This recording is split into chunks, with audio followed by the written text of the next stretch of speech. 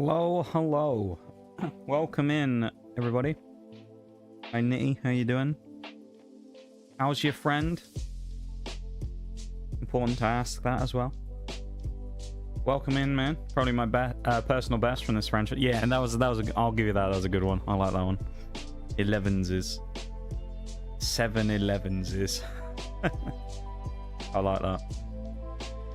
That was a good one, man.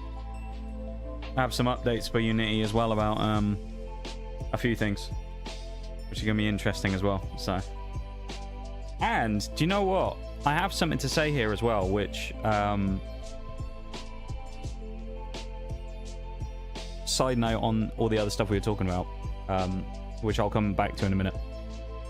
So I actually have some interesting things to talk about today. First things first, I'll get one of the small things out of the way. The Stream Deck, it's resurrected. I don't know. The light seems to have come back on. When I started stream today, it flashed for about 2 minutes straight and was going absolutely ballistic. And then the light just came back on. And then I tried adjusting the volume, tried adjusting the brightness, and then it started flashing like crazy again. So I don't know what the problem is. I'm not sure what the issue is with it, or whether it's going to go again or not. So, but I will say, I spoke to the Elgato people yesterday, where I messaged them on their customer support thing. The guy I've been speaking to has actually probably been the most useful customer service person I've ever spoken to. He's actually been great. I can't even fault it. He's been brilliant. I'm not annoyed one bit from having talked to this person like I normally am doing any form of customer service thing, when they're just annoying sometimes. This bloke's done he's a brilliant job, this fella. So yeah. He hasn't we haven't necessarily got to the bottom of it yet, but he sent me like a bunch of stuff and a bunch of ideas, and they have their own like diagnostic tool, which is really cool, where they send you like this zip file that you need to open, and it will extract all the data files from your Stream Deck app and will send it back to them to analyze, so they can see all like the crash reports and stuff, and it's really interesting. So yeah. Hi Oreo, welcome in. Hello, hello. I hope you have a nice time going out for your food later as well. Where are you going? What type of food you getting? I forgot to ask. I'm curious about these things. I always want to ask about food, you know. Miracles can happen. For now, although I have expect that by the end of stream it will go dark again, so who knows. Doing okay, he's under observation for the next 3 days. He's just looking rough shape, but he's able to speak and is lucid. What actually, you know, don't go into too much, like, but what actually happened here? Was it some form of accident or something happened and he just happened to be caught up in it? Is that's sort of what happened, is it, roughly? Because it must have been pretty big, whatever it is, because, you know, you don't get in an ICU for nothing, so I don't know. Oh, okay, okay. Fair enough, fair enough. That reminds me, actually, I need to log my food for the day later on as well. I keep forgetting to do that these days. And then I have to go back the next day and try and remember what food I've been eating. So I'll have to go do that. I'm actually going out this weekend for food, though. It's the first time I've been out for a meal since... Actually, it's the first time I've been out for a meal since I was in America. That's what it is. That's actually that. It's been that long. I haven't been out for a meal since then, I don't think. I'm 99% sure anyway. Yeah. Yeah, I'm pretty confident in that. I hope it's nice though, wherever you go. Wherever you get to. Crashed into another bike, apparently both riders got... Ooh. Yeah, that's nasty. Not nice, that. Well, you know, I wish him well. I don't know the guy, obviously, but I wish him well. Hopefully it all goes smoothly and it's a nice, simple recovery and not too much sort of long-term stuff that needs to be sorted. Yeah, that sucks, man. That sucks. I'll tell you something else that sucks as well, though, on a much lower level than that. The Pokemon run. Yesterday was a tragedy. There was tragic times yesterday. Yes, we ran into another rest snore spammer. We did run into one of those in an Ursa ring. And we lost... did we lose 3 Pokemon yesterday? Or 4? I think it was 3. 2 of which were from the original Elite Four beating team. So there's only 2 survivors still. I need to eat something right now. Go get a little snack before you go out. Go get a little... Have a little... I don't know. Wait, did you... You probably didn't have breakfast, did you? Or like, maybe you had like a little breakfast, I don't know. Go eat something. Go get a snack. Go get something light. Oh no. Oh no. Yeah. So wheezing was public enemy #1 of the day. So I think you... No, I don't think you were here for that because you went extra early, didn't you, Nitty? Because you needed to get out. So you missed all of them. The first victim of yesterday, because I know basically all you guys were here anyway. I'll explain to you, Nitty, because I know you're invested in the team. Electivire. We got into a doubles fight in Lieutenant Surge's gym, and first 2 Pokemon come out. It's Wheezing and something. I don't remember what the second Pokemon was, but I looked at it and I thought second Pokemon's probably the more dangerous of the 2 here. We got to be careful. So I go in and Electivire Thunderbolts whatever the other Pokemon is, does a heap of damage, and I'm like, this is good. And we have Snorlax out in our other slot, and I'm like, okay. And then Wheezing moves second. I think it is. And Wheezing uses Explosion. And I'm like, oh, brilliant. Okay, Electivire's cooked then. He is not living that. Snorlax was like, maybe he'll live it. Electivire, I was like, he's dead. And the second it hit him, Electivire dies. Snorlax, the HP bar's going down, it's going down, it's going down. It gets into the red, and I'm like, no, please. And then it abruptly stops with 15 HP left. And the only reason Snorlax survived was because the explosion, the self-destruct, killed the other guy's teammate as well, so he couldn't attack Snorlax. Otherwise, it would have been terrible. So Electivire died. In the gym against that Ursa ring that I mentioned was where our second Pokemon fell. This was not part of the original team. That was Kingdra, who we evolved. Kingdra managed to get up a double Dragon Dance boost on, I think, the first Pokemon, which I thought wrongly would do enough damage to be able to knock out the Ursa ring in one shot. As it turned out, we did about 75% of the Ursa ring's HP, and the Ursa ring then proceeded to just destroy Kingdra. So Kingdra then died. Oh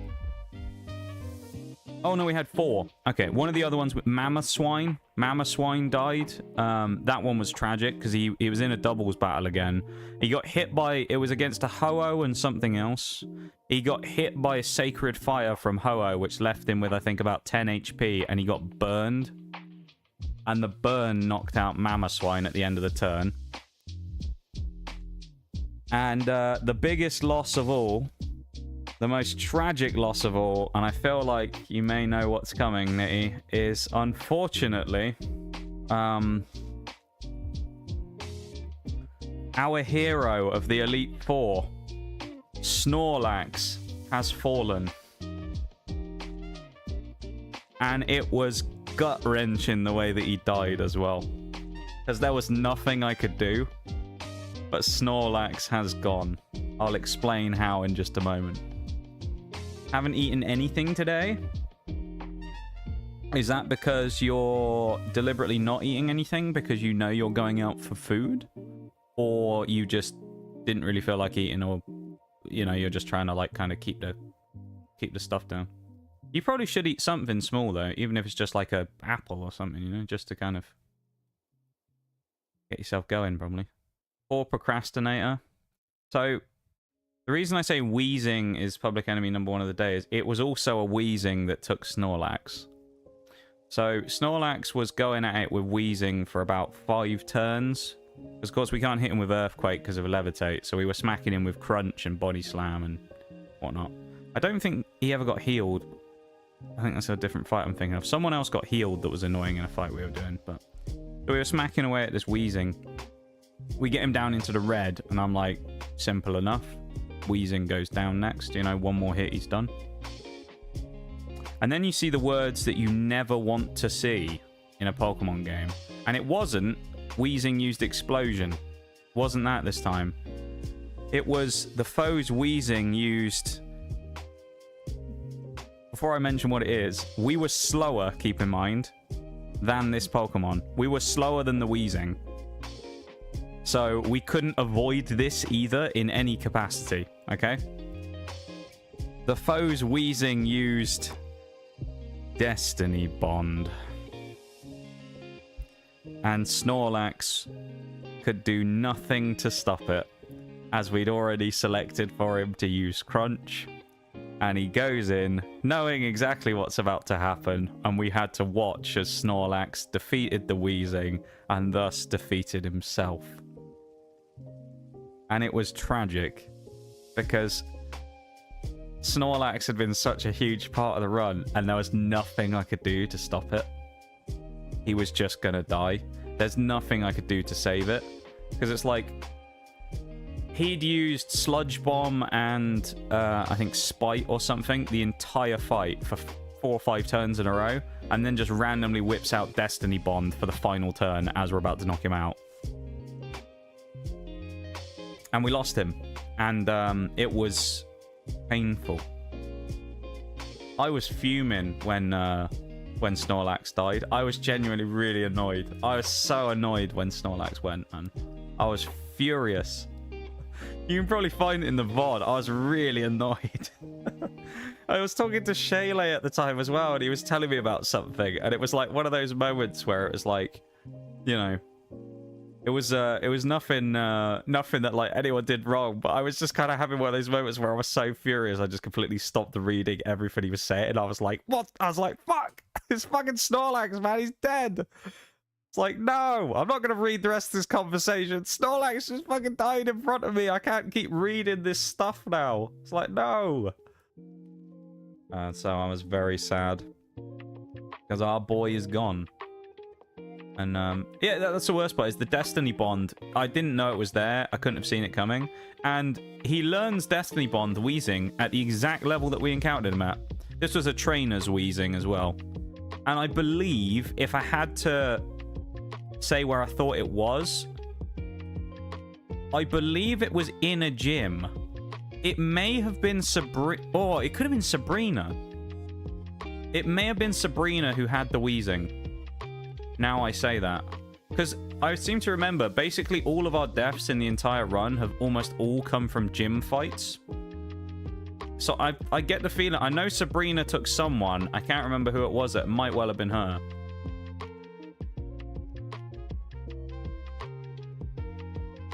We came close a few times though with a few Pokemon. I've just found the Electivire the Wheezing.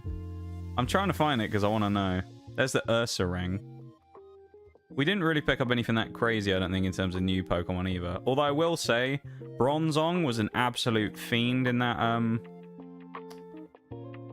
today. He was insanely good. So Bronzong, big up for Bronzong. He was great. Okay, Procrastinator's still alive when we fought Sabrina. Oh, here it is. I see the Wheezing.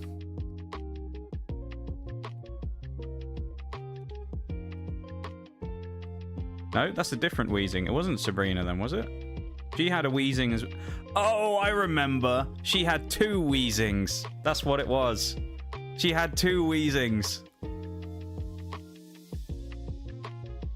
Yes, bloody Sabrina had a double Wheezing. They were both level 55. Yes, I remember. Yeah, so it was Sabrina. Sabrina was the one who took our boy away from us. Tragedy. Alright, I'm getting the game up in the background as well. I know what you're all thinking. Get on and play the game. Shut up and stop talking. We want to watch this hardcore action. What you're all thinking. So let's go, shall we? Come on, music. Any minute now. I paused the other music already. Give me something. Come on. Also, end of the sponsor today for free cash. Yesterday, we figured out the problem. Shaylay was having a couple of issues with his actual withdrawal, but it worked in the end, and he was able to get it, which is really good. I then subsequently tried mine as well later in the day, and I was also able to withdraw. Although, interestingly, I did mine through PayPal, and they didn't ask me for ID like they did for Shaylay, so there you go. Interesting. But I did manage to withdraw. The only problem is it didn't count for the stream elements thing, so as per usual, I don't think we've ever had one that's gone fully smoothly. I'm going to have to go and talk to stream elements after the sponsor finishes in like 30 minutes or something, and go and talk to them about why it hasn't worked, but yeah, bit annoying. It's a psychic specialist, I swear to God. First it was Will, and now it's Sabrina. Yeah, it was a tragedy, man. An absolute tragedy. Oh yeah, this is Hawk the Bard, isn't it? Oh, we also have this, which we missed. We need to go do that. And then we'll have to go defend Kargukor with our boy Hawk the Bard. Who, do we have many orcs here either? I don't even know if we do. Not many. There's a lot of randos here. These guys aren't very high level either. I'm concerned.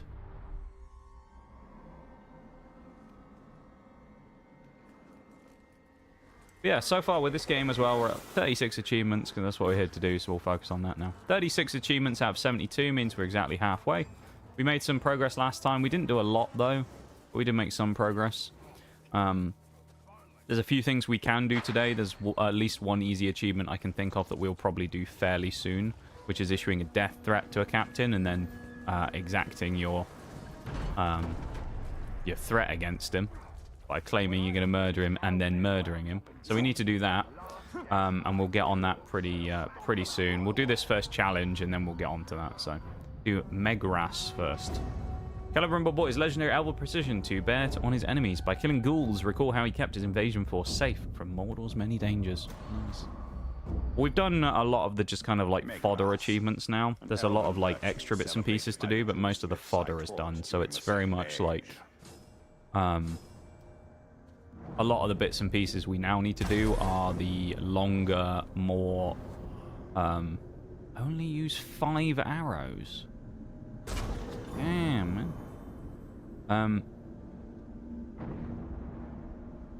That's only 3 that will die though. That's not good, is it?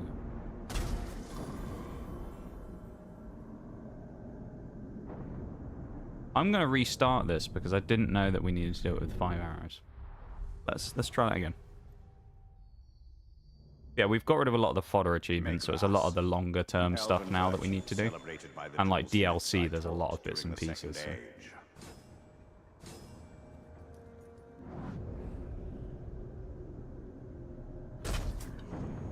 Didn't quite get as many as we wanted though. That's a good one. We're up to 20 on 2 arrows. 27. There's not an extra barrel though, there isn't. No. How many are we up to? We completed the challenge, never mind. Okay. That could have been harder. Some of these challenges you look at and you see like the things they want you to do and you think, God, that's difficult. And then you actually do the challenge and you realize it's not. It's actually quite easy. Draw out the champion by killing orcs with combat executions, then dominate him. Alright. Once we've done this, we'll do the death threat achievement so we can get one in early and get us to 37. Well, we'll be on the back half. We'll be over the hump. On the home straight. Regarded warfare as an art form, and himself as Mordor's greatest artist. Making him my war chief meant... Thank you for being here, everybody, as well. I appreciate you guys hanging out, vibing, lurking, chatting. Thanks for being here. Appreciate it, you know. I really do.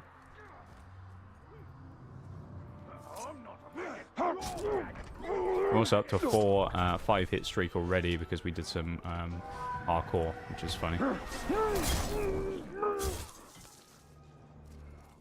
Kill this O-log so we can get rid of him out of the combat. Okay, we didn't get the thing in the hit streak. One thing you can do actually with this is you can blow up an explosive and it'll give you a ton of hits normally, which is useful. We need to get a 25 hit streak now and then we can worry about drawing out the guy. Where are the enemies?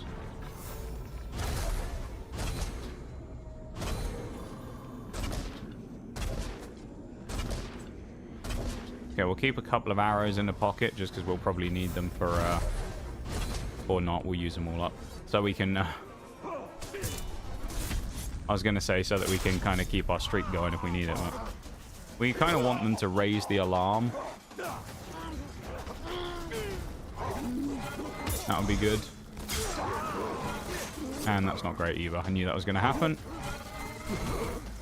Why does it have to be that the one spot we go to there's double defenders right here?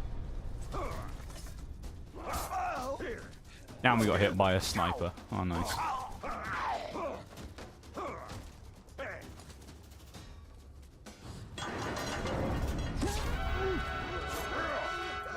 Maybe more difficult than it initially looked because of these spearmen. If we were in a cave or something, this would be so much easier. We just got to not execute anybody. That's like the main thing here because we just want to build the streak.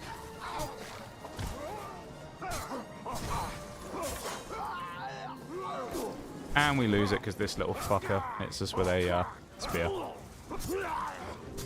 It's kind of rough that your hit streak can get broken by projectiles. You know? Especially because there's kind of nothing you can really do about it necessarily.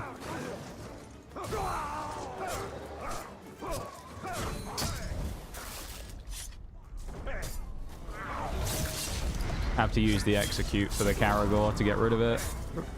And we lose it on 24 because we hit a savage. Oh, great. Do you know what? I'm going to restart this already. That's so frustrating to get all the way to the final one and then lose it because it auto-locks the savage. Man. Did someone say streak? Oh my goodness me. 240 stream streak. Insane, man. Mordor's greatest artist. That's, I'll tell you what, Nee, you're not that far off of those original legendary stream streaks now, are you? We're getting there. We're nearly up into that territory again. Of the legendary stream streaks, which actually, funnily enough, it was getting towards this time last year, wasn't it? It was about the birthday when it happened. It was it on the birthday stream or around maybe the final stream before the birthday, something like that?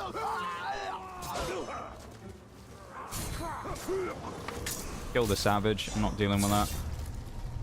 Also get a free one with the arrows. There's a 25 hit streak.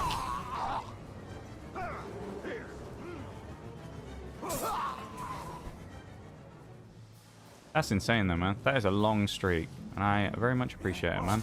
Thank you so much for the stream streak. I appreciate it as always.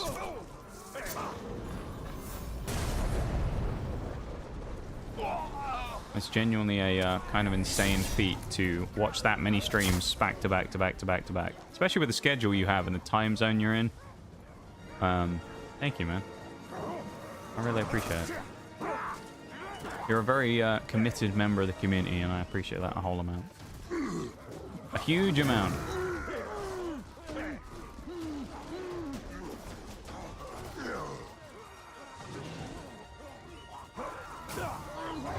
Why you're one of the OG kind of legends in the stream, Nitty, really?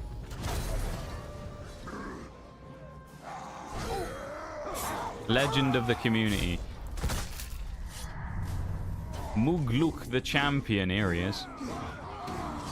Someone wants a shot at the title, I see. This is garden variety carnage. Mediocre. Sharpen your blade, intruder. Then test yourself. His axes look sick. Look at that. Champion. Man, they look cool. Consume. Consume? What skill is consume? I don't remember. I feel like it's in Wraith. Drain an enemy. Okay. A and B. You maggot! Fancy yourself a true warrior, do you? These missions are always kind of annoying, and I always have to separate the guy from his bodyguards and just kill them first, because otherwise it's a giant pain. And I'm about to show them to you. I'm gonna smash ya until it's just guts and Gluck the Relentless. Good name. He's acting brave. Rock Rabble Rouser. Still no The Lookout, though. I'm amazed and just saddened that we still haven't found The Lookout anywhere. You know? Of all the people... Maybe it's like Mog was just some legendary warrior, you know? Like, I know we meme about him, but maybe he was like one of the really rare ones or something. I don't know. But we want The Lookout.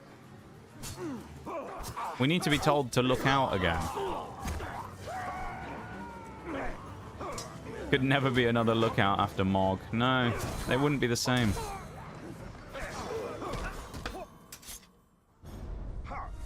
Him telling us to look out. Enraged, of course. Oi! Oi! Whoa! No, no, no, no, no, nope, nope, nope, nope. He almost gave us a smack and helped us on our way there. And they're jumping across. Great.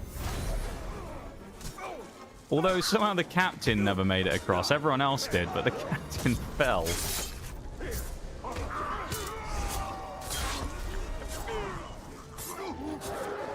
Zakarago! Get rid of that.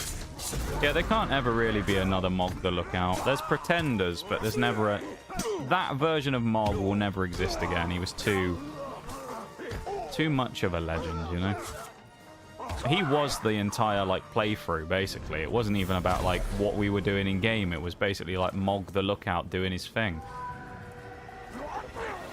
One shot? No. Ah, a lot of damage, though.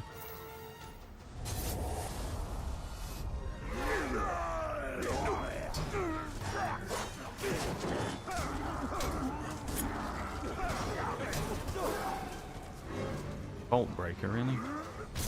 Oh, let's get rid of one of the bodyguards. Gluck the Relentless is gone. Oh. King Bombs, thank you very much for the sub on YouTube. I appreciate it. It's very kind of you. Just seen that. Thank you very much. Strange that it's not actually that often that it pops up to tell me that someone's subbed either, so that's kind of a surprise in itself. Thank you very much. I really appreciate that. Welcome to the stream. And to the channel.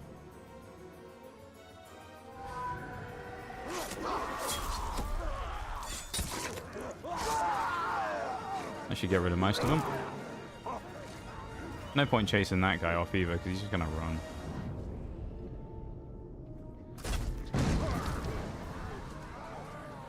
We're going to go up top again, do the same thing. We'll waste a bit of time, kill a few enemies, wait for him to isolate. And then we'll go for the actual attacks on him and try and get that combo on him later on. Look at him down there, he's helpless. You just punt an orc off the roof there as well. Oh, he made it across this time. Good for him. Is he gonna get angry because I try and execute him again? Yep. He pissed. Can't be frozen, I don't think, because he's enraged is the problem. We'll have to wait for his enrage to go. Then we need to build up some combo meter against him so that we can get some wrath. And then when we have wrath, we can deal with him. Dazed? What dazed him? Of course, I wait until he's not dazed anymore to come back and fight him, though, don't I? And he can't be frozen anymore. Oh, boy. Arrow-proof as well. Wow. This guy, he's got a lot of adaptations, this fella.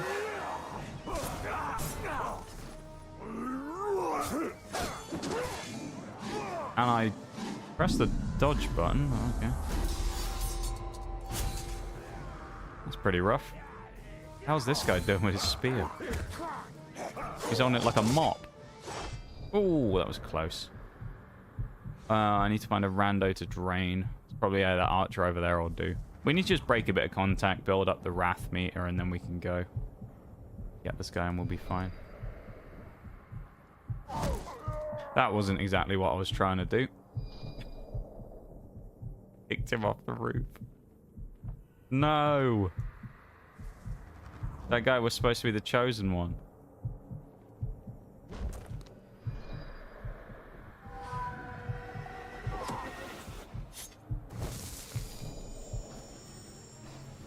XP back.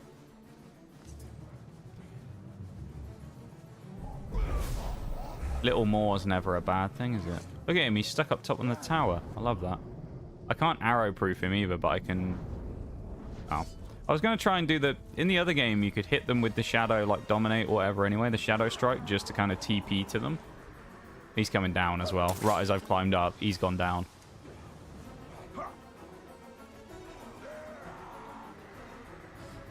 There he is, he's running off. Not entirely sure where he's going, or where he thinks he's going, but, you know, he's just doing his thing. Ouch.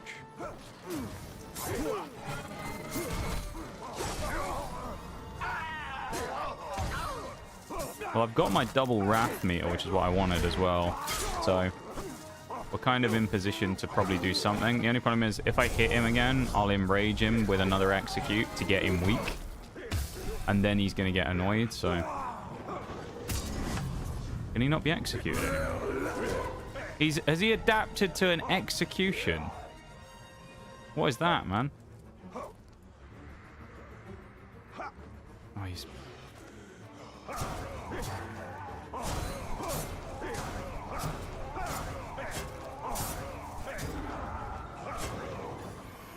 That's not what I wanted to do.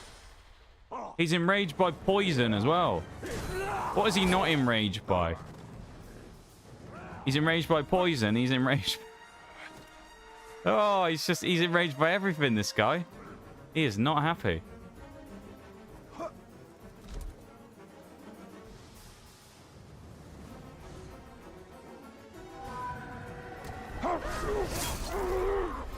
Jujutsu Kaisen reference? I've actually watched Jujutsu Kaisen, believe it or not. Me and Oreo went for a phase for a while where we were watching... she was showing me some stuff, and that was one of the ones we had on the list to watch. Actually watched it last year when I was in America, funny enough. That's when we watched most of it, anyway. Where are you going? Come on. You will kneel! Abandon your master and serve me! I will conquer for you! Did that complete the task? Yes. Nice. Sounds like me when my sinuses are blocked. Oh, that's all the shadows of the past. As a result, you've been granted the Bright Lord's Rune. Bright Lord's Rune, eh?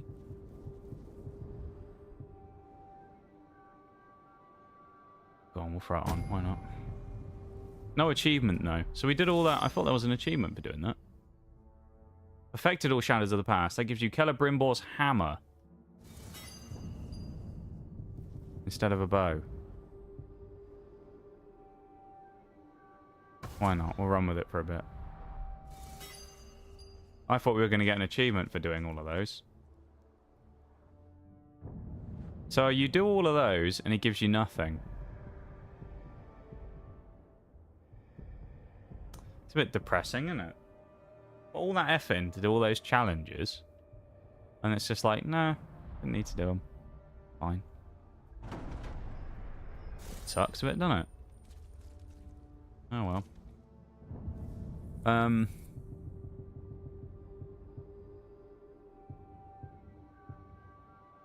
Critical hit damage. Health recovery per kill. What's this? Wrath. Yeah, wrath recovery per kill. Why not? Boost that up a bit.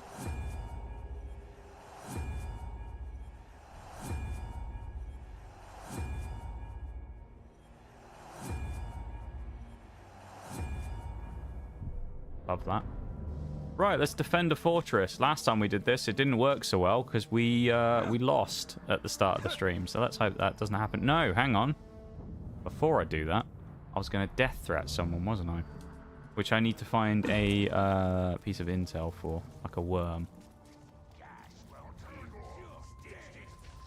We must find some intelligence. Hard to find with orcs, admittedly, but we'll look for some. Bit of intel. Oh, I see a green. Yeah, we need to grab this guy and then death threat him. Send him, tell him to tell his master to piss off. Oh, hello. Half tongue over here as well. I am a servant of the Dark Lord. Ow. Garog, filthy They turned quickly. They didn't even know I was there for a minute, and then all of a sudden they just sniped me. Kill me. I kill man. Arnold Goriaz, Sud Goriazig.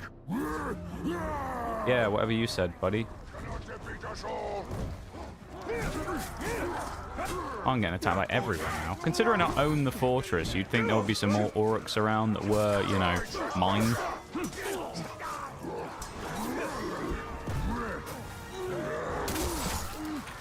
Recruiting this guy is probably not a terrible idea right before the big fight we're about to do, so I'm not that against it. And we've killed the intel guy as well, so it doesn't matter now. We'll just grab this guy now.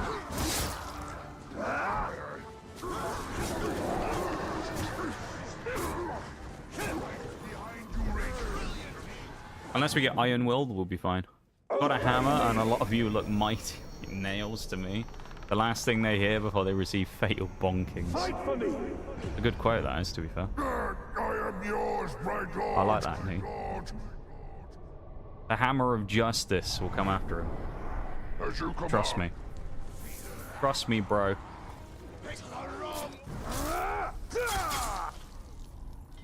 Right. We need to find another guy. Another green. You get out my screen, Mr. Olog, please. That's very rude of you to block it. People are trying to watch, right? Rude Olog, man. Grab this guy like the Navy SEALs in the night. Actually, we'll go for this other one. Looks on his own.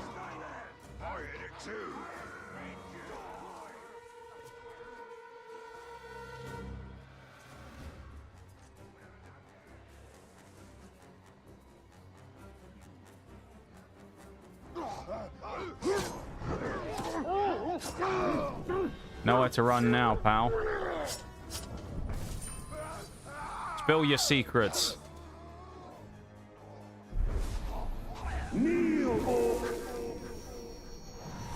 Actually, do I have the ability to death? Oh, I can. Arc arrow the pain. Oh, I have to kill them, though. I don't know if I want to necessarily kill. Well, I guess we can. Let's kill Arc arrow the pain lover. Now that he's been death threatened. May as well go for the achievement, right? Honor the death threat. Alright. Go get him.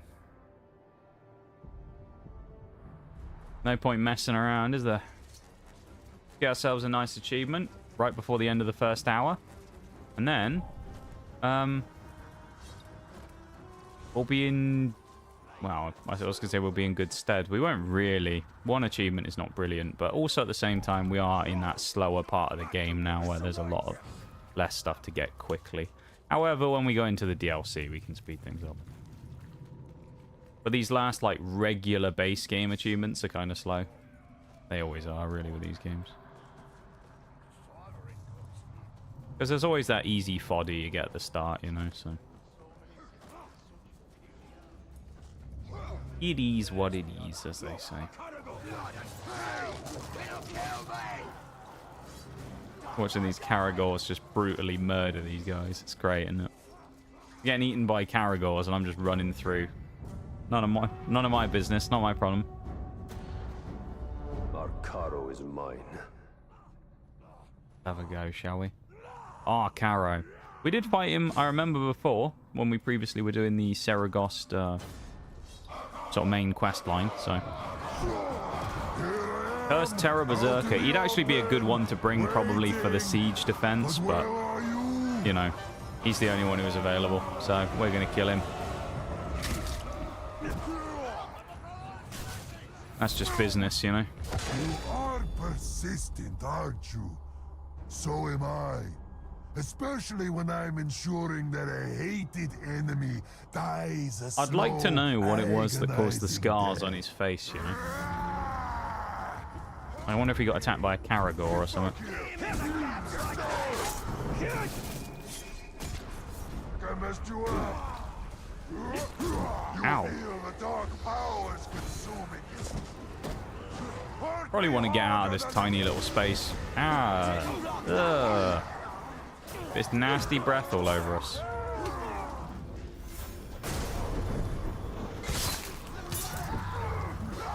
Just tossed us away. Nobody tosses man filth.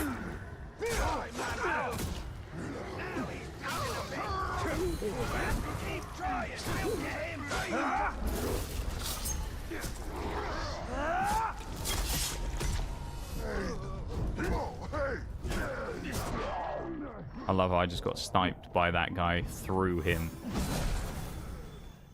He's downed me as well. Nice. Yeah, the first guy with his spear hit me through the body of this geezer, which is annoying. Those defender type class people are they're probably, I think, the worst in the game. They're so annoying. They're also really buggy. There's a few times I've fought against them where they'll just hit you like through walls and things. Quite annoying. Bathe in pain. Show me what you can do. Oh, I didn't realize there's metal plates for his armor are like fused into his skin. Oh, at least the ones on his arms. That's grim, man. This guy takes piercings to a whole new level.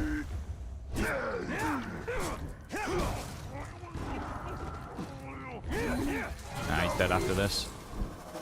There we go.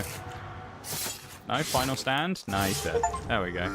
Issue a death threat and then successfully kill the target. Trophy complete. Can I have a trophy plus, please? Is that possible? Can I have a trophy plus? Can we have one of those? That'd be nice.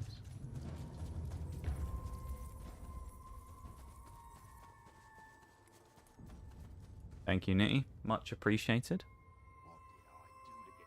I guess let's carry on with the main stuff now. Let's go to Cargo Core and go and do that. There's no point fast traveling, is there? We're right here already. I also probably will, in a few minutes, I might have a quick revision of the plan by having a quick look at the trophy list. See where we go from there, you know.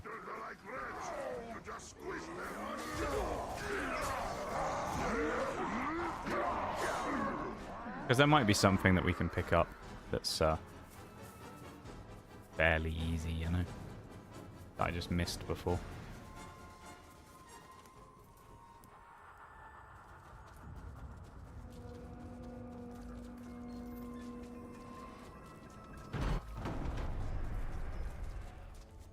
This defense is going to be wild, though, because our guys aren't that strong.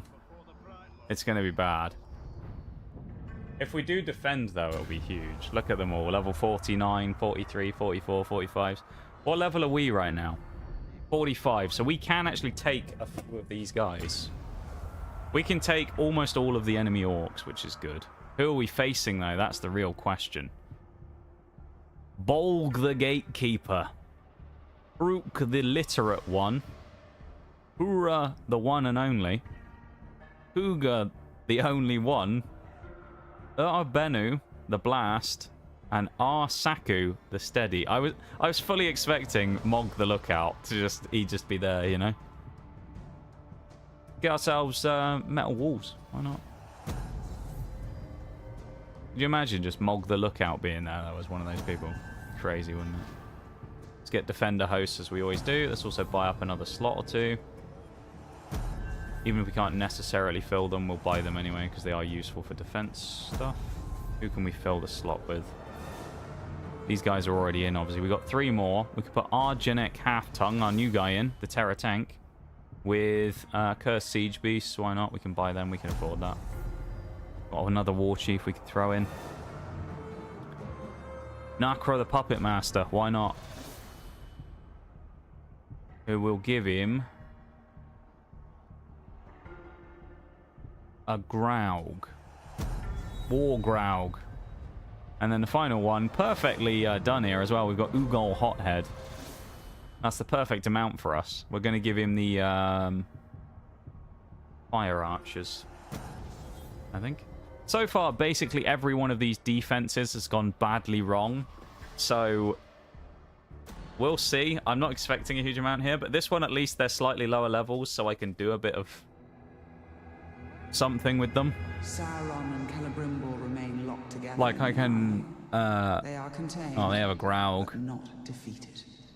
Nice fort you got here, but I was expecting entrails hanging from the walls. Let's fix that, shall we? A screech afterwards.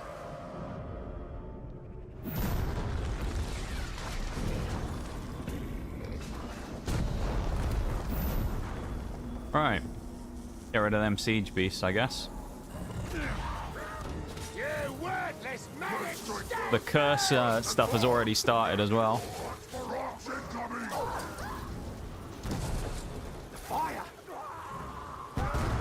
And we've also gotten rid of one of the siege beasts as well. Second one about to die, so it's actually huge.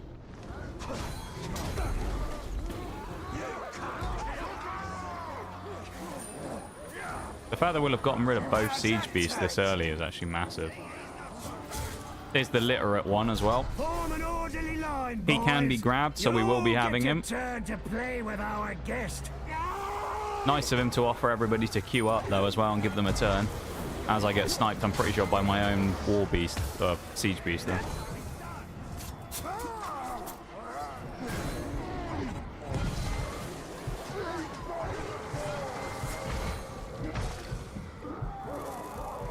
And here we go. No. Never mind. I was about to say, here we go. We got shot in the back. Because of course we did. Because it's Middle-earth Shadow of War. When can we actually get a recruitment without getting sniped? The answer to that is never. Literally impossible. Fight for us, fella. You may have just led them into battle, but you're joining us now. Come on. Stay and fight. I'll guard you. Let's go.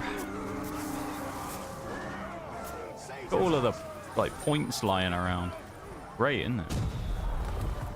It's just firework noises going off as well when people are blowing up the stuff with the beasts. Alright, I'm going to come down here and grab this broken captain, and then we're going to move on to the next area. Because we need to go and res that guy over there. Don't know how we got the dominate, because we got hit about 3 times there, but okay. If we take this guy, Early Sack, the Destroyer, Mr. Early Sack, we'll leave him here and he'll help defend the point while we go over and help our friend. The main thing here is basically just that if I can stop being sniped, that would be excellent. Can you piss off, please, instead of shooting me in the back constantly? The main one we need to defend here is Hawk the Bard. As long as Hawk the Bard is fine and we don't let him fall, we'll be okay. They're attacking the training ground. There we go. Now, I would love to stay and help him, but I can't. Because I need to go over there. Lissac kills Prack Ironskin, though. That's pretty handy. So he's knocked out the one on his point. Actually, there's a bunch more flooding through, though. Not great. This is looking... Oh, 3 downed, man. Master, help! I'm back in the fight. Oh, look at them all. Not as bad as Hura Thin Bones from the other day, but... I feel like I need to get to the triple. Someone help me!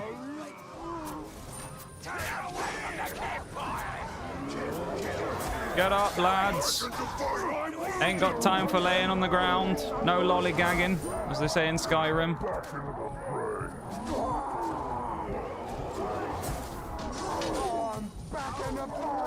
Hopefully these guys will help out a bit. He's got a flamethrower! Oh my god! Look at that! He's got a bloody flamethrower! Wow. Muzu, the same one, is dead as well. That's a good one dead now. These guys have successfully defended A, which is huge. Now we just need to defend this point here, basically, and then we're fine, I think. We're pretty in the clear, I think, mostly. We can do this with no deaths. This would be incredible.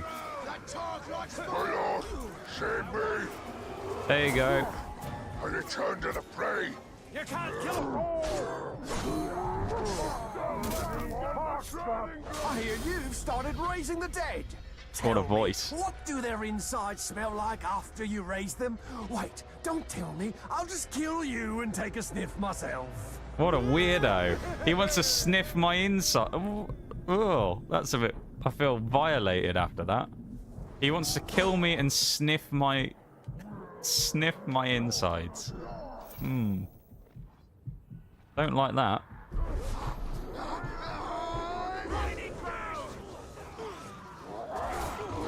Come on, Caragor.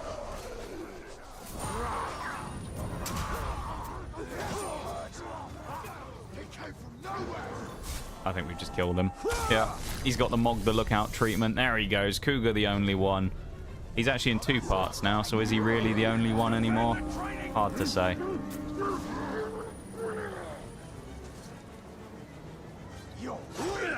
Get out of the way. Enraged by burning our Saku over it. He didn't even let us consent to that. No, he didn't. Terrible. He's going to get Me Too'd if he's not careful. This guy's got a mohawk as well. Look at him. Oh, double. Here we go. Douche Bloodstoker. One anyway. And he's got a bow, of course. And everyone's dying again. Everyone was fine a few seconds ago, and now we've got multiple people downed again. And he's bitten me off of the wall. Alright. Okay.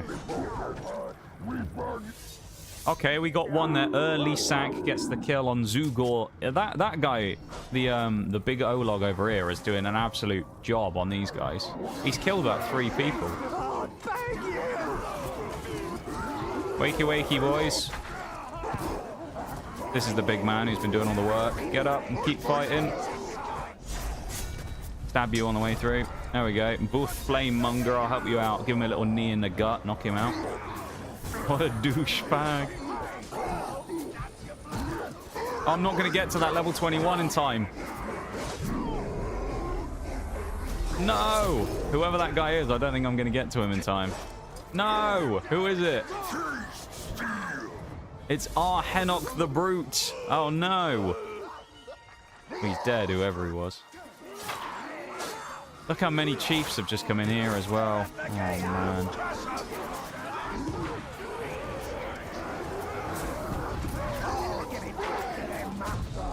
All of our guys here are going down too. It's not good. And I've been smacked. We're on final life now. This is trouble.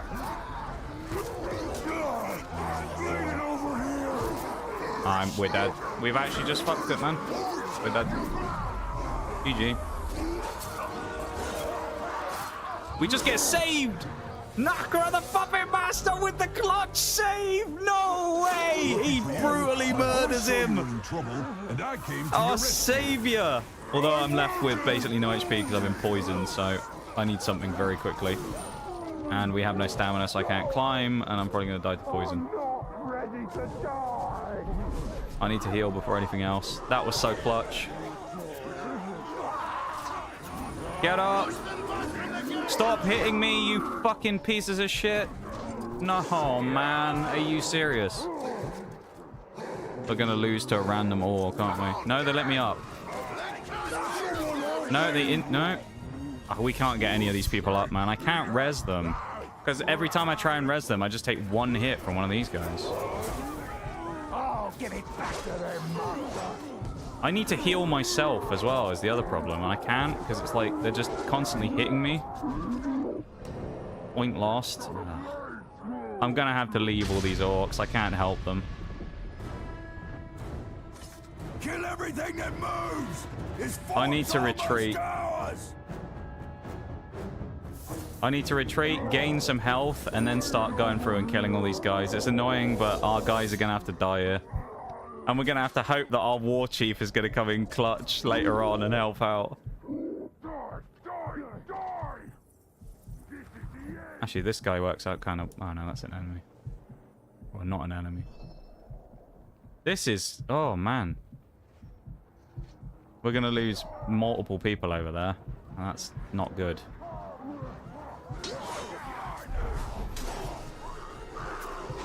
Unless we head... Maybe we should head back there now. Now I think about it. Maybe we should defend the point.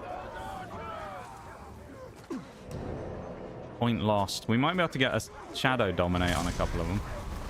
Blowing the wall down. This is bad. We're getting overrun, man. Hawk the Bard's gonna get dislodged. We don't want that.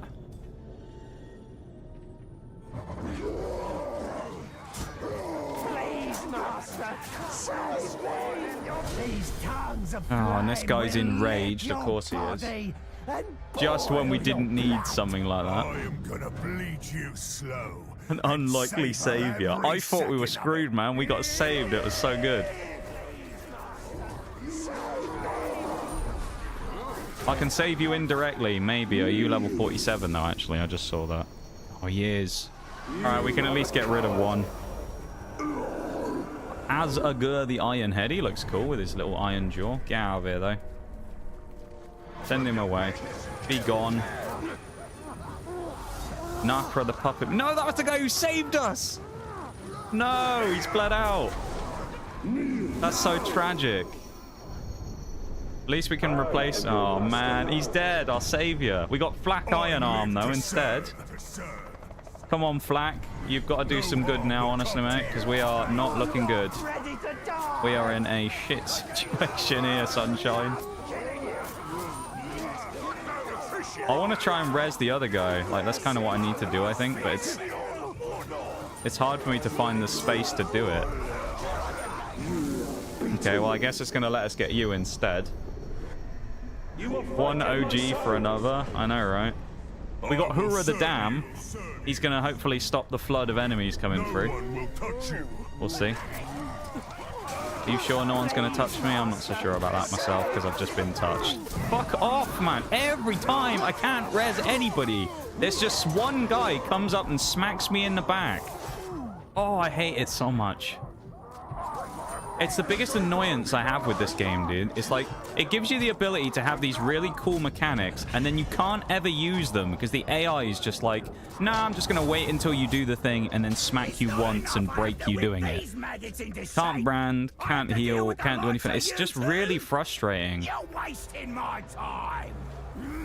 Also, I just realized the break has started, so we'll have to pause there for a moment and come back. But that's a bit annoying, that is. All right, I'm going to go for my BRB, though. I'll be back in just a minute, and then we'll carry on, okay? Go like the YouTube stream if you haven't already. There's a link at the top of the chat. Go do it. It's free. It supports the channel, and honestly, you should be if you want to support the channel, because it literally takes about 5 seconds as well. It's not even like it takes any effort. So go do it, and I'll be back in a minute, all right? BRB, everybody.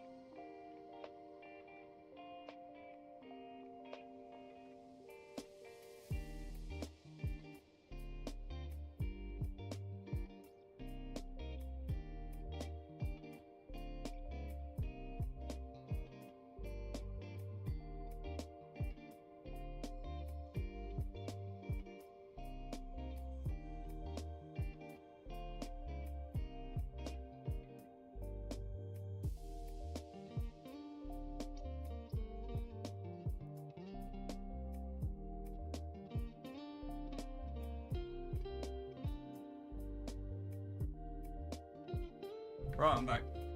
Had to mop up a little spot of me belter of a coffee that I accidentally spilled.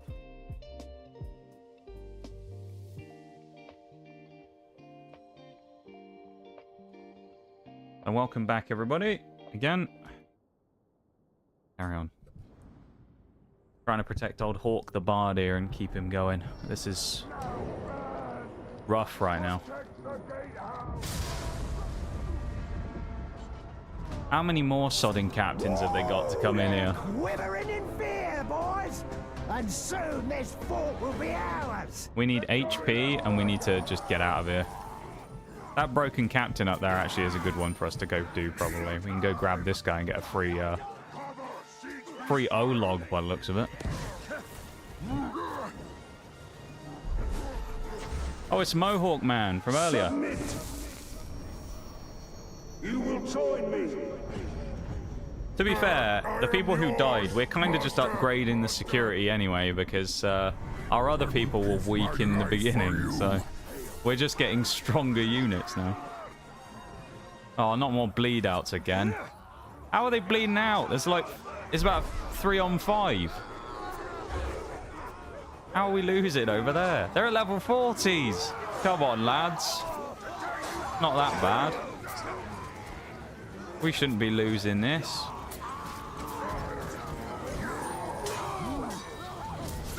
Enraged by injury. I mean, Scorching delights await you! some of these enragements are just silly at this point. He's enraged by injury. I mean, you're in the middle of a conflict. You're probably in the wrong place if you're getting annoyed by taking some damage. You know?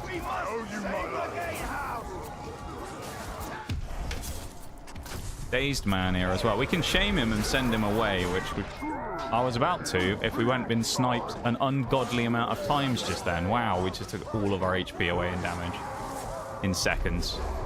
Oh my, not like this. Oh man.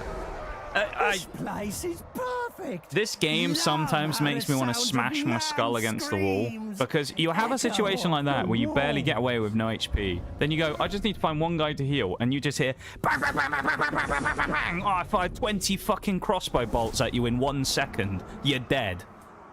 And then you get knocked down and you go, oh, it'll be fine, he can't hit me. And then some other fucking random guy will just be like, now's my moment, and he'll snipe you instead. It's like getting fan-fired by a fucking gunslinger with these guys with their crossbows sometimes, you know? Whips his fucking crossbow out at the hip and just goes bang, bang, bang, bang, and just fires like 5 shots, man.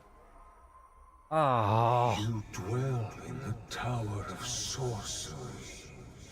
You have become a Naz. That guy got enraged and then it screwed the whole fight. Right, let's go and save him. We have to save Hawk the Bard. Shags will never forgive me if I don't save him. The Man of Song. What is lost can be retaken. I will not. This is only going to take like an hour now to do this, like it did with all the other fortresses that we... I think we defended one of them. I think, was it Shark Buzz we managed to defend? All of the others we've lost, and we've had to retake. Albeit that's because most of our orcs were really weak in all of our defenses, which didn't help, but yeah. We need to save Hawk the Bard, and now we're going to have to set up and get our people in the fighting pits and that again, so we have to save this guy. There he is. Let's start the show. We ain't starting any show. Zuka Longtooth. Hey, look, we've got a guy right there. He won't even help him. One of our captains is stood right there in the background. He's that guy with the flame above his head. Teeth make my voice sound silly, but these teeth, they like to bite into man flesh. Got a bit of a lisp, that guy, doesn't he? That's a new one. I've never run into that guy before, though. Tell you what, he seems... there's our guy. He's running over now, but it's like, it's a bit late, isn't it? Manfleth. Yeah, he wants to bite into our Manfleth.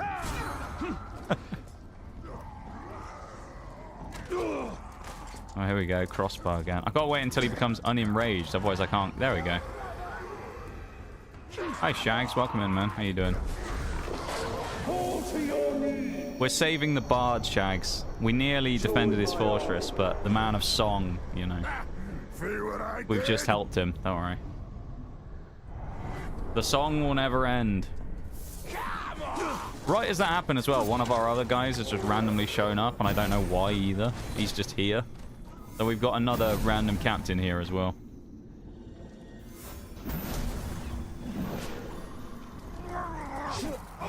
He's going to make sure the song never ends.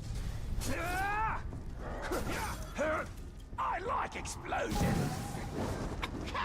I like explosions, and then just bombs a Caragor. That's great.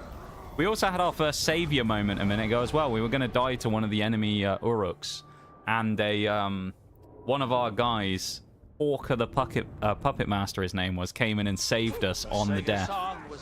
There it is. I know now that I can depend on you. Encore! Encore! He's a legend, man. Cougar the Cleaver. We got a bunch of orcs nearby. We'll have them. He now knows he can depend on us, you know. Welcome in, Onyx Nightshade as well. How's it going? How am I? I'm doing all right. I'm doing fairly all right, I'd say. How are you doing? Oh, here he is. Cougar the Cleaver. Or Clever, I guess. Not Cleaver. I think something's skulking about.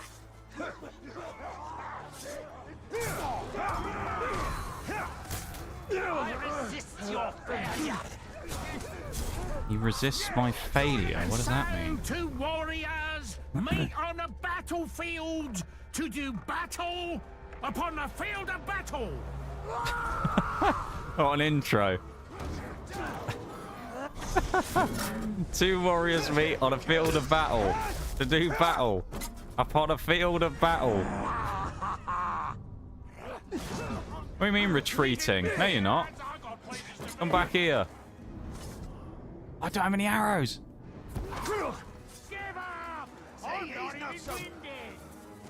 Give up. I'm not even winded. Fear my dread. Where are you going?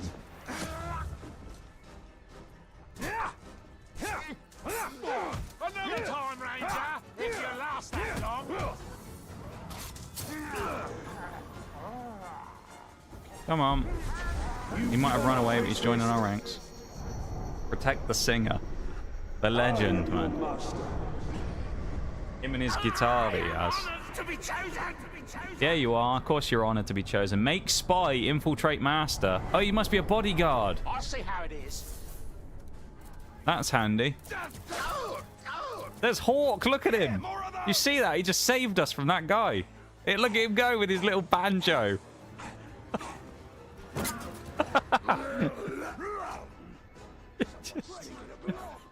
Just sprints in and smacks him with the banjo.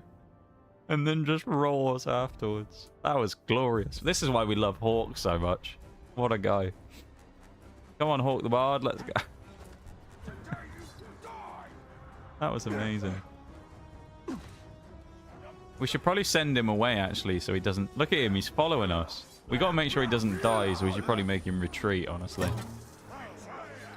It's the fact it makes the sound effects as well when he hits them with his instrument, which makes it even better. Come here, Hawk. We need to send you away so you don't die, just in case. Retreat. I don't want to send Hawk into the arena fighting pits either, because if we do and he dies, we'll never forgive ourselves.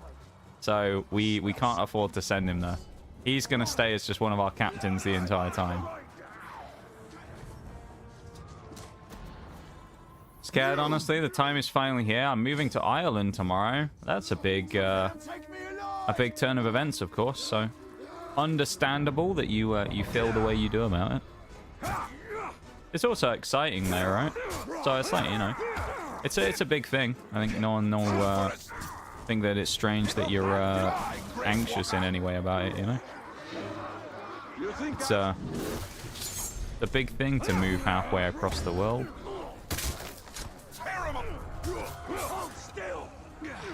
It'll be a good thing though, right?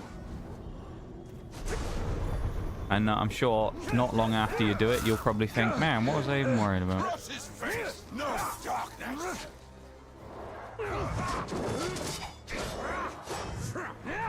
Quick time event. But yeah, I hope it goes well though. You serve me now. You'll have to let us know how it goes. My strength for you. Get out of here, man. Sending me off, eh? We're just grabbing as many as we can so that we can have like an army of captains when we face these people again.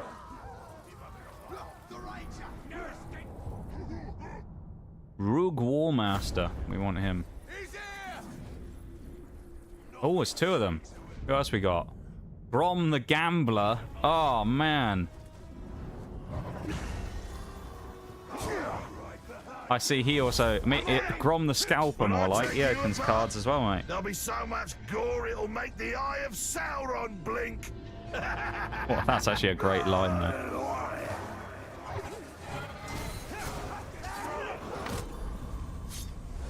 Grom the Gambler. I want Grom the Gambler on our team. We need him. Enraged, of course, enraged. But why are they always enraged by everything, these guys? I swear, man.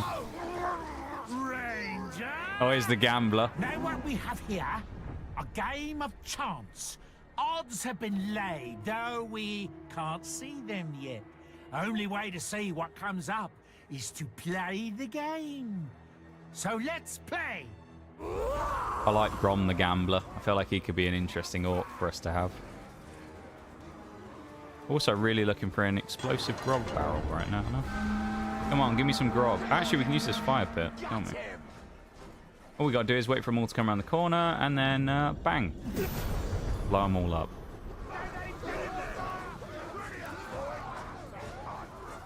We do need more arrows though, which is a bit annoying. There we go. Grom's fireproof as well. He's better than we thought. What the hell is that ability that we're getting hit by as well? That must be something from Grom the Gambler. Got like a beam or something.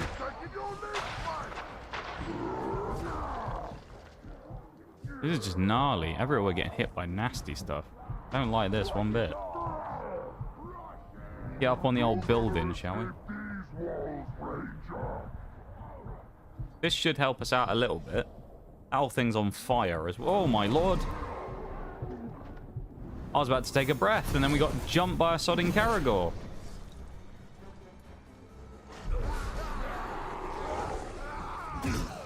Okay, I pressed B there, but alright.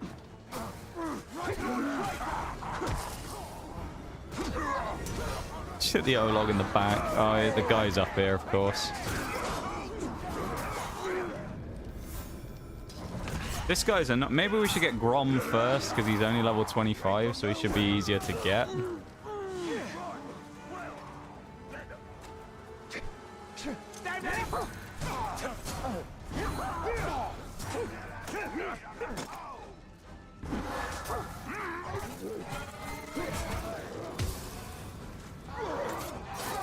Another time, Ranger.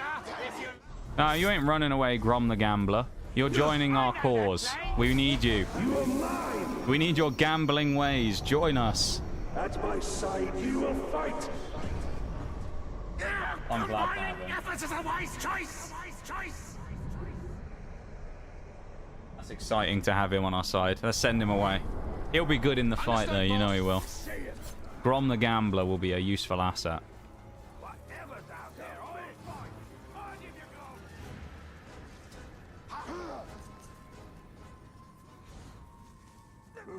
And he can't be stealth. This guy's got everything, man. He hates frost. He can't be stealth. He's an absolute fiend. Oh, jeez. We're only a couple of misfits away from having a D&D campaign. Yeah, right. The Gambler. We've got the Bard. This O-log is not letting up, is he?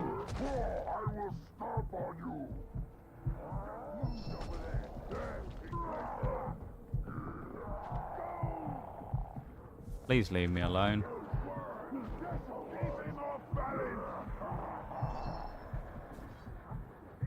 Yeah, we've got a good little group here, haven't we, for our little gang of misfit orcs.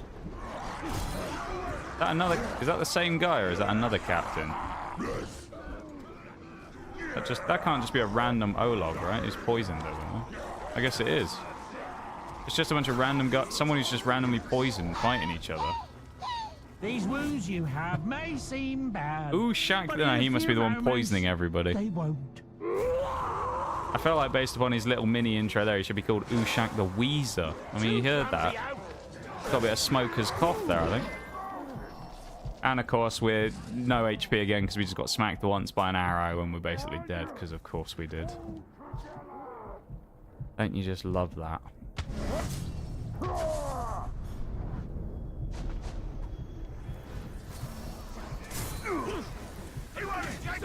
Guy's a savage as well, which is scary. Yeah, and we got shot in the back while healing again.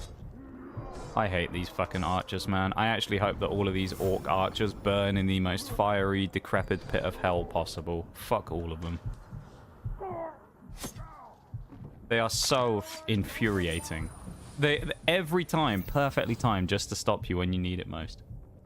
The other guy seems to have disappeared as... Oh no, I thought he'd run off. His marker disappeared from it there. I don't know what that was about.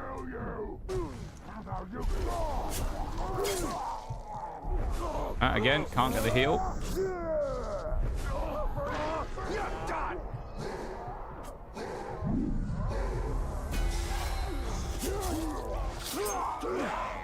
No rats to drain. It's kind of hard to look for them right now, to be fair, Shags, because we are being chased by a horde, admittedly. We could probably find one if we had the chance to look, but we just don't really have the time to look for one. But even so, it's getting the drain off without dying that's the problem, you know? Because our problem right now is every time we go for a drain on anything is we just get immediately hit in the back.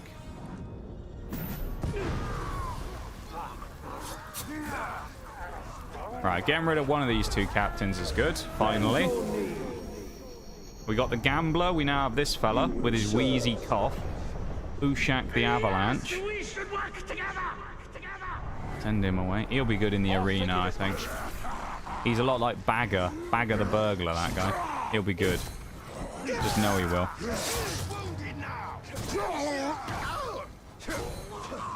We all know how strong Bagger the burglar was.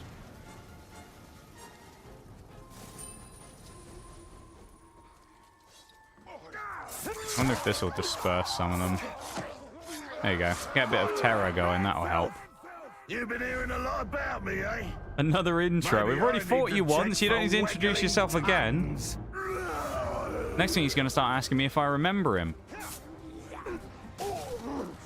We also remember he's enraged by frost, so he doesn't like that.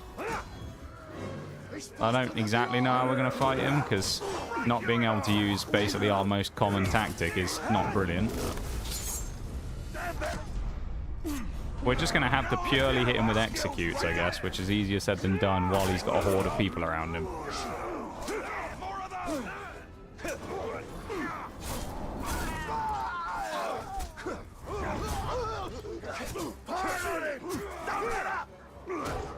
He'll spam redeems on stream until he's banned. Yeah, right.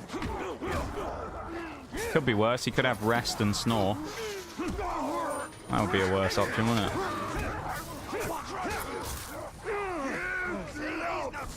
She called me a glob. Why is he on fire?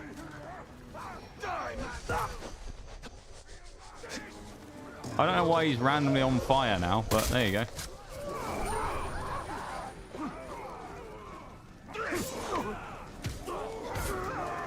He just got kicked over by a random orc there, I swear as well. Hilarious.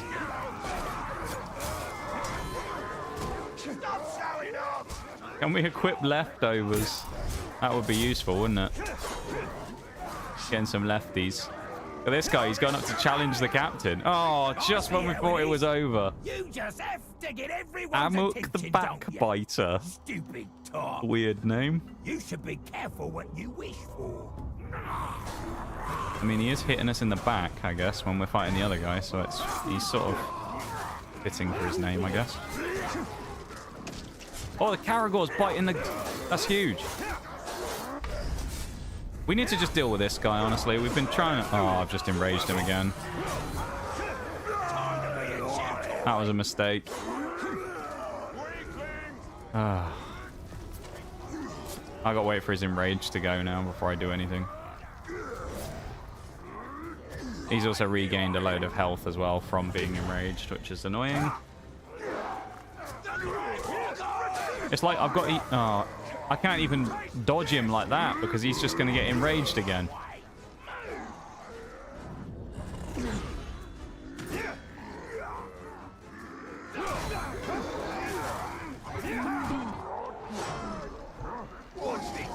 Well, I just rolled and died. I don't know what even damaged me, but okay.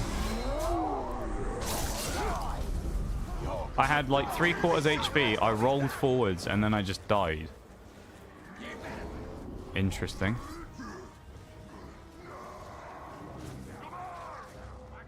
A Caragor. It is a Caragor. There's actually a... I don't know where they all just came from. A bunch just spawned. Just scary. He's run off over there and he's full HP again, of course. No, you don't see the ranger. Go away. There is no ranger here. The ranger doesn't exist. He's just a figment of your imagination. I don't think we have enough arrows to deal with these Caragors either, because we've got the hammer now.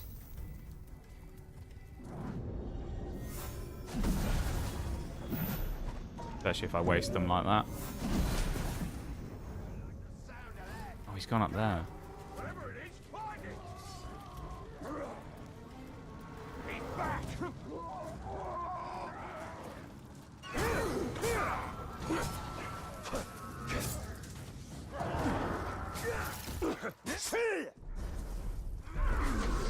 Right, we get the backbiter, I guess. He wasn't the intended target, but we'll have him. You serve me now. All this time, how many captains we've just got? 3 new ones? And we are still waiting for that first guy. We still haven't got him. And we got 3 other captains that we've now captured during the meantime. And we're still waiting for the first guy. Who also I don't think could be stealthed, could he? He was invincible against stealth as well.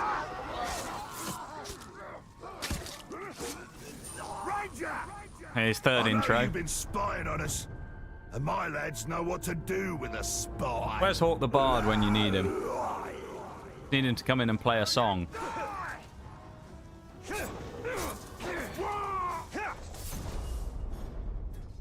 Rolled to death, yeah. We need some song in our midst. You know? The power of song will defeat him. It's a lot easier now, though, as well, when it's just also a one-on-one. Filthy man scum. There's a new one.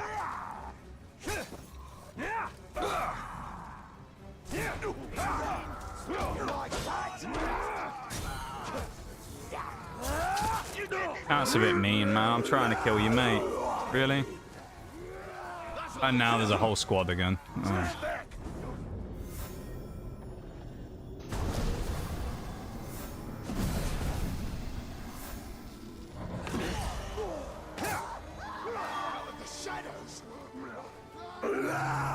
And he's pissed because of the... Oh. So apparently we have a frost hammer as well, which we didn't even know about. That's brilliant. I don't know what it was. Must have been nothing. That's good. Smash his bones! Did I say? No, can't do that. I need a health drain, and then I need to rat. There we go. We need to actually get him this time. We've nearly gotten this guy enough times. We need to actually just get him now.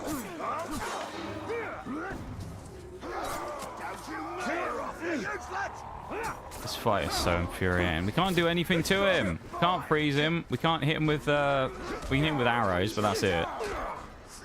Can't execute him necessarily. Can't dodge him. It's infuriating.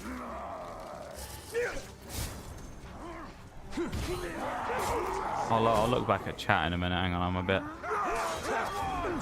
I'm a bit preoccupied with this stupid fucking orc at the minute. Guy's pissing me off.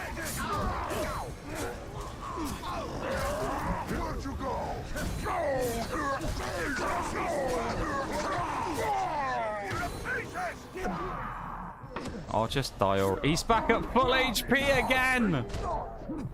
Oh, this guy is insufferable. He just regens his health every time he gets slightly weak. What the?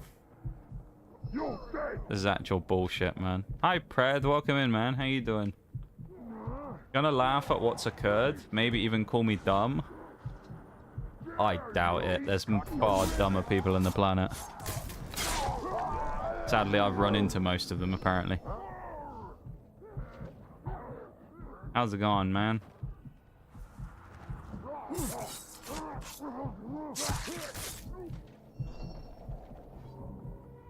What happened? Man Scum Sundays. Not a bad title, you know? Now you die! You don't.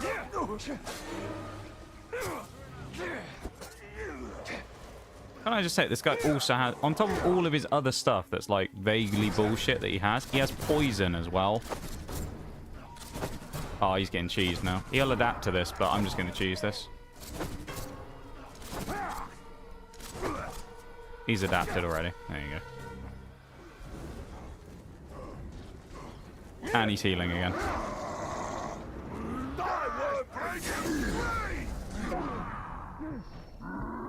Do you know what? It's not often I do this. I'm admitting defeat against this guy. I've had enough. I've been fighting this guy for like 20 minutes. I've had enough. I'm bored of fighting this guy now. This orc isn't worth it. He might be great if we get him. I can't be asked to fight him anymore. I'm sick of him. Oh, man. That guy's insufferable. He just wouldn't die. He couldn't be hit. He was a savage, which made him even harder to fight. He countered everything I had. He couldn't be frozen. He was fireproof. Hold Mordor. That was insane. Latest update is making War Thunder shut my whole Xbox off. So I'm going to PC. Damn. That's kind of wild. That's crazy that it's like ruined your whole playing of the console for War Thunder specifically. That's odd.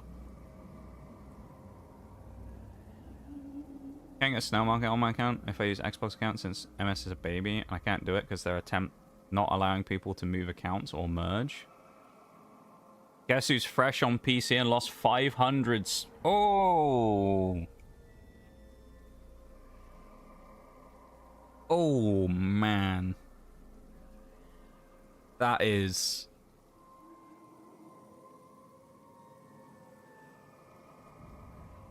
That's awful, man. Honestly, if that was me, I'd quit the game. I'd be like, no, that's enough. Never playing again. I'd have just straight up quit the game. Damn. Well, I already kind of did, but... Or at least I say I quit the game. I don't stream it anymore anyway. I think I've played since I stopped streaming, I've played it, I think, 3 times. So I've very much... Is that Captain? No, it's not. I've been out of the loop with all the War Thunder stuff. I don't think I've even really played the new update. But that is... Yeah, that's bad. I mean, just think about how long it took me to do the spades that I'd done, which was less than you. That's insane. I genuinely would just be like, no, that's it. I'm not playing anymore. I don't think I'd keep going after that. That's brutal. Got a new mode where you can base bomb with nukes. Oh, yeah, it's like a April Fool's event thing, I think, isn't it? I think I saw it on Steam. That's like one of those preview things. Hey, at least you get to play on PC now, I guess. Which is probably easier and slightly better. I've been looking That's for you rough, for a though. long time. My skin, it grows and contorts. It swells and twists. Nothing, it seems, can stop it. But you You are the remedy for my ills. The How are we gonna- balm for my malady. What I'm saying is, I'm the diseased, and you're the cure. How exactly are we the cure? Killing us, maybe? Is that what he means? Killing us is the cure? Don't think that'll help him, though, because he looks fucked, this guy. Plus, he's about to keel over in 5 minutes.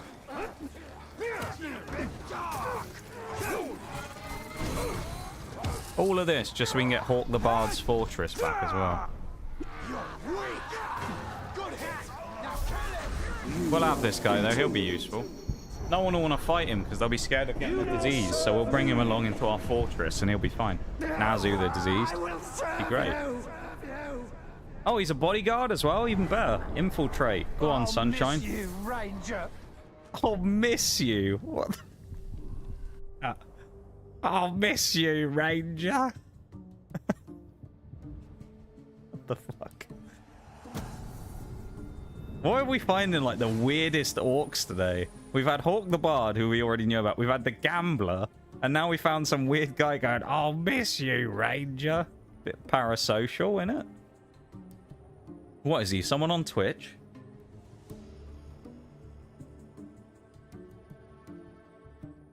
Yep. That sounds pretty fun, actually. The bombs mode. I think, can't you earn a vehicle from it as well? I saw there was like there's a bomber you can get for doing it, I think. That being said, bombers are utterly useless as far as I'm aware from air, but I want to explode. Yeah, genuinely, I would quit the game if that happened to me. I'd be like, no, I'm not doing it again. That's... Oh, man. That's nutty. I wouldn't want to keep playing it if that happened to me and I lost all that progress. I'd just be like, no. I got to... The closest I got to... I nearly finished the entire British tech tree. I got to the fine... Did I finish the ADATs? I may have finished the ADATs. I don't remember. Or I got very close to finishing the ADATs. And then all I had left was the Sky Saber, the Ajax, and the Chieftain Marks... Chieftain 900 or whatever it is they added. And then that was all I had left of the entire tech tree. And then I was just... kind of got to the point where I was like, you know, I just don't really know if I want to play this anymore. So I just stopped. Let's use some training. Legendary training. Yes. I know who we're training to become legendary. Where is he? The man of song. He's now legendary. Give him a dire mount. I don't want to give him a mount, really. Boost to fire damage dealt by himself and allies. Boost to poison. He doesn't really deal poison and fire, though, does he? Effectiveness of nearby defenders. Grants a follower a character. No. If I give him a curse weapon, he's going to lose the... Surely he loses his banjo, and we don't want him to lose that. So we can't give it to him. Maybe I should give the curse weapon to someone else. Let's use the others, but just give them to somebody else. Give someone a dire Caragor mount. Here we go. Give it to Grom. No, not Grom the Gambler. Give it to Crackhorn the Champion. Crackhorn the Drug Dealer. Just King, I think. Did he want us to kill him? I don't know at this point. I don't know what he wanted from us, to be perfectly honest. I don't think he knows what he wanted from us either. Don't think he has any idea what he wanted. Let's give Ushak a curse weapon. Actually, that would have been funny, wouldn't it, if we gave Hawk and he got a cursed banjo that he could smack people with.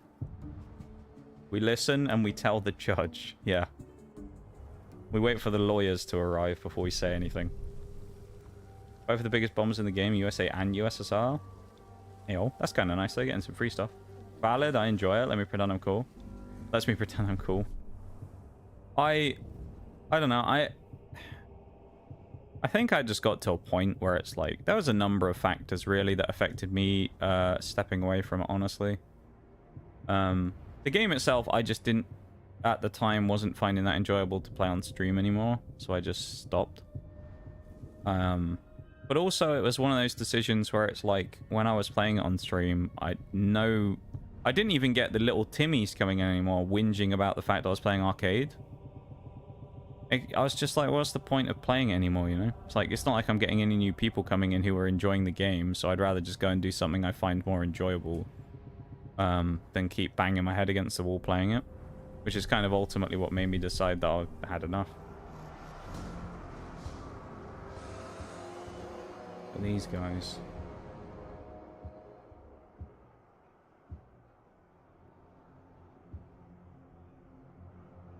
We've got some rats, though.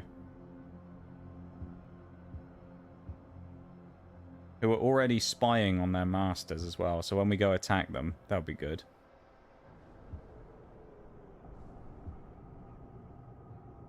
Orc really needs some level ups, man. He's only level 21. This is tragic for him.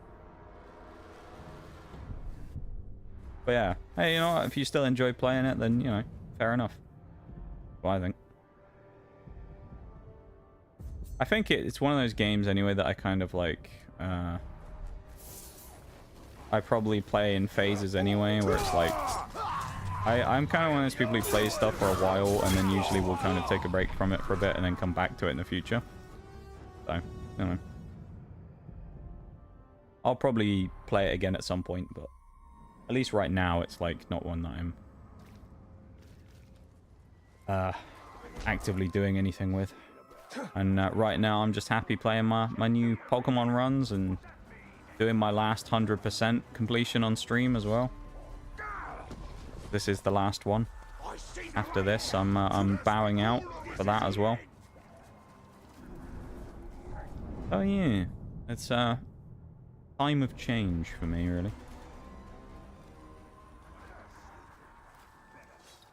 Yeah, you're gonna have a fun time playing all of the rank 1 stuff again.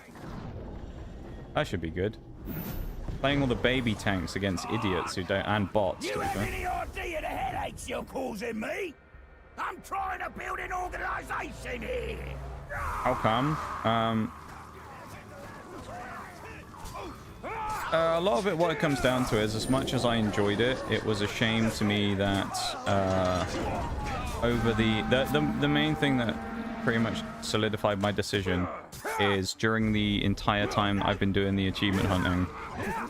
I think with the exception of you, I think legitimately one person has come in over a year and a half who's been like, wow, achievement hunting, that's it. So it's kind of like, it's just, I don't know, I guess most people just aren't really very interested in it, or at least I'm not finding those people. So I'd rather just do something that feels more worth my time for the stream's sake than in my case just keep doing something that doesn't seem to be working for me. Whatever you want, Bright Lord.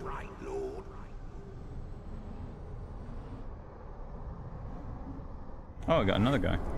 Rough out with achievement hunting. Just getting started. It's rough out streaming in general, honestly, these days. I don't know.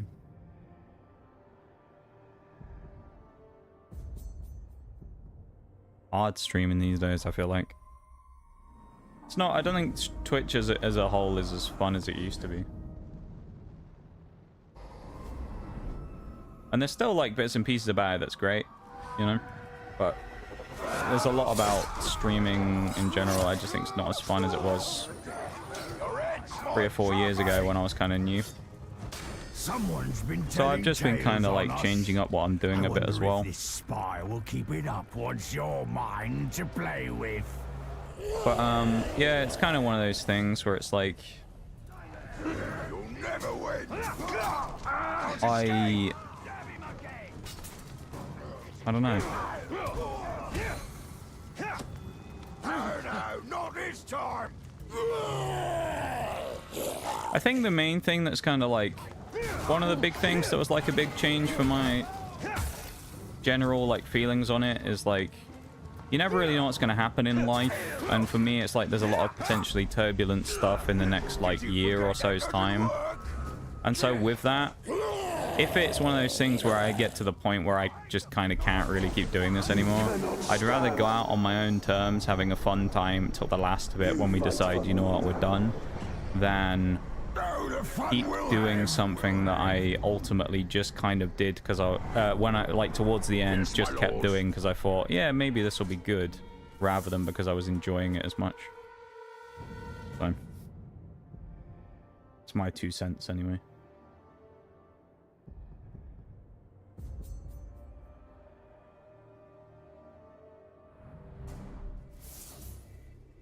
But yeah, you know, it is what it is. It's one of those things. I probably shot myself in the foot to some degree by rebuilding stuff again, because, you know, ultimately, the way Twitch works, you'll just get a bunch of people who will move on because I'm not playing War Thunder anymore, and I'll never see again, which is a bit of a shame, but, you know, it is what it is.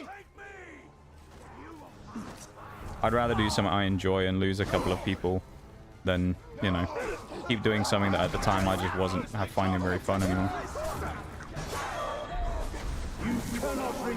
Well, because I'll be here lurking, supporting, or chatting, shite in chat.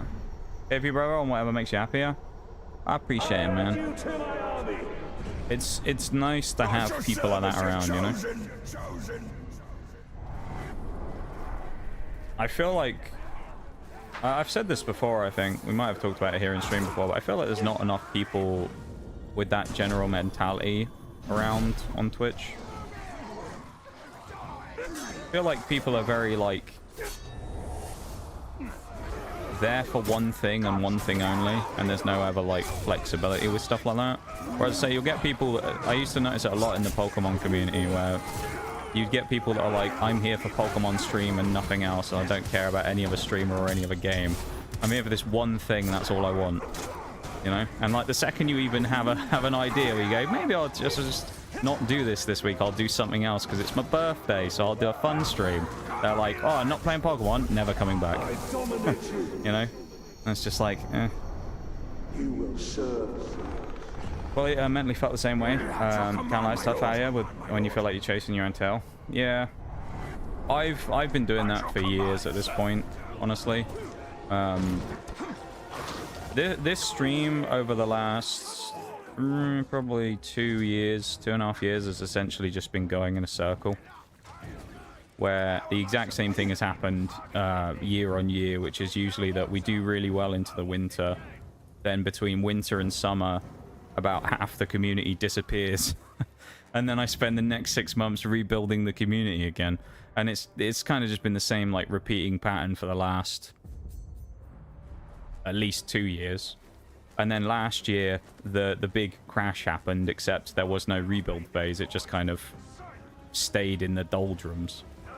And then you know, I was like, well, there's no point fucking around and doing the same stuff anymore, because it all kind of died when I was doing the decent stuff anyway, so I may as well at least do something I enjoy now, or enjoy more. And as I say, the achievement hunting part of it is like, as I say, with no exaggeration, there's probably 3 people I've met in the entire time doing achievement hunting on Twitch that have actually been interested in the achievement hunting stuff, which is kind of crazy considering it's actually quite a popular genre of stuff. Particularly on YouTube, if you look at it, it's actually it's a very popular category for people doing stuff. So I'm surprised that on Twitch it just doesn't seem to be as sought after. But you know, it's huge on YouTube, I can't lie. Yeah, it's weird, I don't understand why. I think it's actually more interesting in a lot of cases watching it on Twitch, because alright, it's in parts, so you're not going to see a whole like playthrough in one, but you get to see it all happen live in the flesh, so I don't know. I feel like the big streamers just eat 99% of it. Yeah, honestly, probably right. That's kind of just Twitch in general though, right? As big streamers just kind of eat up pretty much everything for everybody else. Not like an intentional thing where it's like they're just bad for doing it, just the way it is. That's just kind of Twitch in general. Twitch has never really done anything to make it more of a fair game thing for people. It's always been what is it, like, isn't it something silly like 90% of the player base of the viewer base for Twitch is on like the top 1% of streamers or something, or top 0.1% of streamers, something like that. And they've never really done anything to balance it out and make it where there's more promotion for smaller streamers. But then also I think some of that genuinely, I think comes down to just the way that Twitch is and the general viewer base of Twitch. Because as I say, I think a lot of people just aren't interested in watching someone they don't know, even if they might be great. And it sucks because there's so many really cool people out there I've met over the years who have either stopped streaming, quit, whatever, or don't just really stream anymore, who had so much potential and were so interesting to watch, but they just don't because nobody ever really...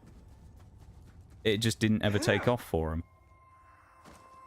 And you look at them and you're like, this is someone who you could genuinely see being a big person in the future, with like hundreds of viewers, thousands of viewers, and they just never get off the ground. Because Twitch never really does anything. Not that it should necessarily be Twitch's responsibility, you know. But at the same time, there's kind of nothing really to help people actually get going.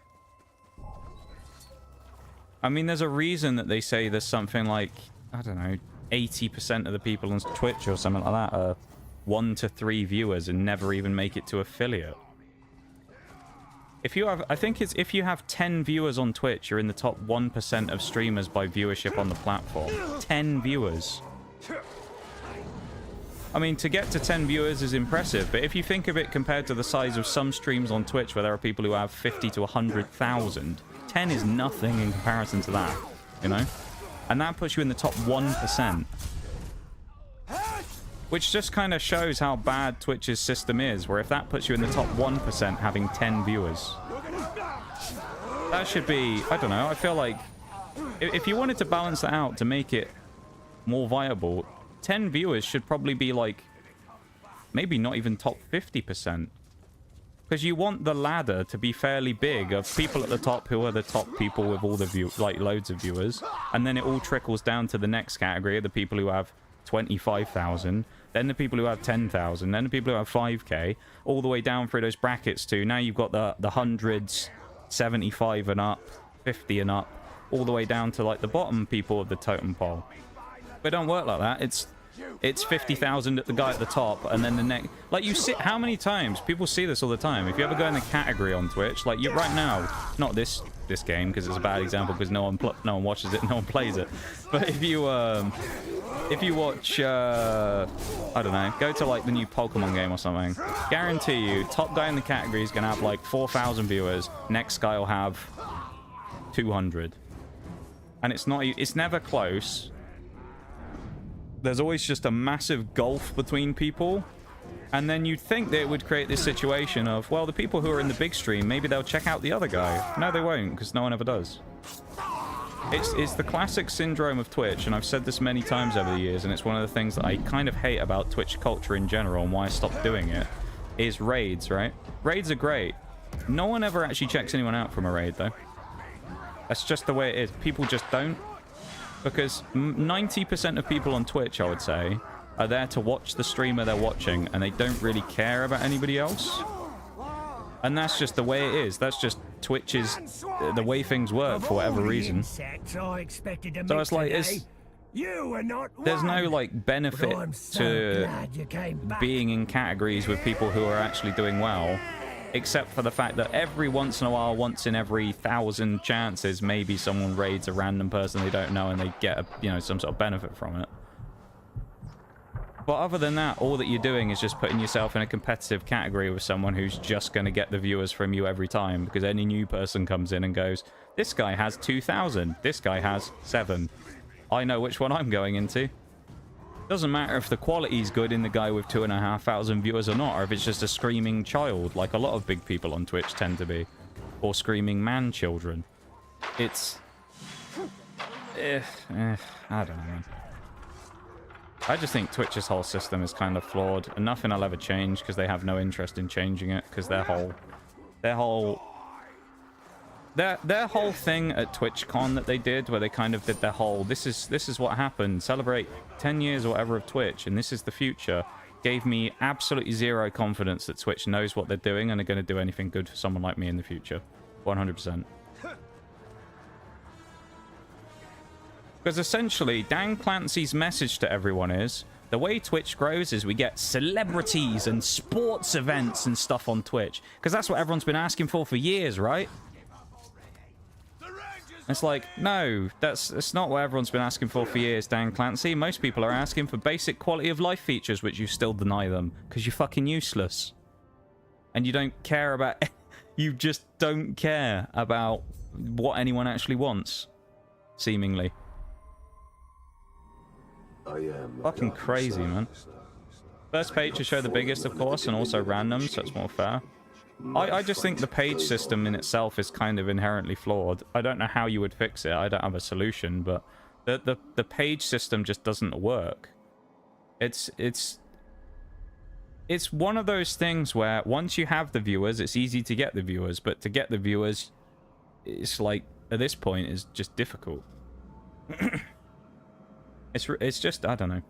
I think it's very difficult to do it. And the fact, though, that this is a thing as well. The fact, though, that you'll see it where they'll talk about... Like, you'll see those videos where someone will be like, I'm speaking to Dan Clancy, and these are his tips to how to become a successful streamer. And one of the first thing he says is, don't build your audience on Twitch. Bring them from another platform. He's the fucking CEO, and he's saying, yeah, don't bother with community building on our platform. Get them from YouTube, get them from TikTok, get them from Twitter. Because, yeah, there's fuck all people on Twitch. It's like, that's not a great look, is it? It's not a great look when the Twitch CEO basically says, you don't really build an audience on Twitch, go somewhere else. Because, like, that in itself kind of shows, are they not kind of going in with the wrong attitude of why don't they go, let's try and make it so that people can do that, rather than, oh, fuck it, just go somewhere else. Oh, I don't know. 99% is on 1% as of 2024. Yeah. And it will get worse because the viewer numbers in Twitch in general have gone down, I think, something like 25% since 2024. They've dropped at least 10% for the last 2 years. Because people are just moving on from watching streaming content. Some of that will be because post-pandemic, the stuff's come down. But I saw, there was a graph I saw around Christmas, I think it was, where Twitch now has come back down to the viewership levels that it had pre-pandemic before the streaming boom. That's how bad it is. The last 5 years, they've lost all of the benefit that they got from the pandemic boom of the massive influx of viewership to the point where they're back down now where they were. Which is still relatively successful, but if you look at where they were millions and millions of active users ahead of where they were now. Not great, is it? My opinion. Used to be a good feature. Sadly, I found some really nice streamers through raids. Yeah, I think that's the problem. I don't think there's anything wrong with raids specifically. I think it's just the way that they kind of are done is... Raids these days just kind of don't really serve a purpose all that much. Because most raids, as you say there, Pred, most raids, people will just raid someone to try and boost them to partner. That's a lot of what people will do these days. They'll just raid someone endlessly to get them to partner. Which, you know, fair enough if you're trying to, like, help a friend out or whatever. But it's kind of just...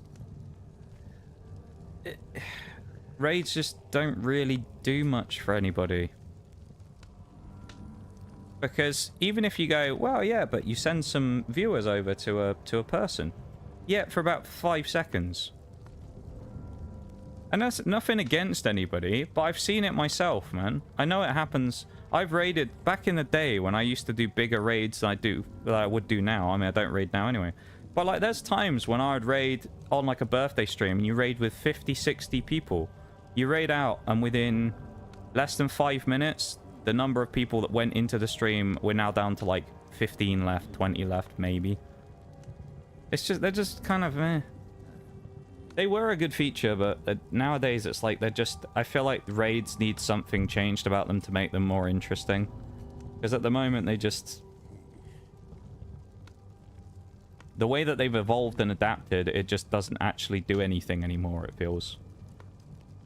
And, like, I mean, this is the other thing as well, is, like, the amount of times where someone will raid or someone will raid someone, and you'll get people that will follow because, oh, I'll go check them out one day.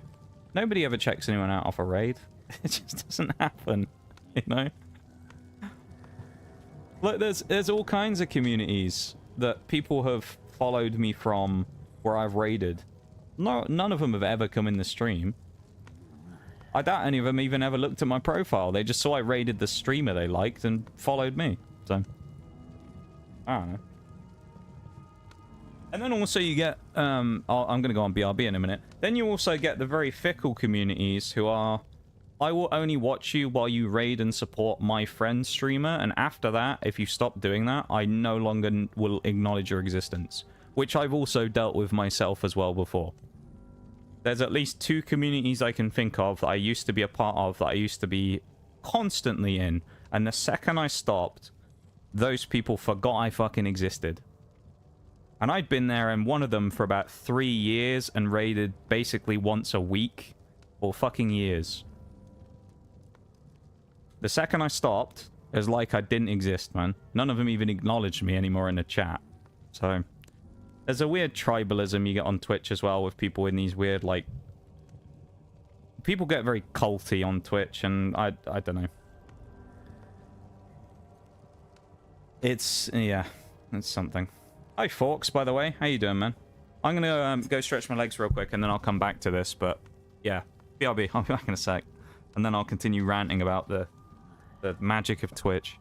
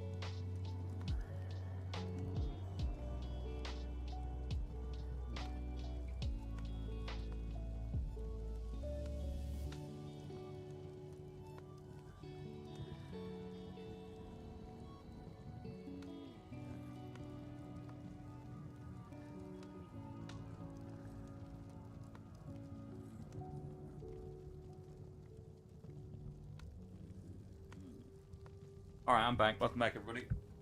Ooh, doing good. How are you? Yeah, I'm doing alright, folks. We're just having a good rant about stuff because it's fun. Ranting about Twitch and all that kind of stuff. Actually, wasn't originally a rant about Twitch, but it kind of became a rant about Twitch because we just sort of went in that direction. But yeah, I'm doing alright, man. I'm glad to see you're doing good. I know who you're talking about. Oh, 100%. It's pretty obvious. If you know, you know. Yeah. Raiding used to be a fun thing, but now people don't stick around for more than a few minutes. Feels like it says more about Twitch now than anything. Yeah, that's what I was kind of saying. It's like it's become an obsolete feature because it's something... Basically, all of Twitch's features that used to be, I feel like,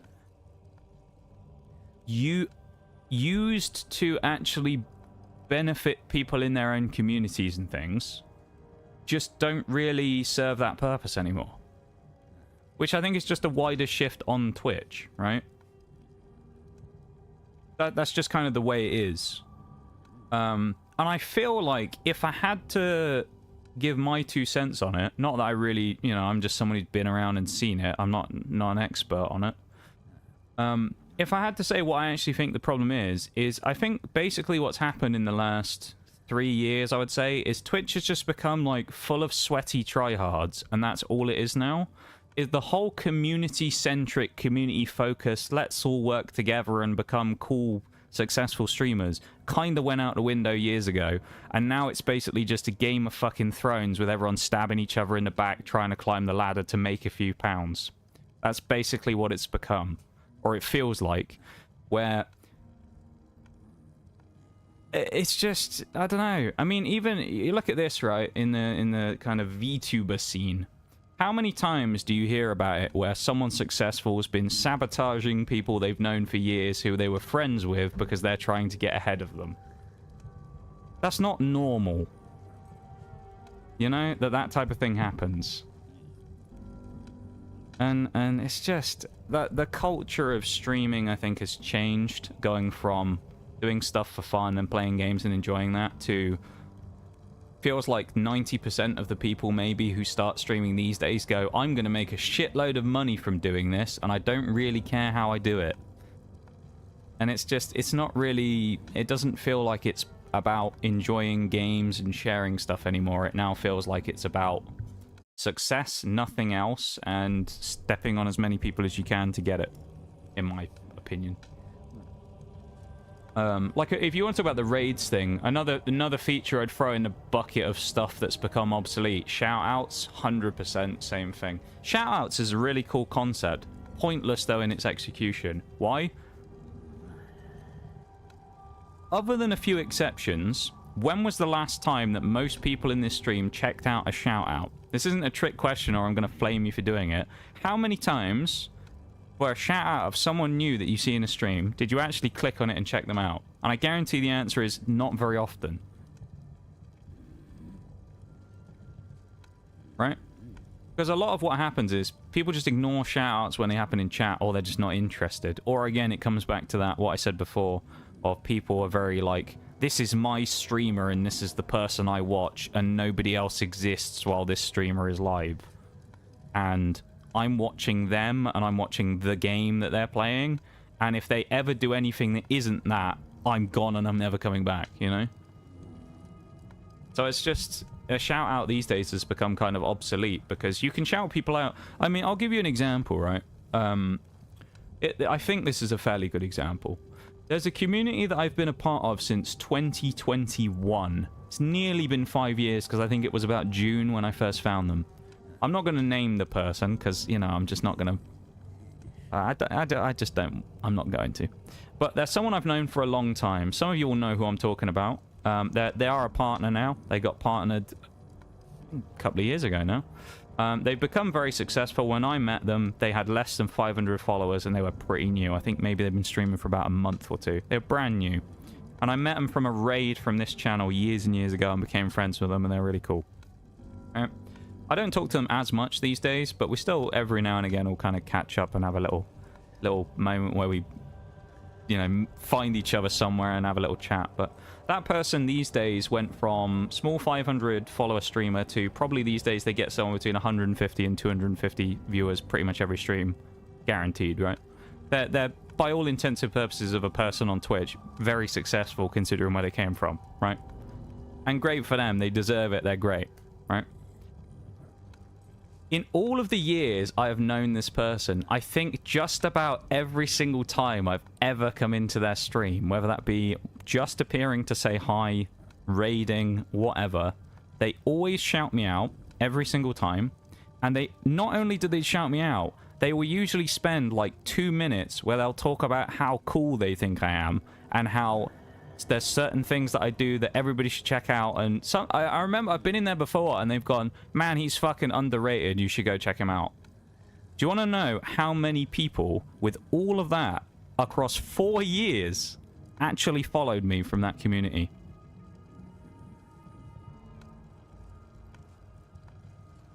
The answer is 1 in 4 years. And that is from the streamer going out of their way every single time I go into their stream, which is maybe, I don't know, they didn't stream a huge amount for a while, but multiple times a month, practically begging their fucking chat to check me out. And 1 person in 4 years followed me. They raided me last year, and I think 5 or 6 people followed me from that. Not a single one of them has ever come back to stream since. And all of them at the time were all stayed here for a couple of hours, were well engaged, were chatting, and did the whole, yeah, I'd love to come back. Great stream, really enjoyed it. Haven't seen any of them since. It just goes to show that, like, those features and stuff these days, they're kind of obsolete because people will just watch the person they want to watch, and sometimes they'll branch out, but it doesn't actually involve any form of actually doing that, you know? It's pretty much just they'll kind of like throw someone a bone for a follow, but oh, I never watch them. I'll drop them a follow though sometimes or whatever. And it just goes to show that like that kind of mentality I think is just gone. It doesn't seem to exist anymore. Of people really kind of like actually dragging each other up and doing that, because even if you have a streamer like in that particular instance, that person who did just about everything they could with their community to try and get them to like me and be interested in what I'm doing and talk about the stuff I do, no one for 4 years was remotely interested basically in it, which is kind of wild when you think that at that time was when they were building, and they built from, you know, low, you know, probably 10 viewers all the way up to 250, and not 1 person in 4 years was like, yeah, I'll go, maybe I'll check this person out. Crazy. And that person was right at the start, keep in mind. So that was probably year 1 of the 4 years. That was probably in the first 6 months. And then it was like a dry spell for 3.5 years. And I used to talk about it sometimes. I'd sit in a VC with Oreo or someone after stream, and I'd be like, it's funny that they shout me out because no one ever checks me out. And I'd be like, no, not surprised that no one did, because it's just normal, you know? It's just the way it is. And it's part of the reason why I stopped shouting people out. But also part of the reason why I stopped shouting people out is because I used to do it for most streamers who came in, and it just became a thing that people would do where there were people who it was fairly obvious had no interest in being here other than to say hi to get their shout out, and that was it. So I thought, fuck it, I ain't gonna bother anymore. So I just stopped. And do you know what's really crazy, and you're not gonna believe this? That was sarcasm, by the way. All of those people stopped hanging around after I stopped shouting them out. Isn't that weird? What a strange coincidence that is. It's almost like I was right and that they were only here for their free handout. Crazy. Because at the time, my community, and I'll stand by this and say I've always respected my community for this, our community that we have right here was fucking great about checking people out when we shouted them out and helping people out. Absolutely. We used to be phenomenal with that. I don't want to, like, you know, blow my own trumpet. I'd say there's probably 5 to 10 people, which doesn't sound like a lot, but there's 5 to 10 people who got affiliate on Twitch purely because of us. Because of the amount of time that I would spend promoting people, and a lot of you guys would actually go out of your way to lurk them, help them out, and be part of their early community to actually get them there. We did so much for a lot of people. I didn't do a huge amount. You guys are the ones who did the legwork. I just went, this person's cool, I've checked them out. You should go check them out as well. They're close to affiliate. Go have a watch.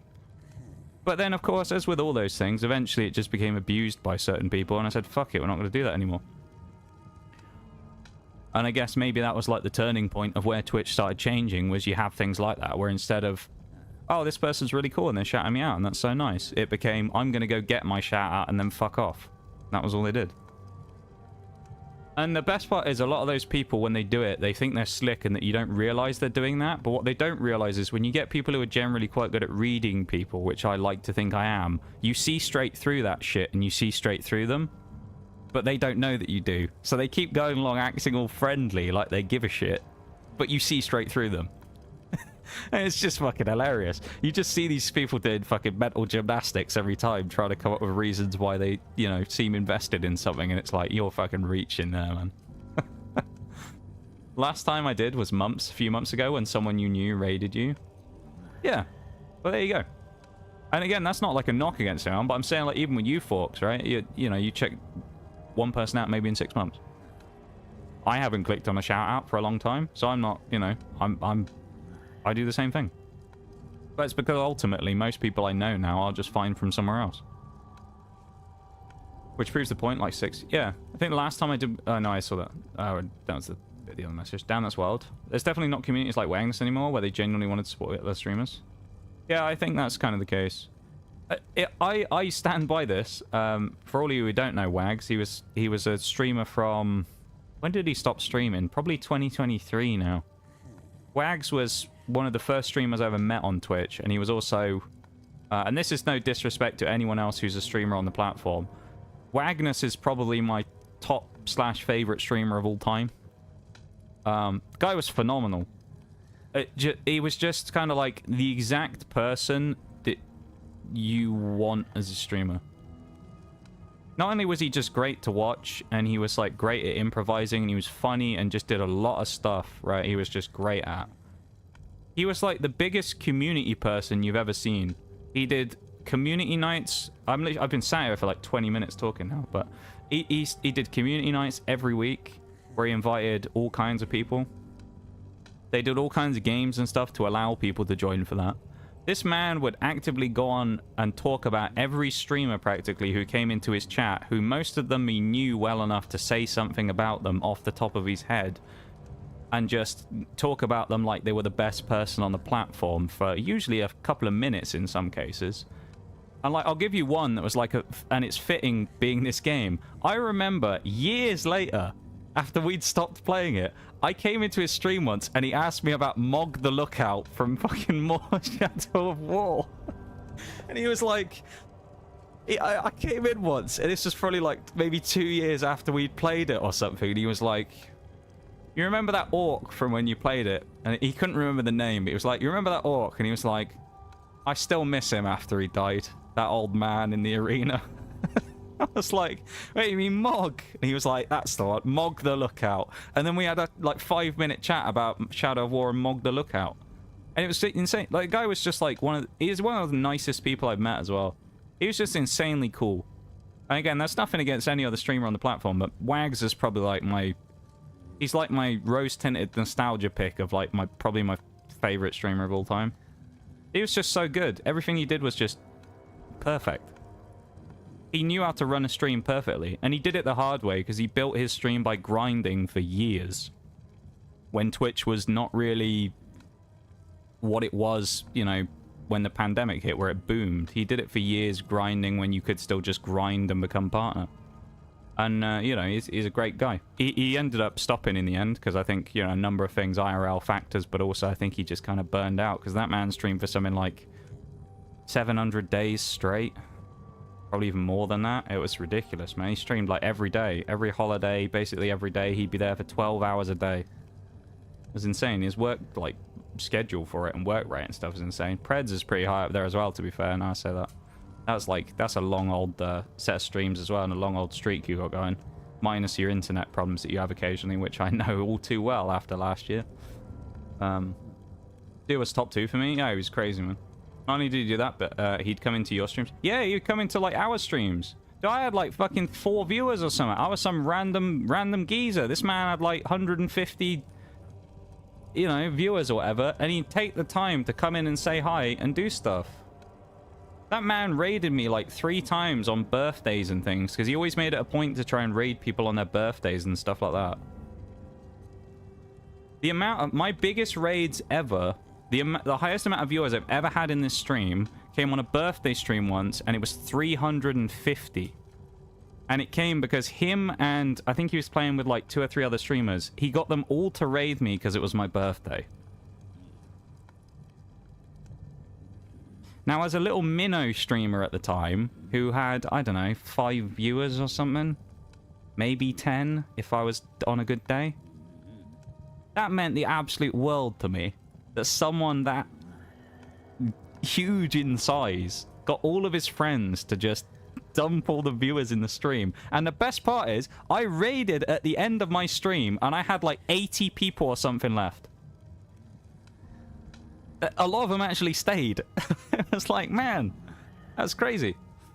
I think he had a bunch of friends that did a lot of shit as well. I mean, there was some, I think in that one stream, I got like 100 gifted subs or something, and most of them came from those people in those communities that didn't even know me, most of them, but they were just like, hey, it's this guy's birthday, let's fucking do something nice for him. It was crazy. But I think that magic has just been lost these days. I don't think it exists anymore. Or I think if it does, it exists in little pockets that kind of don't know that the other pockets exist, and it just kind of... There's too much of the swill that exists in between, where it's just like, you know... kind of nothingness in between, and nothing really happens. 1450 days in a row. I mean, there you go. That's just insane, man. I couldn't do that. Mentally, I couldn't handle that. All the community stuff did him in eventually because there's so much energy and effort coordinating events, moderating stuff. Yeah, there was also a few events with people that were a pain towards the end of it, I know. There was a few people who were frustrating. I remember that. I remember once when I joined for one of those siege nights and someone complained at me when we were playing siege custom games because I ran outside and killed them. And they complained at me in the VC in front of everybody for running out and killing them. Which, you know, I still stand by what I said to the day, which is like, if you're going to play Siege, especially against someone who is an experienced Siege player who is better than just about everyone in the lobby, minus probably Bevan. But I was playing on PC for the first time, so I was like a bloody newborn deer. I could barely, like... I couldn't do it, and my hands were all over the place on the keyboard. I was fat fingering everything. I was terrible because I was brand new to PC playing mouse and key. It's like fucking Bambi on ice. But I still beat a lot of those people because I was just technically a better player. And someone complained because I killed them, and it's just like... The best part was, the guy who complained about me played fucking Dokkaebi every round, and it's like, if you're going to run around with those goddamn phone calls, and you're going to bitch about me running outside... Really? You're spamming Dokkaebi when she was OP as well. It's like, really? Really, man? You're gonna come after me for running outside and shooting you, and you're playing fucking Dokkaebi? Come on. That wasn't unique to just those events. It was a lot to deal with constantly, and throwing that stress to the part and push, and I think it did him. Yeah, probably, honestly. I think, I mean, the other thing is as well, is nobody really knows what he had going on outside. Well, I say nobody. A few people probably knew what he had going on outside of the stream, but he had a lot of stuff going on IRL in his life as well, you know? But that guy was... Yeah. He doesn't stream anymore, as you gathered. Anyone who doesn't know him. Yeah, he last streamed a couple of years ago now.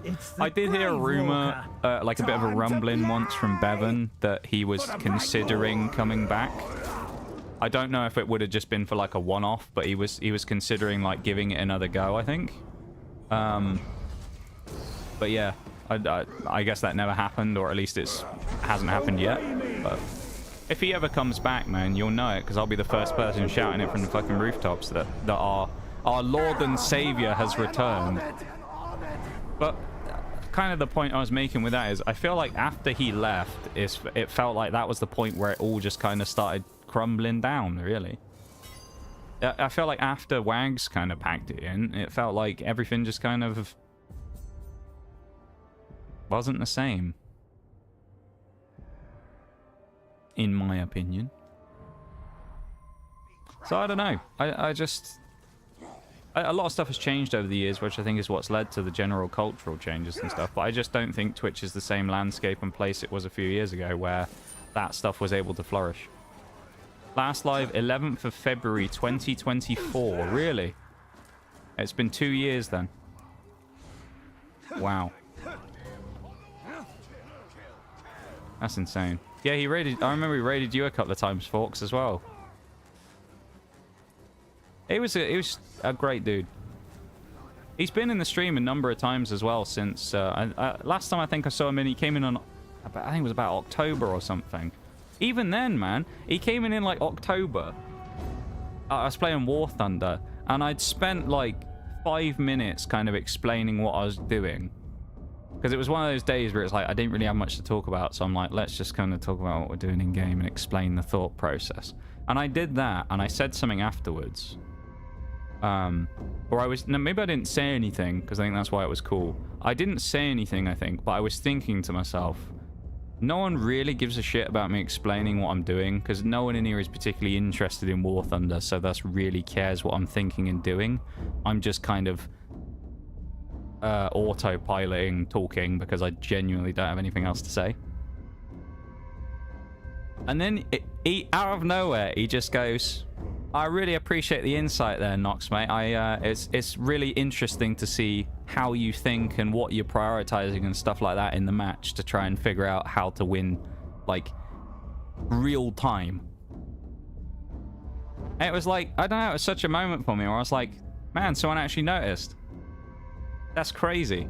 Because it's not like many times before that, so I've been talking about, like, technical stuff in a game and someone's gone, that's a really interesting take, thanks for explaining. And that's not like a criticism of people. I remember, Forks, you did that in one of my first ever streams. I still remember this to this day. One of the first ever... I think it was the first stream you ever came into of mine, Forks, was when I was playing Siege. I was on Oregon playing Smoke on the top floor, and I was telling you about why I'd made the rotate holes in the spot I did, and you put hashtag ProStrats with Nox in the chat, and it was one of the first hashtags we ever had. And I explained my entire setup of top floor and how the enemies were going to try and play into it. And I was like, yay, someone found it interesting. It was great. It was awesome seeing him again. Yeah, he's a great dude. Hopefully we'll get the chance to see him again at some point. I'm sure he'll be around when he's not busy. But we have a new victim. It's cool though, man. What a bright lord. It's cool that he came and checked out, you know. Outside of people who play, it's hard to get people interested in game strats and games that don't play. Yeah, true. I think so. He fled? I don't think he did. He's right in front of me. Oh no, he didn't flee. He's dead. Okay. Amug the Torch has just shanked him. So I guess you could say he fled in one way or another. Why do they always run? Or at least he attempted to flee. I'm not going near Rug and War Master again after that. But Tugog the One. Actually, we should do this based on the menu rather than the map, so we can see who we can actually get the dominations on and who we can't. We also will probably, once we kill a bunch of people, need to do promotions to fighting pits, so I'll end up doing that in a bit. Wait, is this guy... Oh, he's a rat on that guy already. Okay. We already have a couple of rats here. Let's go for Zun, the other one. How about that? See him in Bevan's server all the time, and I always think I should drop in and say hi, but never do because I'm working. I hope he's doing well, man. Yeah. Yeah, Bevan said to me a few times about joining, but I'm always like a little apprehensive. Some of it is like, also, I don't really... Some of the people in Bevan's server I don't really know all that well, or are people I've really talked to in years, and I'm kind of like, do I want to join a VC with like just those guys in it, with the person who I'm like not really sure what I think about anymore?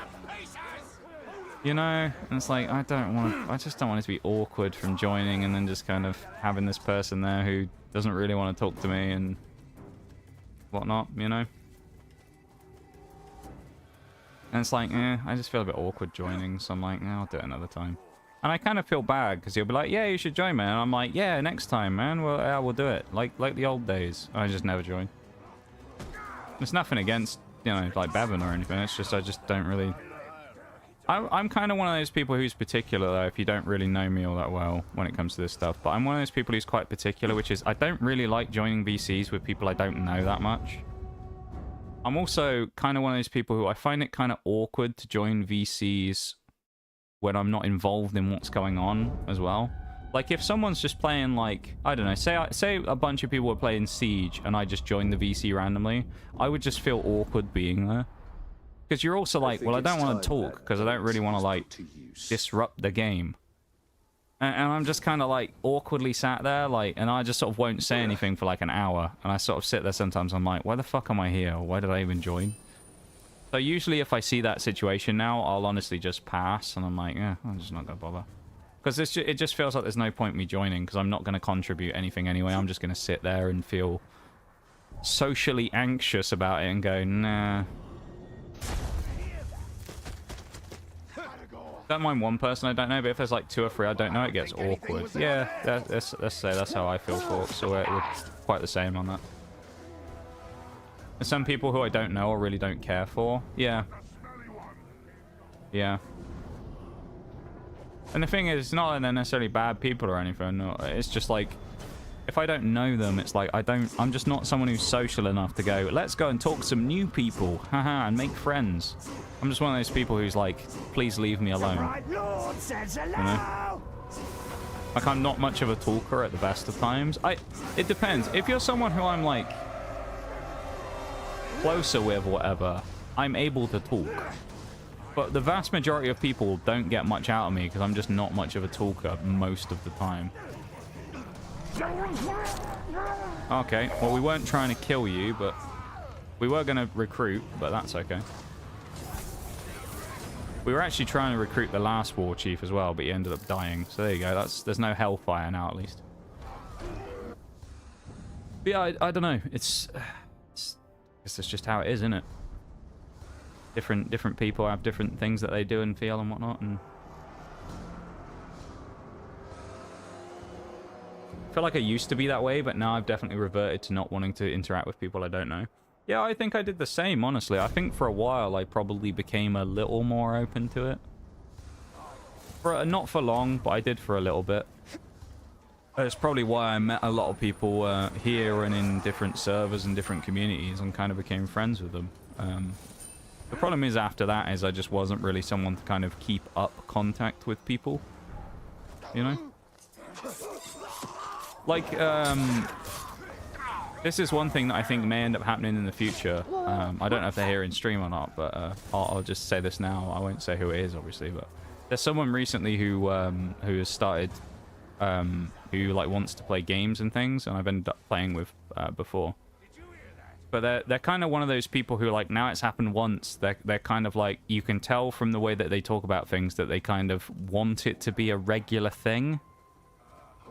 And it's like, I don't want to kind of break it to them, but I'm not really the person to ask about playing regularly most of the time, especially with someone who I'm not, like, ultra familiar with. Because it's like, there are people, I mean, like you, Forks, honestly, I don't remember. The last time me and you played games, Forks, and we know each other fairly well, is Lunch Lady in about 2022. Me, you, and Bevan played Lunch Lady years ago. That was the last time we played games, and we know each other pretty well. You know? So it's like, I know a lot of that's scheduling, to be fair, because I know you're always a very busy fellow with your scheduling and stuff, and also the time zones doesn't help, you know? But it's kind of my point, you know? It's like there's a lot of people who I'm close with, who I don't do things with. And then, oh yeah, Apex as well. Yeah. Yeah, no, I forgot about the Apex days. Yeah.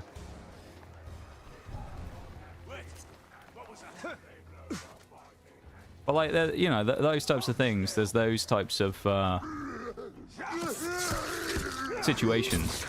But like, even us who know each other like relatively well, we don't play regularly. You know. And I just kind of, I guess I hope that this person doesn't expect that I'm going to play regularly with them, because if they do, they're probably going to be disappointed. Because I'm just not someone to be like, again, other than like a few exceptions, like Mirage is kind of an exception. Because like, you know, I'll join Mirage most weeks and we'll do stuff. Because I mean, I've also known him since I was a kid, so it's a lot easier. Oreo is another one, you know, it's like we do stuff, even if it's not playing stuff, but like watching stuff and things like that, we'll do semi-regularly and things like that. It's obviously a bit more difficult these days with the new schedule, but, you know, stuff like that. I feel like time zone the biggest factor, but yeah, my schedule fucking sucks. Yeah, the time zones make it hard in a lot of situations, because I just ran through the fire. But the time zones definitely make it difficult. I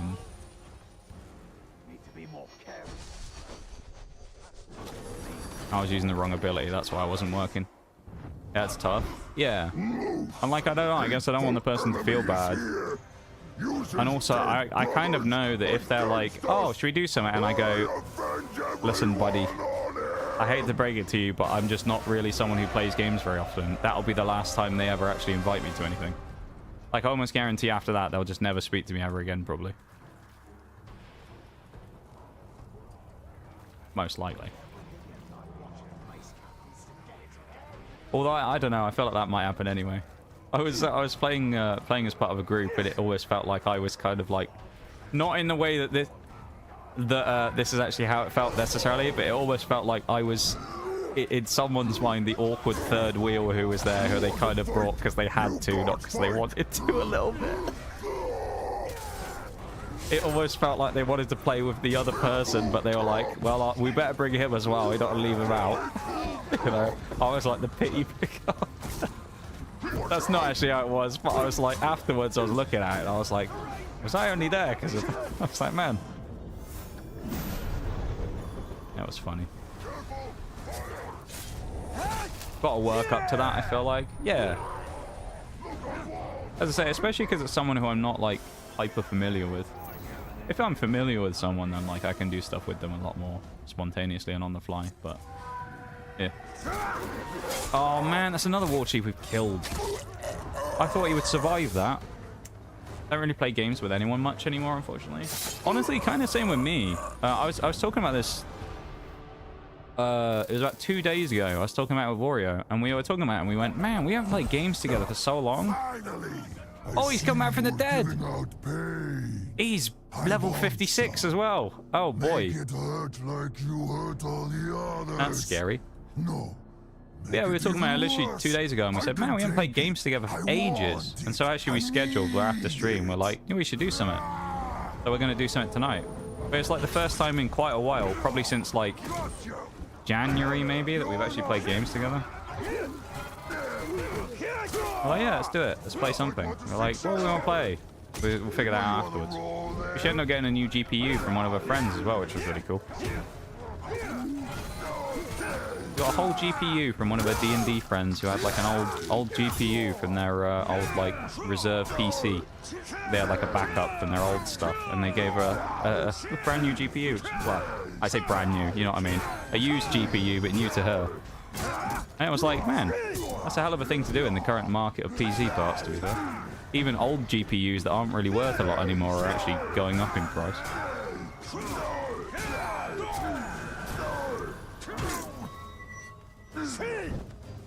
But yeah. Actually, I'm just going to kill this. I was thinking about keeping this guy and just getting him again, but I'm just going to kill him rather than not have to deal with his ass anymore. Just saw a 3060 could get me about the same as when I bought it, which is insane. Yeah. You can, I have seen, you can get, I don't know how much I trust this though, this is the only thing. You can actually get a lot of them fairly cheap used on eBay these days. The only problem with that is you don't know what it's been used for and how it's been treated. Because you may find that some of them are like these ones that were bought years ago as like Ethereum miners and shit, and they're actually like completely cooked. But some of them I've seen that are actually pretty reasonably priced. Like you could buy a 3060, I looked yesterday after we talked about it, about the GPU, the new GPU.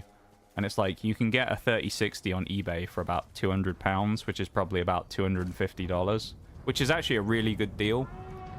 Because I was saying, it makes me feel a bit depressed, because I bought mine back in the day with the GPU boom, and it was 600 quid for my GPU back then, in 2021. £600, which would have been about $800 these days, was how much I paid for my 3060 Ti back in the day.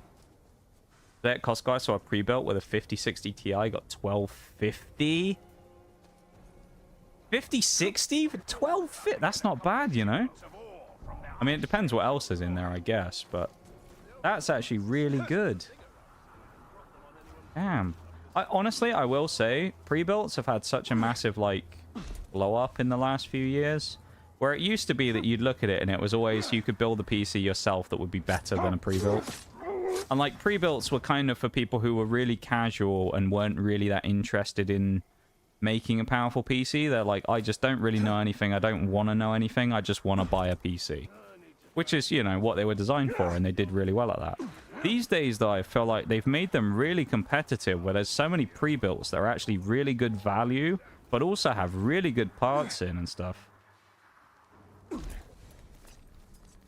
I did hear a thing for a while. I can't remember if it was over here or not. I think it was in another country. But Costco ended up apparently, because of course, as you say, they sell pre-builts and they had them out in the warehouse.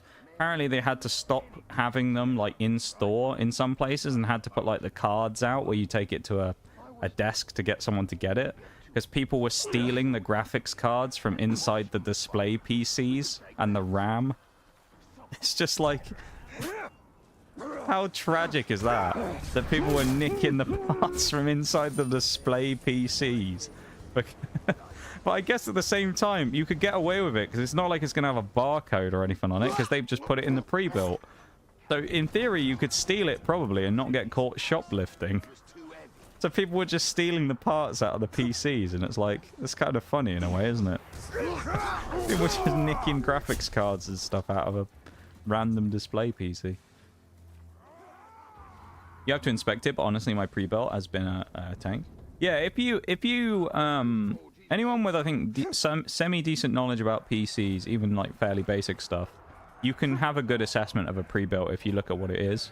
Because obviously the nice thing you get as well is you don't have to worry about compatibility, which is one thing that a lot of people are scared about, is, you know, buying a load of parts and then figuring out they're not compatible, which of course you can fix using various different things on PC Parts Picker and stuff like that, where you can fairly easily check the compatibility of parts, but some people don't know about things like that and they get caught by it, and I can understand why that would be annoying if you bought a bunch of PC parts and then found out you couldn't use any of them. This isn't good. We's been spotted. They put the cardboard cars and stuff. Yeah, that makes sense. As I say, I felt like maybe it was like a general policy thing they started doing after, but yeah. It's kind of wild though, isn't it? That that's how desperate it was for people to get RAM, that people were stealing it from like Costco display PCs.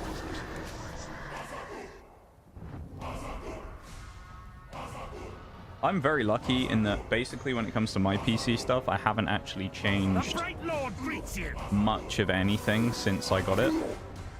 And knock on wood, most of my parts are still in pretty good condition, considering how much use and wear they've had over the years from being used basically every day for multiple hours a day for the last 4 years, probably at least. So yeah, my PC is holding up very nicely, thankfully. You need to stop attacking him now, my guy, because I need this guy to not be enraged anymore, so I can grab him. I really don't want my guy to die, but... Come on, get rid of your enrage. Don't make me kill you. Nice. No, he's enraged again! How are you enraged instantly again? I don't understand. He's dead. Oh, man. This really hasn't worked out for me, has it? This this strategy of getting the orc bodyguards to stab the war chiefs in the back. It's gone really poor. Threshing armor, that looks cool. I like that. We'll put that on. That's actually so much better than the one I've got there. I'll throw that on.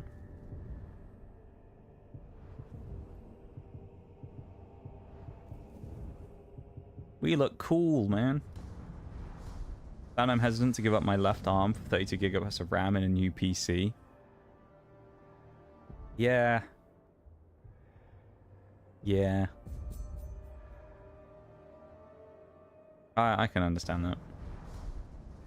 I mean, I suppose even though we're talking about how it's like, you know, PCs these days have become a lot more kind of... The stuff in them is a lot more affordable than it once was, and it's a lot easier to buy pre-builts that are good. Even so, $1,250 is still pretty, still not a small amount of money, you know? For something like that if you bought one of those, like, pre-builts.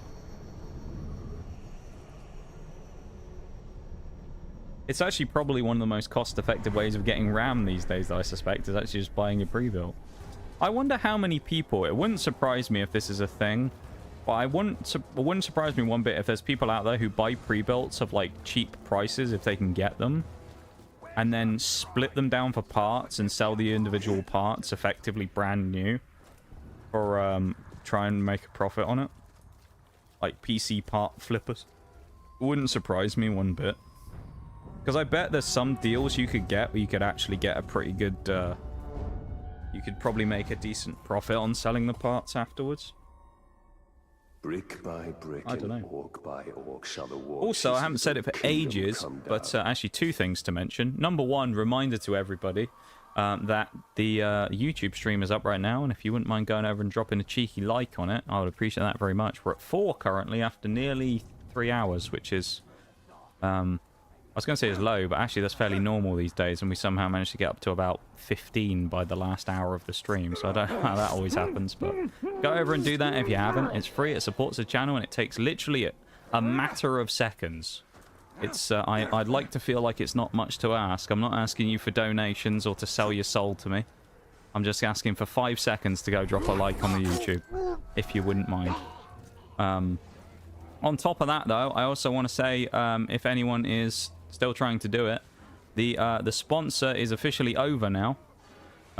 So we have completed our free cash sponsor, and it is finished. It finished about an hour into stream, so it's now over. So anyone who was doing it, your time is now up to do your withdrawals. It has finished. And thank you to all of those who participated. We had a couple of participants for this one. It was more difficult because, admittedly, some of our usual suspects when it comes to a sponsor thing weren't able to participate. Chili and Shags, for example, were unable to get involved because of the region locking, which is a shame. But I'm sure we'll do another one in the not too distant future that will allow those guys to be included as well, because I know how much they love farming mobile games for sponsors. We always get a good little clan going with the 3 of us, sticking around farming these games. It'll be great. I've heard of that, but it really only works if the parts are like brand name components, like Zeus and shit. Yeah, that's true. They've got to be really good, yeah. The GPUs you could probably make a profit on, though, I'd imagine. Surely if you got 5060 or something, you could probably make a decent amount on the... For 1250, if you got like a decent GPU, CPU, and like RAM, you could probably make a profit on that with a 5060. It's 1250, you know? Something like that. But yeah, you probably got to kind of pick and choose. He's going to get stabbed in the back by our guy. Really frustrating when stuff gets region locked. Yeah, it was annoying. And I don't understand why either, because the website itself actually allows people from those countries as well. It's not like it's a full region lock of the website where no one, you know, like you can't make accounts or anything from certain regions. You could. Like Shags was able to make an account and do stuff, and I think Chili would have probably been able to as well. But for whatever reason, for the sponsor specifically, it wasn't allowed. You want a shot at my title? So, I don't know. Very odd. Which, it was quite limiting in that regard. Which also led to the... it not doing quite as well as some sponsors we've previously done, which was a little disappointing, I suppose. But at the same time, it's like, I'll just run another one at some point, and we'll end up, you know, just running a... Oh, he's just killed him. But we'll end up effectively just running a second one at some point, and that'll just, you know, make up for this one being a little bit lower capacity than the others, and that'll be, you know, it'll be fine. That'll probably come in the next couple of months, so it won't be immediate. So, yeah. Alright, is it time? No, it's not, because we need to actually do some other stuff first. I just realized. It's not time. We've been going for like 2 hours trying to do this one, like complete this this particular fortress, and now we've still got a ton to do. Amug Firebelly. Welcome to the War Chiefs. We're gonna have to do an insane amount now of Is he also vying for it? Oh no. Is he the one he's fighting? It's Rug Warmaster. Oh man, no. No. Oh, that fucking guy that we couldn't kill is the one that our guy's got to fight in the pit. No. Maybe he'll actually kill him. You never know. We do need to get up the cliff here as well, because the fighting pit on this one, I don't know why, but the spawn for it is in the top of a cliff, and the fighting pit is actually on the ground. So, I don't know why they ever did that and thought that was a good idea, but we'll have to climb all the way up to actually be able to start the pits. I think. Actually, oh, maybe not. Was that one for the regular pit, though, rather than... we might be okay here, actually, now I think about it. No, it is on the cliff edge. Yeah, I don't get this. Look at this. Yeah, look at this. Our boy's got this. Yeah, I believe, man. A Mug Firebelly beats him. He beats Rogue Warmaster here, surely. Welcome in, Joey DT21. This is way overkill already, to be honest. You could solo the rest of it, but maybe you enjoy it. That indeed is correct.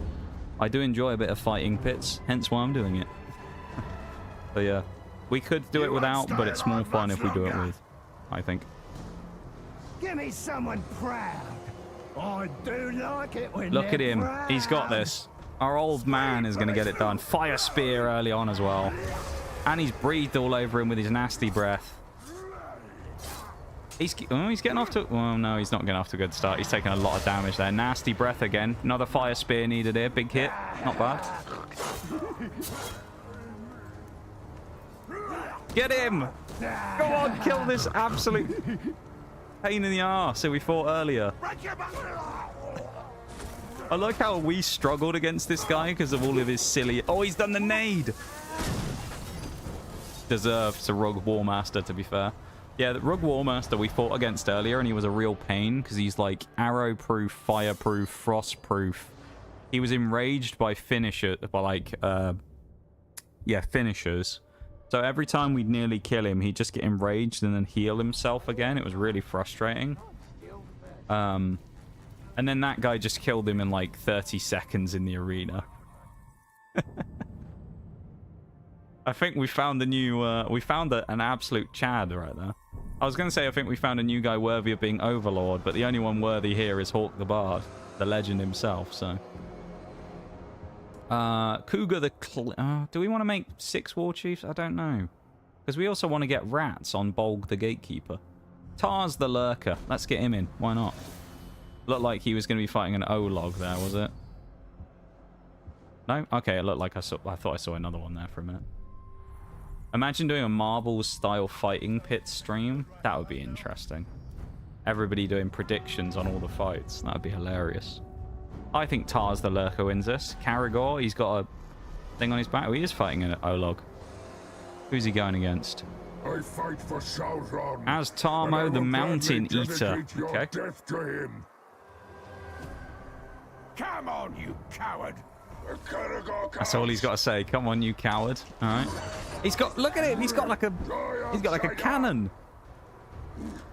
Not great that he's been knocked up. Oh, the damage.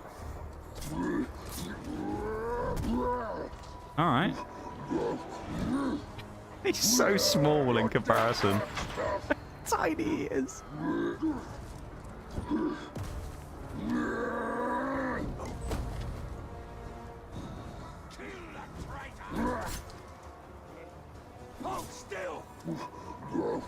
Come on, lad.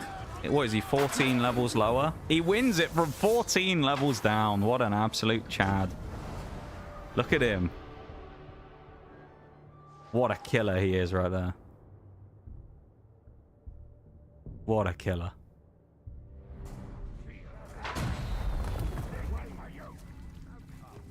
Love that. That was great. What a unit. It's a flamethrower. It is indeed a flamethrower, who we can also fire chains from, and also is built in a cannon, which is cool. It's a very cool looking weapon. Let's put the backbiter in as well. Let's send him in. Resolve the... What do you mean? There is no current fighting pits conflict.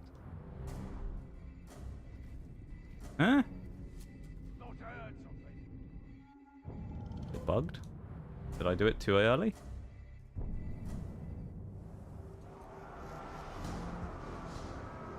Go with Amug the Torch. Weird, that's never happened before. Tracker almost always lose. Those guys can't fight for the life of them. I believe in them. I believe in our fiery machine tracker Amug the Torch. He's gonna win this. Just you watch. Just you watch. He's gonna absolutely ruin this guy. He's gonna kill him in like 3 hits. Get ready to die. Shag Lord of the Maggots. What a name as well. To die. This is gonna be a great fight.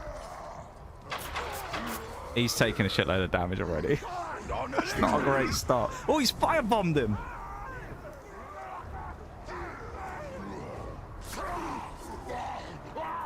That was unexpected. These guys over here helping him out. He's working at him. He's working. Oh, he wanted to go for him then. The Olog blocking. Got his chain out. I don't know what he's going to do with that. He's going to lock up his bicycle or something. I don't know. Are you going to attack or are you just going to keep waiting for the Olog? He's firebombed him again. Go on, lad. Get him. He's just bear trapping. He missed. Oh, good snipe. Good snipe there from him. He really needs to focus on killing the Olog or the captain, not trying to sort of like half fight both at the same time while one of them's smacking him. Then again, one more spear and he wins it. He's going in for the snipe. Big firebomb. Can he get him with the final? Yeah, he's got him with a fire. Shag, Lord of the Maggots, goes down. Told you I believed in him. I told you. Never doubt him. Never doubt Amug the Torch. All right. He's a legend, that man.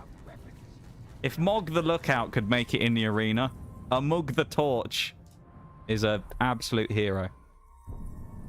Never doubted him for a minute. Who else do we want to put in? We want to keep some good people back in case we need them. We put Ugol Hothead in, he's quite low level, but you know what?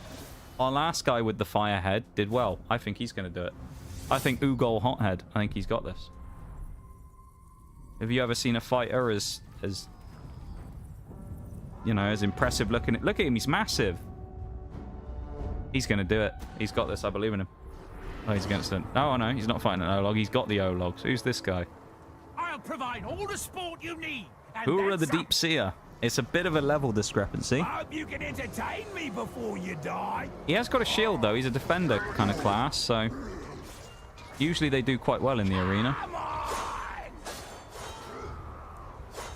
Then again, he is fighting 4 guys.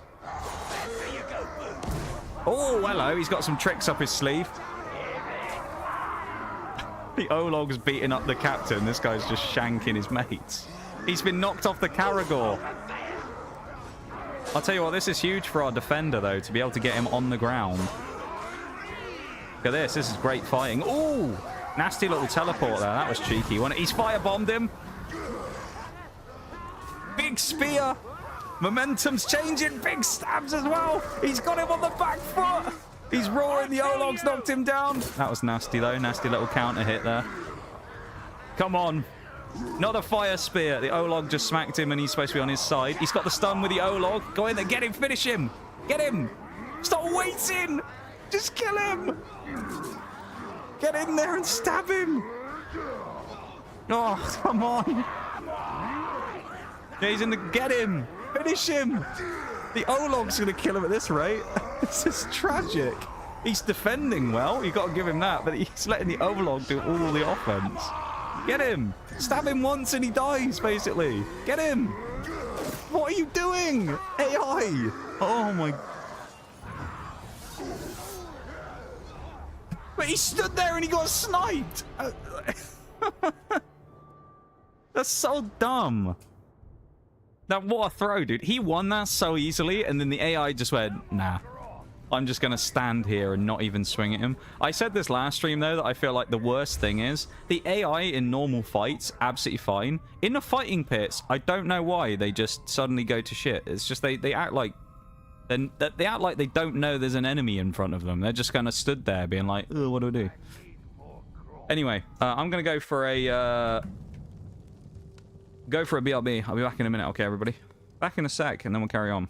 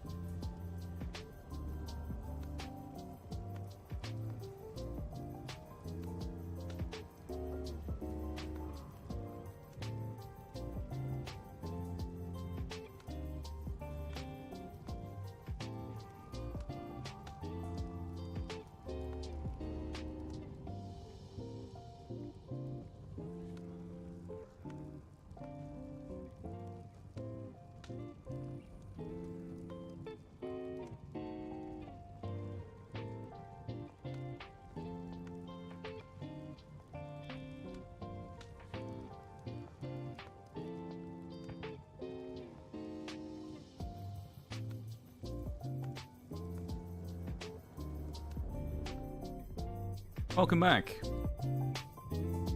Carry on, shall we? Okay. After the catastrophic fall of our boy, it's time for Gash the Carver. He's the next one going in. Gash the Carver. Look at him. He looks like a arena fighter. I believe in Gash the Carver. We also got Grom the Gambler. I feel like Grom... Well, I don't know. Grom the Gambler's going to have to do it anyway, isn't he? Because if he wants to become a spy... Maybe I won't send the Gambler in because I want him to survive. We want Grom the Gambler to live. Right, here we go. Gash the Carver. Look at him. He's huge. He's ripped. He's in great shape for this. He's been training. Who's he fighting, though? It's the real question. You're a little on Dush the dull Slayer. side, but you'll do.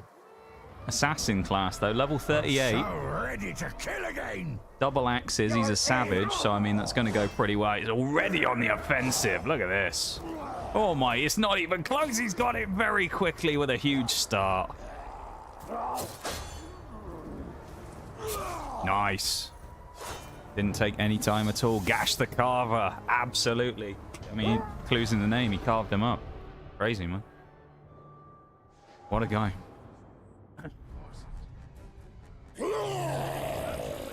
Power crazed. Alright, I guess he enjoys killing other captains. I love how it showed us the shot of him just so he could do his roar. That's great. Alright, who else are we going to throw in the mix? Maybe four... Is 4 war chiefs enough?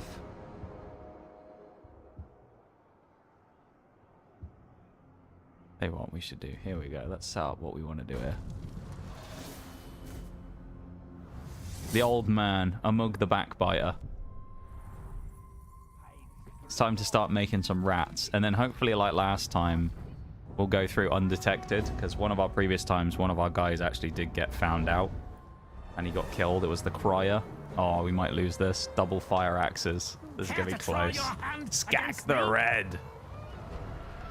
You better be a real fighter, and not a brainless gag. Eyes up, Caragor! I think he might be a real fighter. Caragor's got him, though. Look, he's not wasting any time. I don't know why he's closing the distance really as an archer. It doesn't seem like a smart thing to do. Caragor's... Okay, I was going to say Caragor's not providing much use. They've got the bite. Would be nice if he shot him while the Caragors were attacking, really, but instead of just taunting, whatever he's doing. What are you doing? The AI in these arena fit fights is so bad. Fight him! He's dead, man. He is screwed. Well, he's got one hit on him, basically. Wow, what a fight. That was... Oh, no. Honestly, he deserved that, really. He deserved that based upon what happened. That was pathetic. Skak the Red, though. I'll tell you what. I think I see a new fighter for us here. I think we're having Skak the Red. I like the look of Skak the Red. I think we'll be having this fella. Because why not, you know?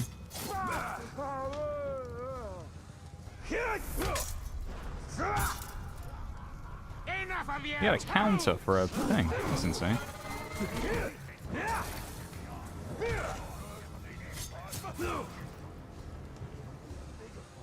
And just like that, unless he's Iron Willed, we have him. I only see Slayers and Berserkers attack. Yeah, I would say so. They kind of tend to be the most aggressive anyway.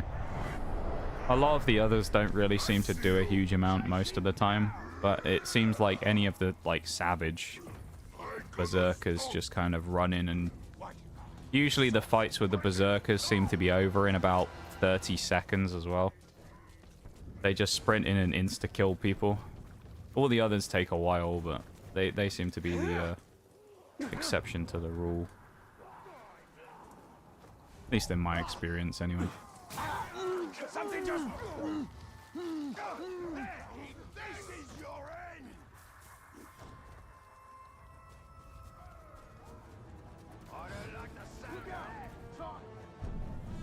Right. Well, we may as well Where is he? Put him straight in. Skak the red. I feel like he'll be a great person to have as a bodyguard rat. So 100% he's going in.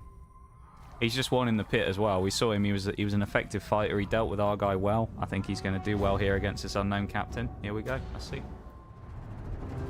Oh, it's a battle of the savages, basically, is it? Oh no, actually, well, strong Berserker specimen. Master though. He's got the hook blades. Look like.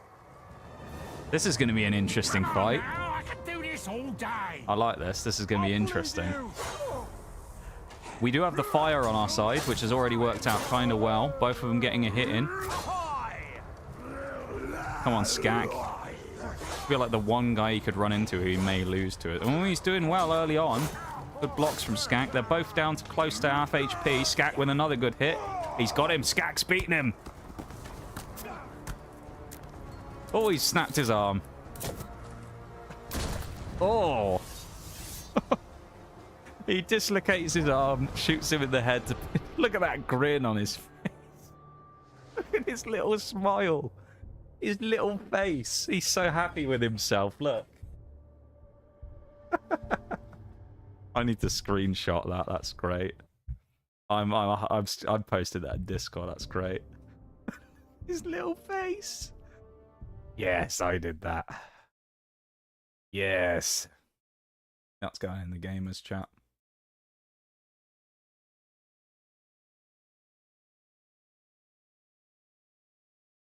I don't know. There we go.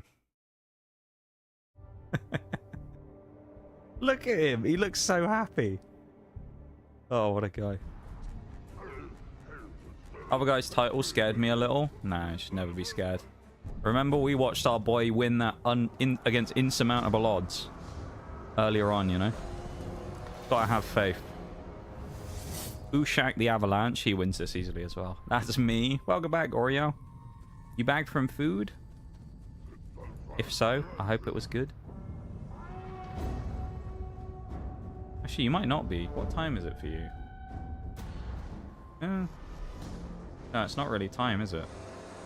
Oh, hello, it's a defender. Whoa, I do like it when they act big.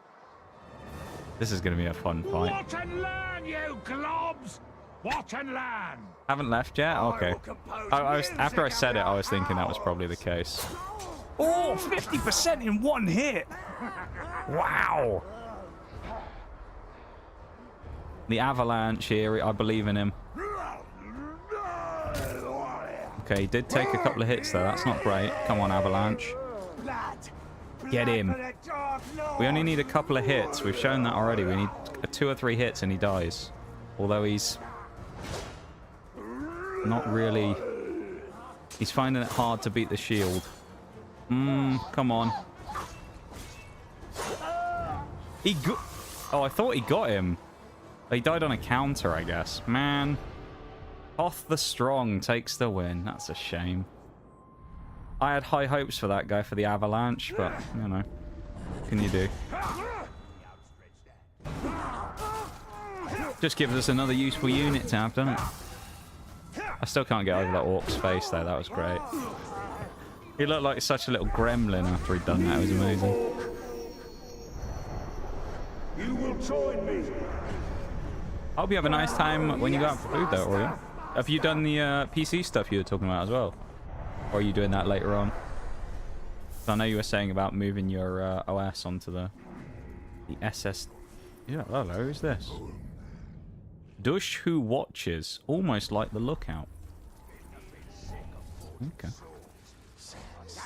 Don't know. No, fair enough. Fair enough.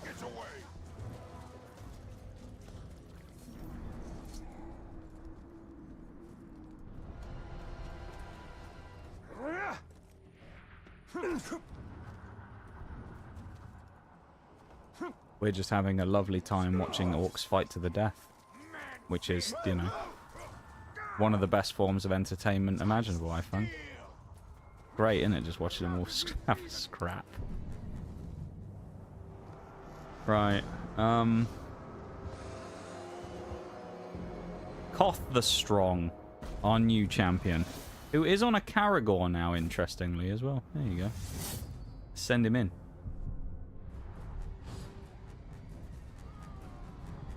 Maybe we'll find another orc that starts calling me sweetness again. That'll be really uncomfortable. Who's this? Think you're tough? Luger the Black. I'm tougher. Here we go. I'm feeling it now. Oh, I'm sad we haven't found the lookout again after Moggs. Oh, he's killed the... Well, that didn't last long with a Caragor, did it? Bit pathetic. He's blown up his own Caragor. I feel like he might struggle here just because of the 4 guys, but... Ooh. He's blocking well. Nothing else, but... Or he was.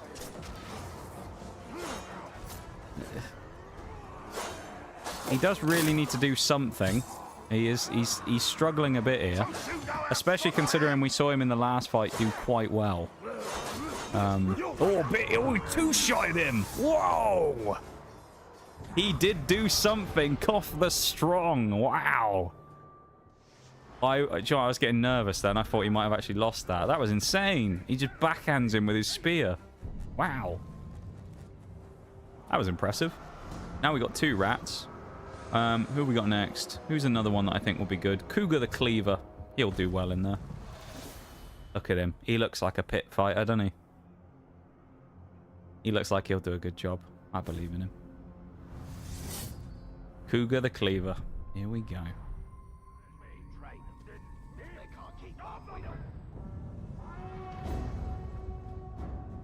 He's got big hands, doesn't he, there? I know he's wearing gauntlets, but he's got massive hands. Oh, he's facing another spear dude as well. If you're eager to die, I'll Tuka the Backbiter. There's another one. Don't make me wait. Come get some. Tuka versus Cougar. What a battle. Dived on the wrong one.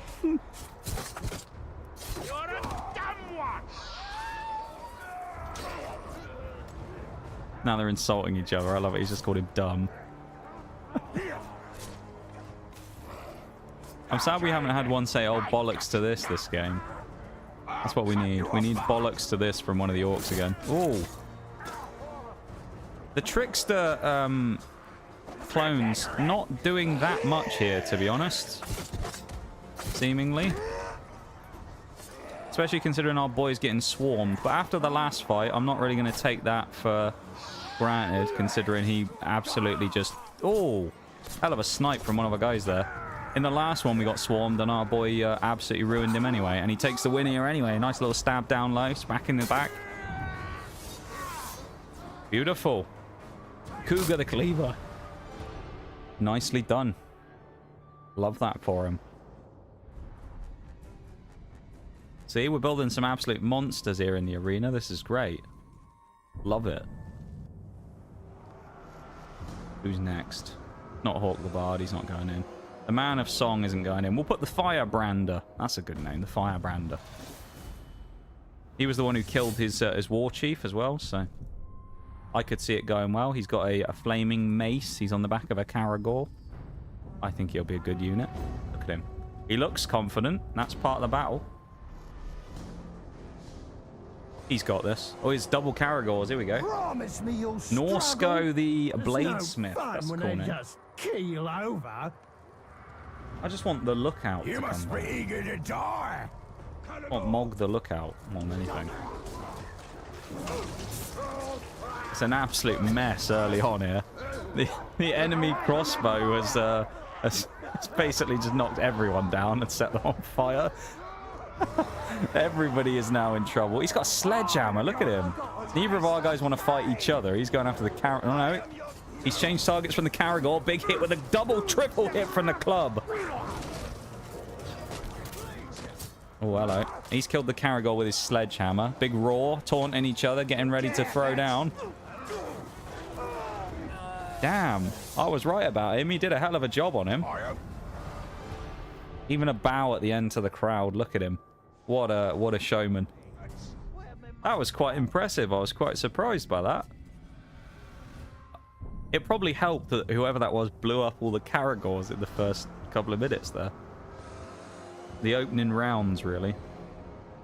Nazu... Oh, should we put the diseased in as well?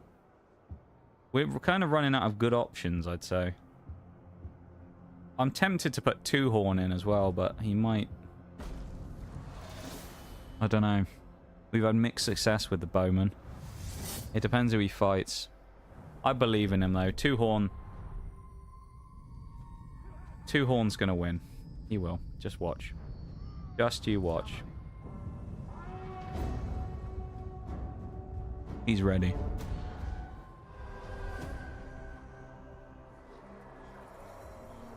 Looking forward to this like I am. Shag the Timid. Good name. If you turn out to be a weakling, I'll kill you. Well, actually, I'll kill you either way. Another death. Heads down. They got archers. On your feet. I don't know who just shouted heads down, they've got archers, because there's... I guess the only archer is the captain. Who, he's getting absolutely bombarded, which isn't great. He's angry, though. Which usually means they attack, and he's not attacking.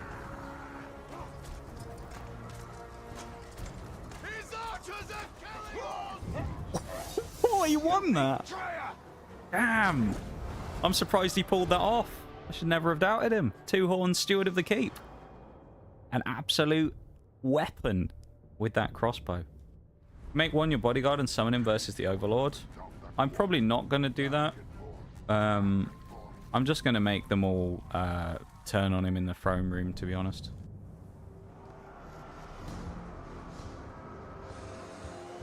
We'll just go from there.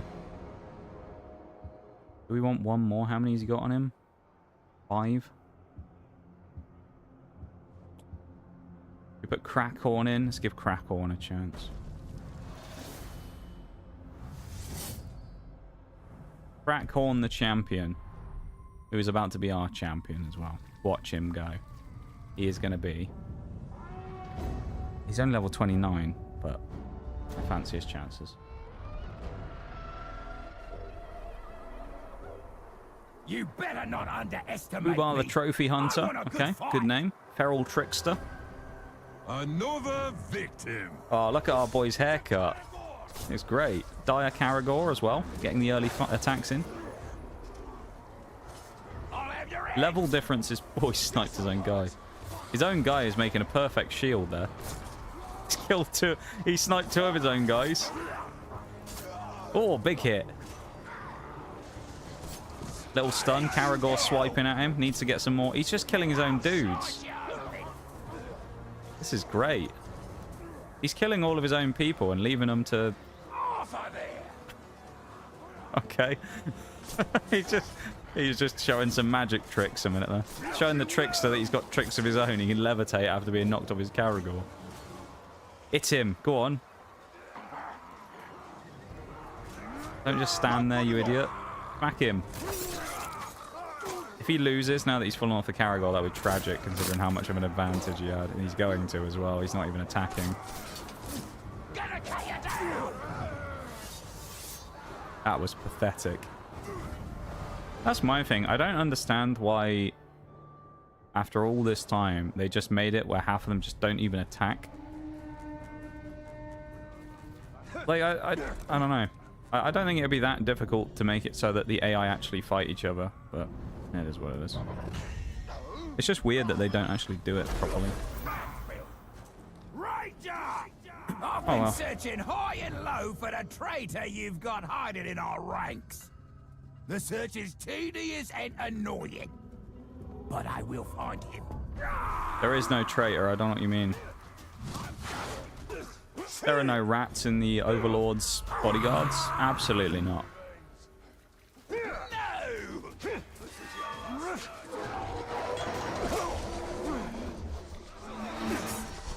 That's rude. I was trying to summon my buddies. There we go. How rude.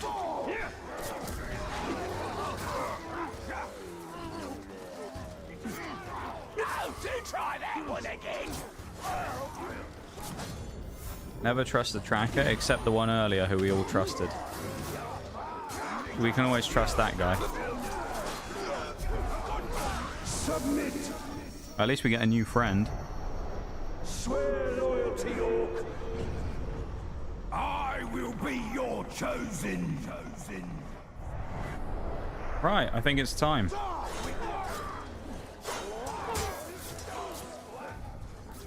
Now we got to do is hope that one of our guys doesn't get found out to be a rat and die. And also we got to make it so that Orc the Bard and hopefully Grom the Gambler survive. Mostly Hawk the Bard.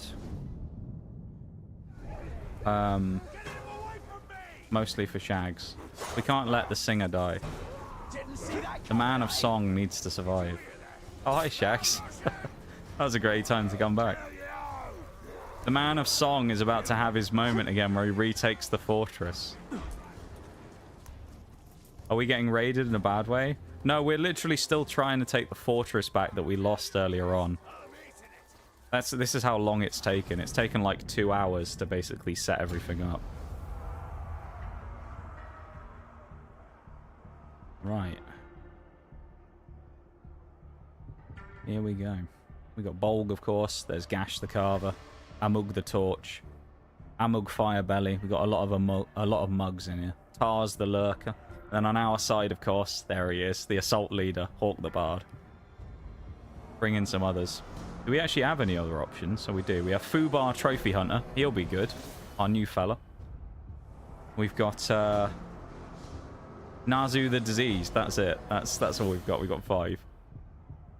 This will be alright, though. Capture victory points faster. I feel like that is probably a good idea, just in case. Just to get the quick caps, get us through it as quickly as possible. Archers on Caragors. Archers can shoot targets at greater ranges. I think Rain of Fire is probably the best thing here.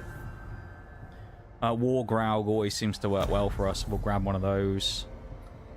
Let's go Savages, and then we'll go with O-Logs. Do it. Can we employ tactical nukes? Sadly not. Why did I back out of that? Okay, we've still got our settings saved. Here we go. We actually have the advantage on power, which is good. And of course, all of these guys, when we take a cap point, are going to blow up the walls and stuff and allow us to flood in. It's going to be great. I can't wait. Achievement unlocked. Start a conquest with all war chiefs as spies. There you go. Achievement unlocked. We just got one. Thank you for the Trophy Plus. I didn't know that was an achievement, but there you go. Lovely. Let's take our fortress back. Please don't drag anyone out and kill them. Okay, we're good. He hasn't killed anyone. His heartstrings always lead him back. Always make him want what he can't have.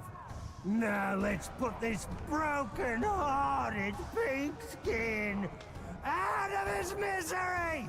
Oh, we fashioned some special blades for you and your boys, Tark. Red-hot steel, pulled fresh from the searing inferno of our forges. We'll plunge them into your bellies and watch your guts He didn't go on, half gone up it, does he? Bubble. What are you waiting for? Exactly. We're ready to go. They think their fancy fort can keep us at bay. We'll see how well their machines work once we clog them up with blood and guts. Yeah, we will. Let's go, fellas. Look at us. Look at our army. We look great. Let's get her, boys. We are indeed in the Shadow Wars. As correctly noted. Yeah, we finished the main story last time, and we're trying to get the last of the 34 achievements that we need to finish the game. Out the way, Graug. Point number 1. Ding.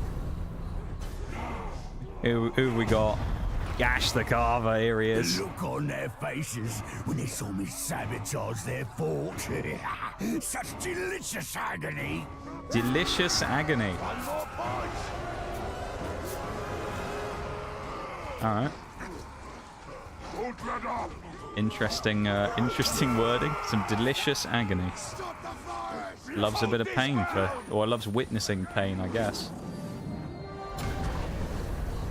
Who's next? Tars has arrived.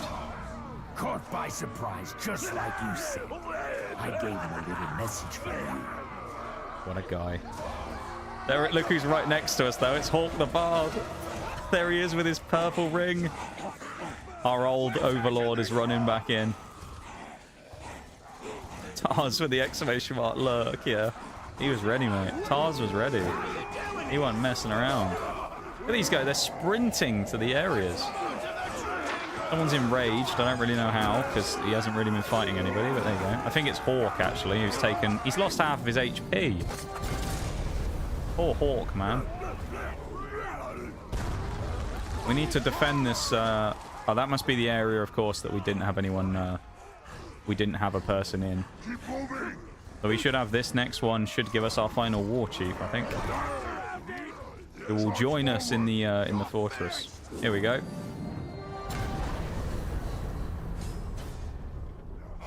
Here we are. Amug the Torch. The plan was perfect, and I executed it perfectly. Ooh, I do love infiltration. He loves an infiltration.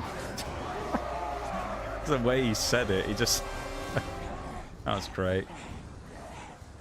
Among Us. Yeah, right. This is super easy because there's no war chiefs. We can just walk in and take the points as well. It's just regular orcs. So it's rather nice.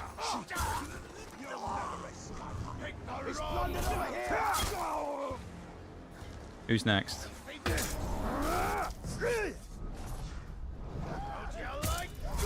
Oh, here he is. I think, is that Amug the Torch? One of them's come through. Oh, they're all here. The cavalry's arrived. The band's all here. Including the main event, the singer. I just want Hawk to survive. That's really all it is.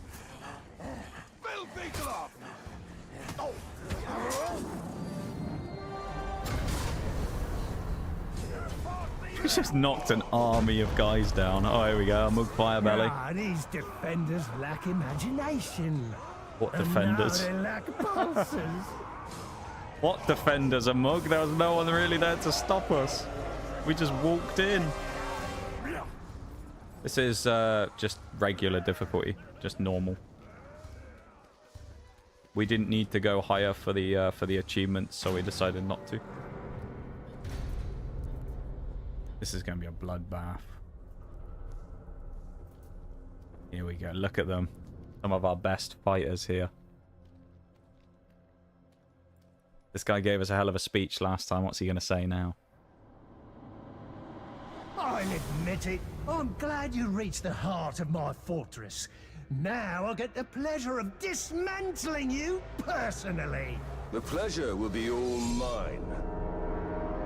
Well, ours. Not necessarily just mine. Oh, he's a savage with double fire axes. Hello. He's going to be a problem. Just you wait, though. Here we go. The betrayals have begun. Get him, fellas.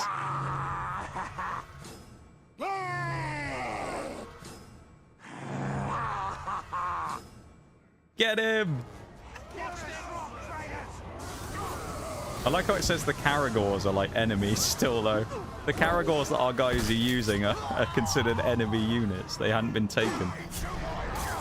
They hadn't told the Caragor about the secret that they were going to be betraying the Overlord. He was in on it.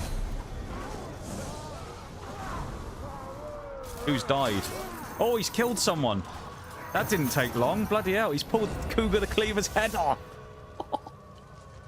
Oh dear. That has not gone to plan right there. He's ripped his head off.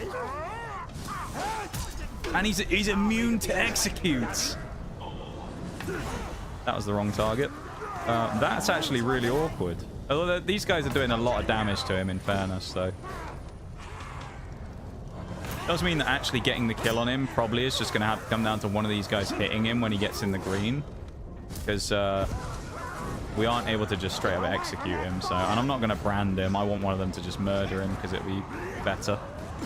He's healing. One of you get in there, lads. Come on. Who's fighting him? It's mostly the strong is going after him. Come on, lads. Someone get the finishing blow. You know you want to. I didn't mean to do that. Whose time is it? He's being manhandled by someone over there.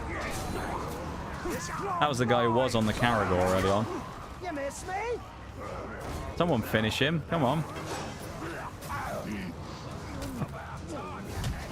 Come on, fellas. It ain't that hard. There he goes. He's gone. Fold the gatekeeper. He gets tossed like a rag doll by Cougar the Strong, I think it was in the end. Nicely done. And the fort has been retaken. Welcome back, the orcs chant, or at least that's what we're going to say they're chanting.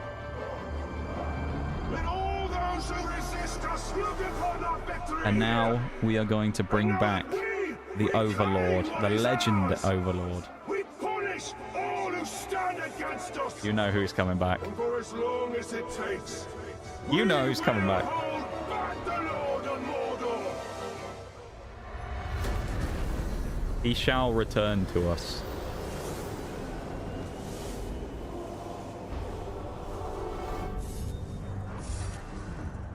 Region captured. Embrace democracy, or you will be eradicated. Exactly. He's going to rule with an iron fist. It's Hawk the Bard. He's back. The man of song. Achievement unlocked as well.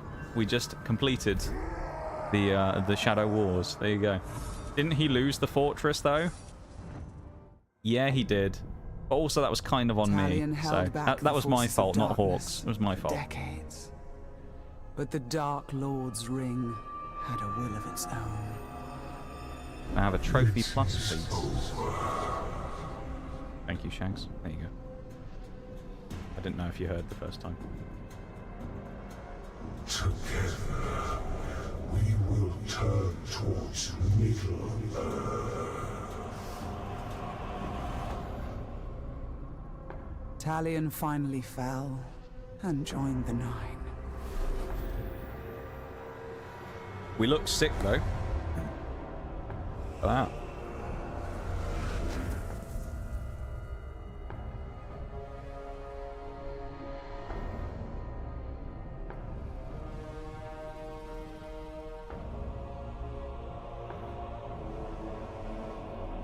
Aren't we kind of the 10 now if we join the 9? Because I can't remember where the ring came from. In the years that followed... Oh no, I think we killed one of them and took the was ring, found. didn't we? The newest of the Nazgul traveled with his brothers to the Shire in pursuit of the new ring bearer. Let's go.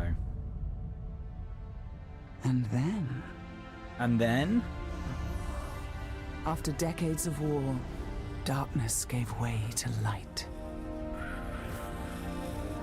A new fellowship. And an unlikely hero.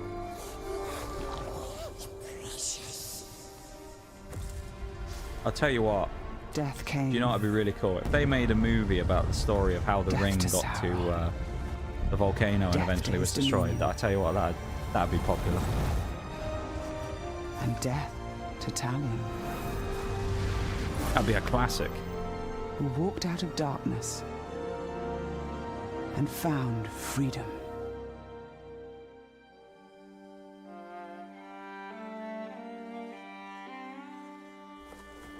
The music in this game as well, I've got to say, is insanely good.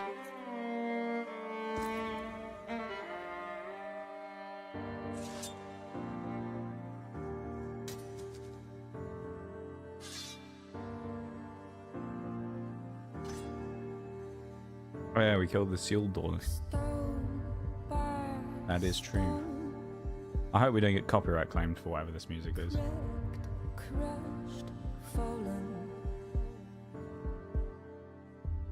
Could be a great movie, or 3 or 6. Could be. Someone should do that, that'd be great.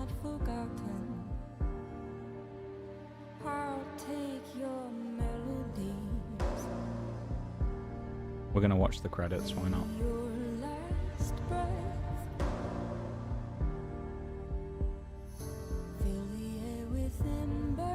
And he was set free after committing countless war crimes. Yeah. He was acquitted of his crimes and he left.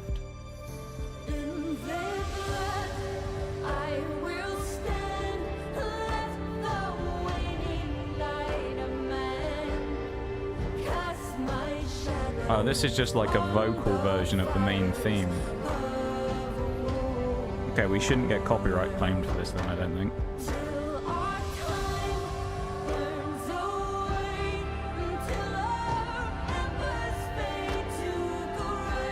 Love that version. It is pretty good, actually. I quite like it.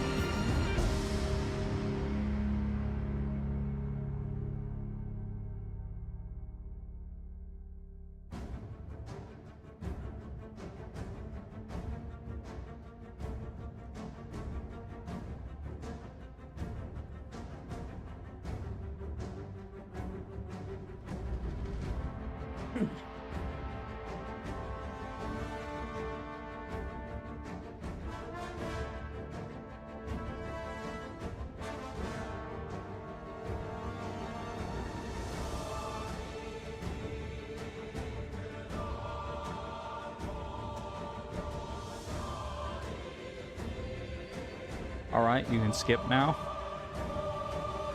I was unaware that you were running the stream there, Joey. I make the decisions around here. Alright.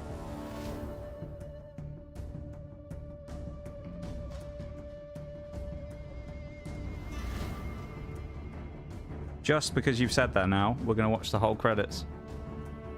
Start to finish, we're watching all of them now.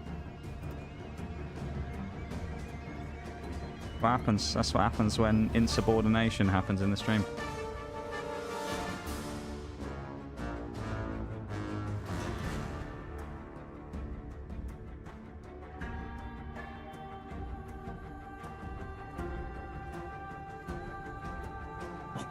The law has been broken. Exactly.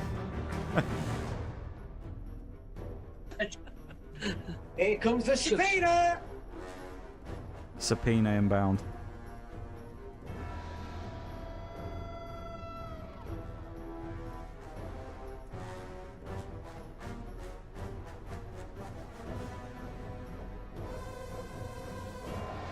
Also, if you haven't had the opportunity yet, go drop a cheeky like on the YouTube stream. Would be much appreciated if you could. Don't have to, but you can, and it's a free thing to do to support the stream.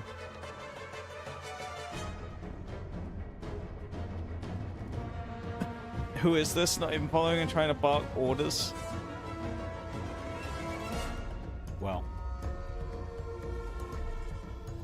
That's why we're doing the opposite.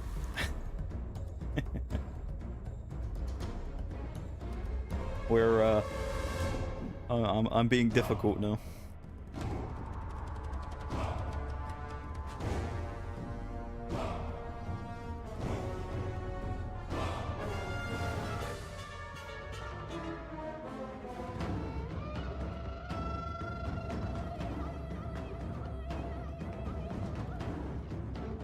Do bark in admiration sometimes. Nothing wrong with that. Well, I don't know. I feel like it's still a little strange even then, to be fair.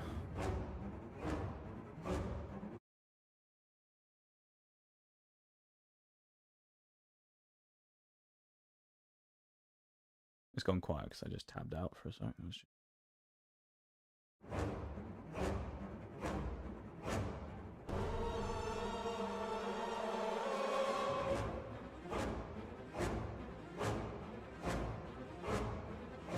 We'll have to figure out what we're going to do now. Because we need more achievements to do. Have we reached the end? I think we may have reached the end of this set of credits.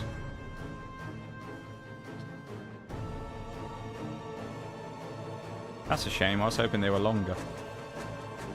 Maybe that's not the end.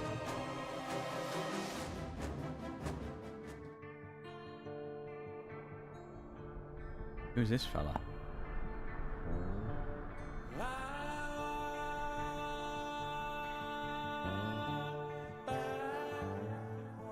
I don't know what this is. Is this DLC stuff, maybe? Maybe is this in... I don't know. I have no idea what this is. Oh! I know what this is. Is this that character they added for the dev who... Well, I think, if I seem to remember, I think there was a dev who was either chronically ill and may have passed away during the making of the game. And I think they added him in the game by making him like this dwarf hunter dude who appears every now and again. And I think he saves you every now and again if you're lucky. That must be what this is. This is his like in-game character, I think. What achievements are left? That's quite a broad question, Shags. There's probably like 30 left. 33 left, so I'll run through some in a minute, but I'm trying to finish all the base game ones before doing the DLC, and then we'll go from there, so...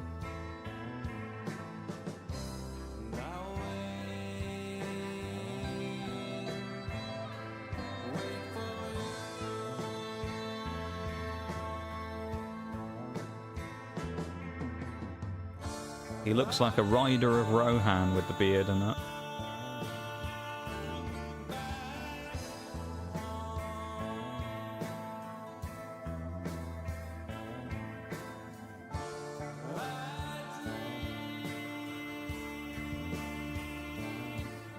Oh, he's even got Hawk the Bard's... he's got Hawk the Bard's weapon as well. Even better.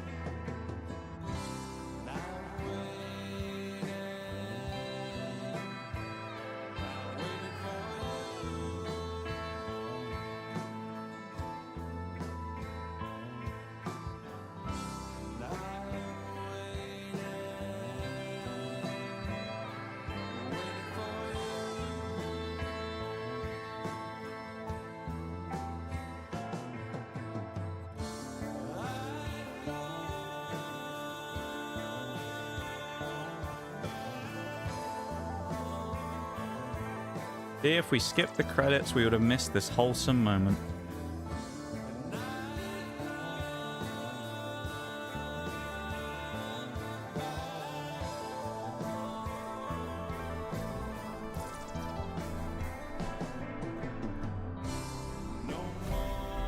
Oh, damn.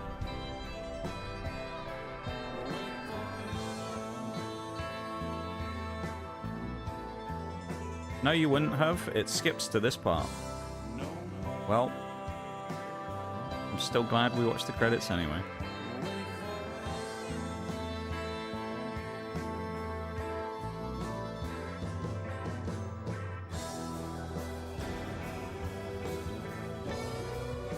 I would know. Nice.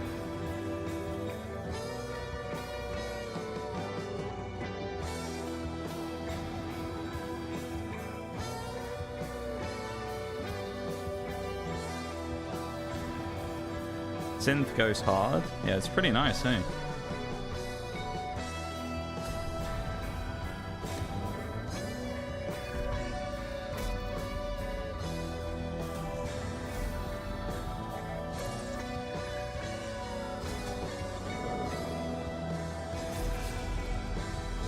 Cool moment as well, watching him get all these nice decapitations and things with his nice old weapon.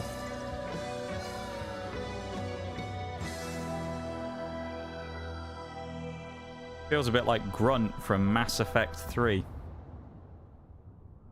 There's a reference. If you don't know Grunt from Mass Effect 3, you are missing out.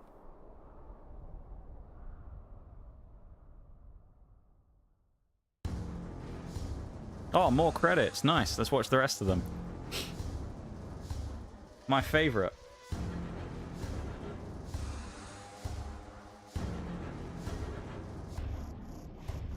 That's taken me back to the Mass Effect playthrough right there, man. That was a hell of a time.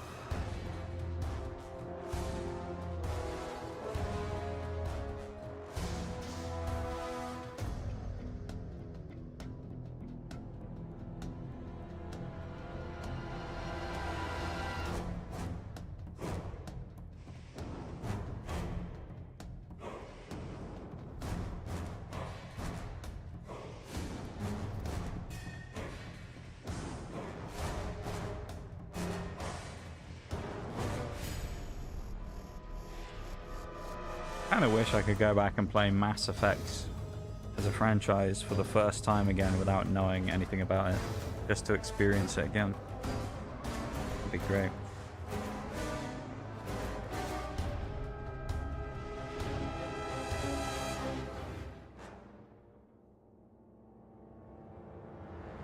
I feel like it would be so cool to do that.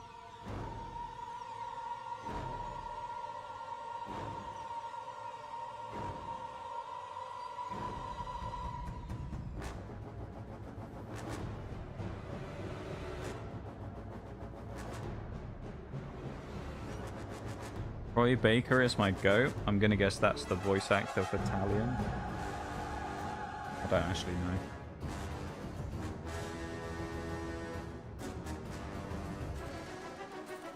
That's how I feel about Dragon Age, the first three anyway. Fuck the last one. Oh yeah, Veil Guard, or whatever it's called.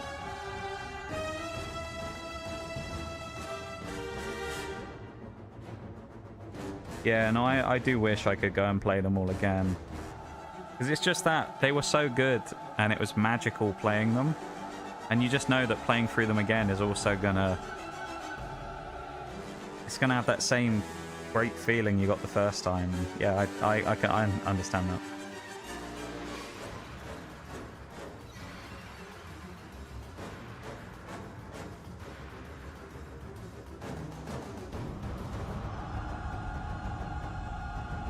I need to play the Dragon Age games, actually. I think now that I've done Mass Effect, I need to play the first 3 Dragon Ages at some point.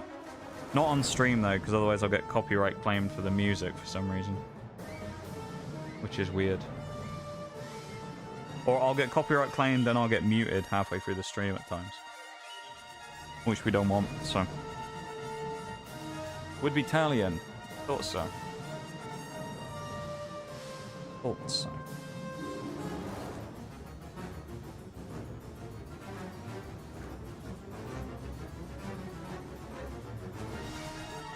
First one will get you muted a lot. Yeah. Yeah. I think they'll be fun to play. I think I can play them on Games Pass, so... Probably end up doing that. It'd be fun. Maybe they're on Steam. I don't know. If they're on Steam and they're pretty cheap, they might be good to play. I think the only one I've ever played is I played a bit of Dragon Age Inquisition before, and that's it. There wasn't tons of Inquisition, but I played some of Dragon Age Inquisition. And I enjoyed it. They're on Steam. Ooh. Are they... How much are they? I won't buy them now anyway, but just in the future. Wait for a Steam sale and then buy them, maybe.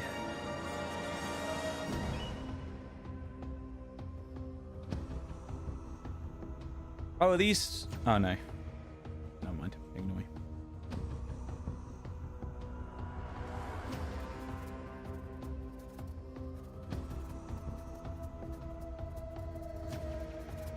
Ignore my stuff I'm saying.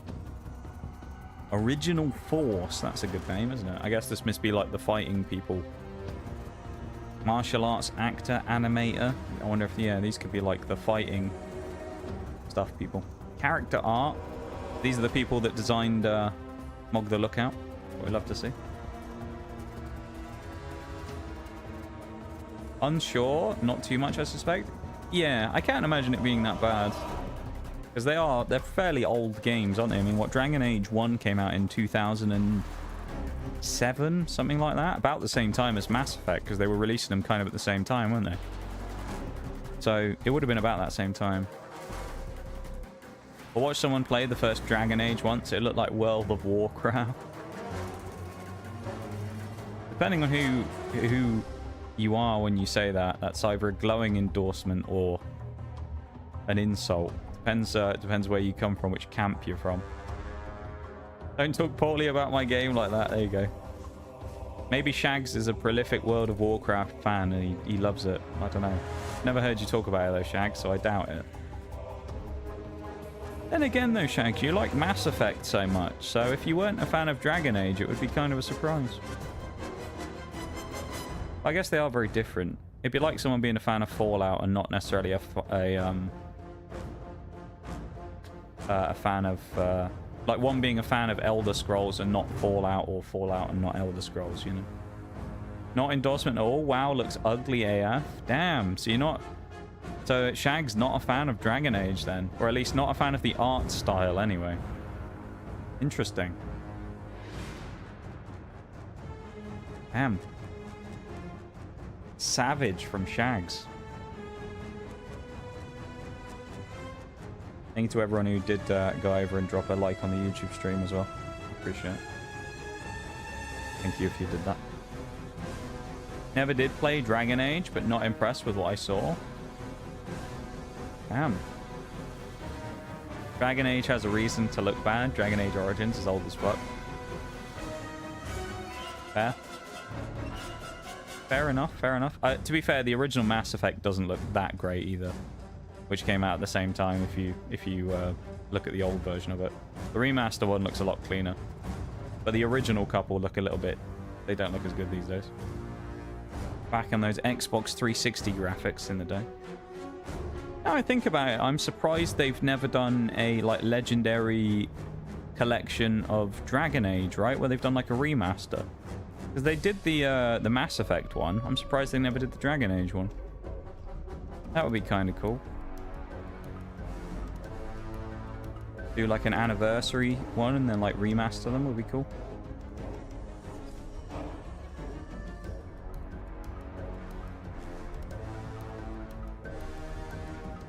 I always thought when I played Inquisition, I quite liked the art style in that game. So if the other two are similar to that, Dragon Age 1 and 2, being Origins and Dragon Age 2, I think it's just the title of the second one. I think they'd look good, you know. Clearly they hate Dragon Age. Look at what they did to the last game. Yeah, the last game was something. Yeah. I know people weren't a big fan of that. It bombed as well. I suspect, based upon the last game, I don't think they'll make another Dragon Age game for a while. I do know that they are making another Mass Effect, but I don't think Dragon Age will come back for a while after how badly the last game did. And I don't think it's Dragon Age's fault. I think they just made a shit game. And I know there are people out there who like it. I mean, I can't remember. There was someone recently. I don't remember who it was.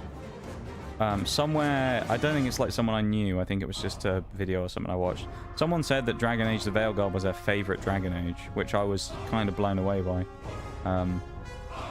I mean, you know, if you like it, fair enough, I guess, but you're in the minority when it comes to that. Most people hated it. So, I don't know. I think, like, people hated it for different reasons, though. A lot of people didn't like the art direction of it. I think a lot of people said it didn't really feel anything like the originals in general, the way it played and the way it felt. And then a lot of other people didn't like the fact that it was effectively, most of the story had sort of weird, sort of social justice, political undertones, and it's just a bit odd to make the whole story about that when you're, you know, in like a fantasy setting. I don't know. I mean, personally, as a my own thing, I honestly think that like IRL issues and social problems and politics should just be kept entirely out of video games, because it's kind of not what they're for, to spread messages about stuff like that. They're there just as a escapism from IRL life, and thus having just tons of crammed in messaging is just a bit odd. I think I'm not really a fan of that. So there's a break about to start as well, or it's just started. We're just going to sit here. I mean, we're only on the credits, so we're just going to wait. Hopefully, hopefully Joey's enjoying the credits, or the ads now, I suppose. That's unfortunate. Don't get no ads? Oh, you're a turbo user. Or do you use an ad block? That must be it. Well, enjoy the credits anyway. Not where I'm from. You don't get ads where you're from. Interesting. That's new. I don't think I've ever heard of anyone not getting ads on Twitch based upon where they're from.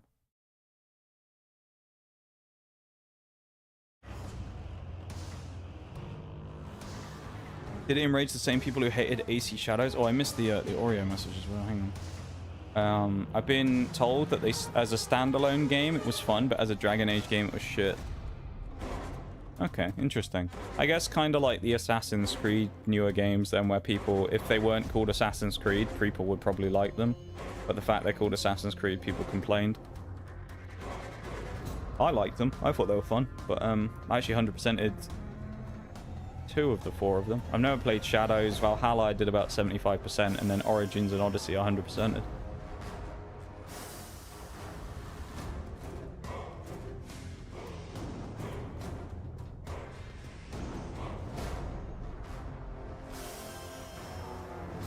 It's a long set of credits, isn't it?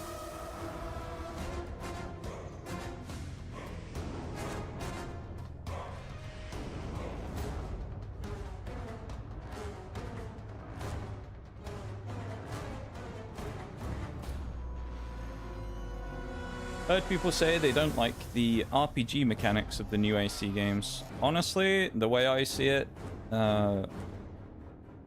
and my opinion's the overruling one, of course, in the stream, in this area we're in.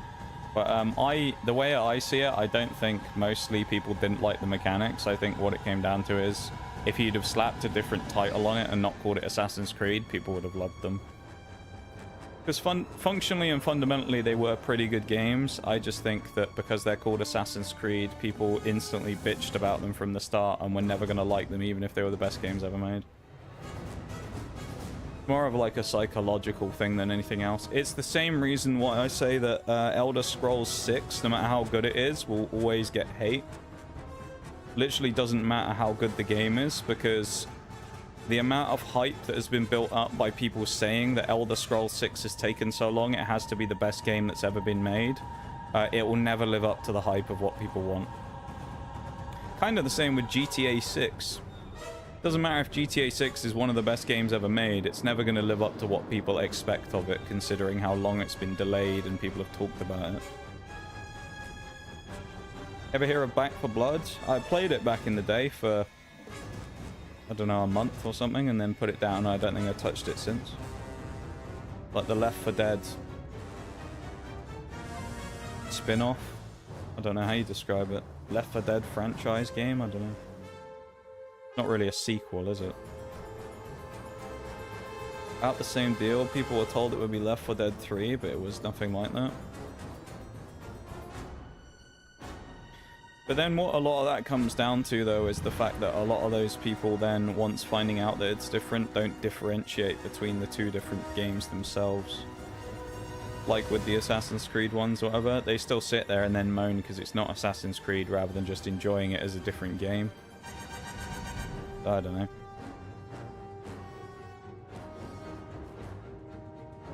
Honestly, in my opinion, I just think that most gamers these days just whinge about anything and always look for something to complain about no matter what. Like, I think there's complaints about certain things. There are certain games that are just not that great and there's genuine problems, but I think most people just go out of their way to find something to bitch about because they can. Even though it's a very easy fix in a lot of cases. It's like the Destiny 2 effect, you know? Destiny 2, which I played for many, many years, survived for a long, long time, and half of the hype that you got for the game was old people who hadn't played for 5 years coming back just to complain about stuff that was happening in the game now, and go, back when I used to play in 2020, it was... It's like, great, but it ain't 2020 anymore, so why are you here? If you don't like the game anymore, stop playing it. Go find something else you do enjoy. But people just loved to complain because they loved to complain. That was it. I don't know.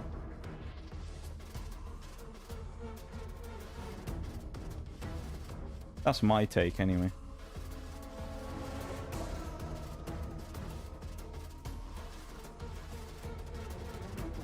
One human that exists. Welcome in, or welcome back, I should say, right? You've been here before. Welcome back to stream. How does one achieve so many subs? Great question. I have no idea. Go for a live stream and shoot for someone who's got like 1 million plus. They'll probably give you a better answer than me. That's my honest take on that one. I feel like you've got to ask someone wildly more successful than myself. Essentially, 99% of my YouTube subs probably came from the Twitch channel. I think.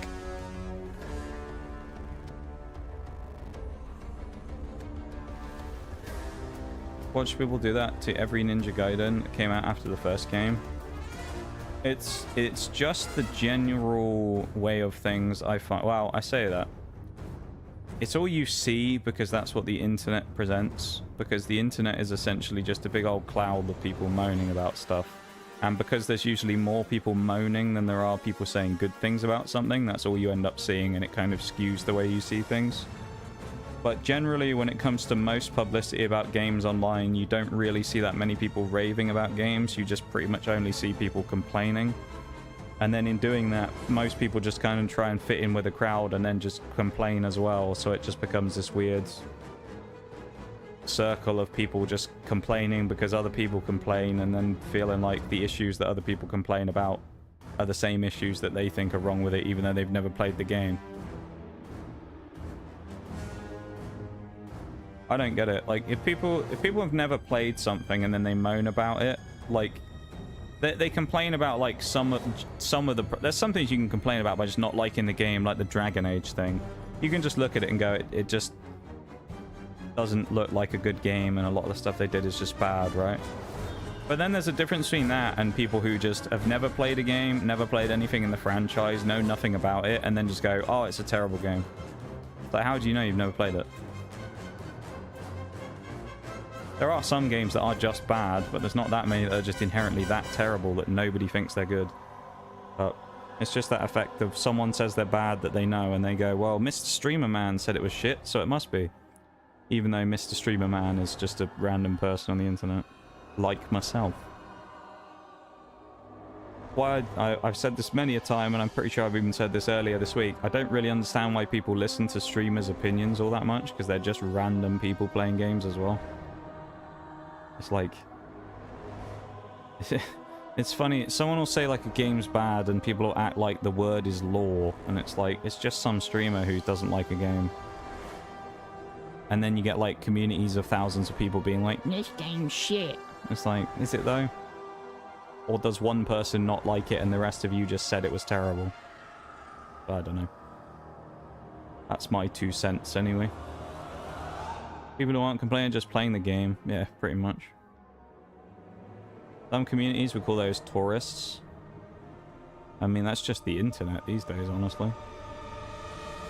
People just, as I say, people just love to find something to complain about. If they don't have something to complain about, they'll usually go and look for it. Just to find something else to be mad about. Not just in the game stuff either, it's like everywhere. People will just go out of their way to find something to be angry about, no matter what. It's tragic, but it's also kind of hilarious. Complaining about games, we love to see it. Yeah, people on the internet these days love a complaint, don't they, as I say.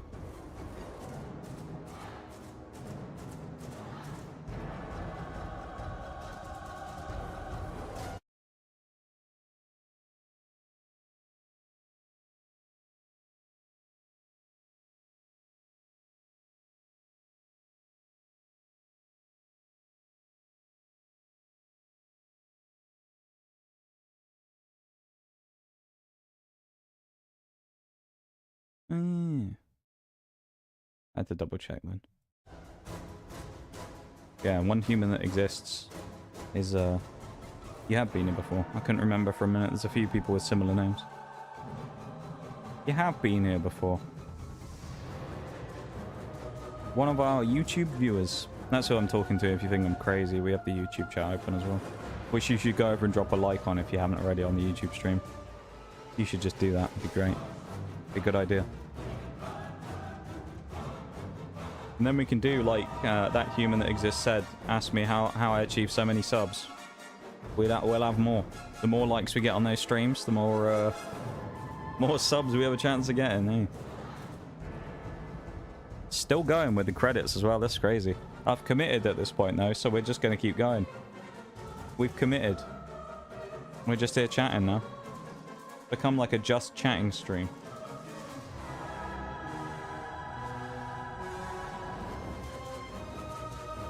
Actually, I should check as well if that guy, did the guy from Elgato respond to me that I was talking to earlier? Sent him an update about the thing. Oh, he did. Hang on. Oh, no, he didn't. That's just the auto thing telling me that I'd messaged him back. Never mind. Because the Stream Deck's being more well behaved today. It's still not working properly, but it's working better than it was. Those were not cheap follows, no. Real follows ain't cheap. Well, I guess technically they are, actually. They're free, but they take a lot of work to convince people to follow a lot of the time. I suppose it depends. Some people just instantly get people to flock in and blind follow them without even hearing them utter a word on a stream, I suppose, so... Maybe it depends what type of streamer you are.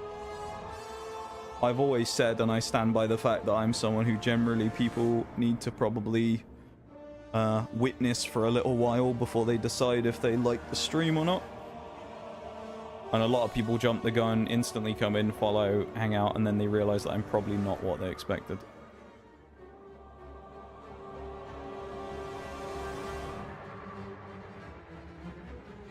A lot of that being that I usually have boundaries that I, like, stick to. Most people don't. So some people don't like it when they do things, and then I step on their toes for it. Those are called bards. The king of song. The legend himself. Hawk the Bard. What we need. That's what we should have had over the credits. We've got some music in the background, but we should have had him just saying sing the whole time. Follows are cheap. People follow and never come back all the time. True. Not wrong. Views are expensive. Yeah, you know what? Actually, that's a great way of putting it. Follows are cheap, views are expensive. Hit the nail on the head with that one, actually. That's... yeah.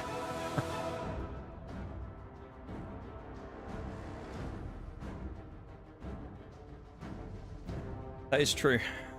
People throw follows around a lot, but views are a lot harder to come by. You also have a mod who bans people just for pissing them off. True. But also I feel like that's also useful to the general health of the community, honestly. Because generally most of the people who come under the crosshairs usually are just an annoyance for other people as well, to be fair. I can think of a few examples. Calga fan, for example.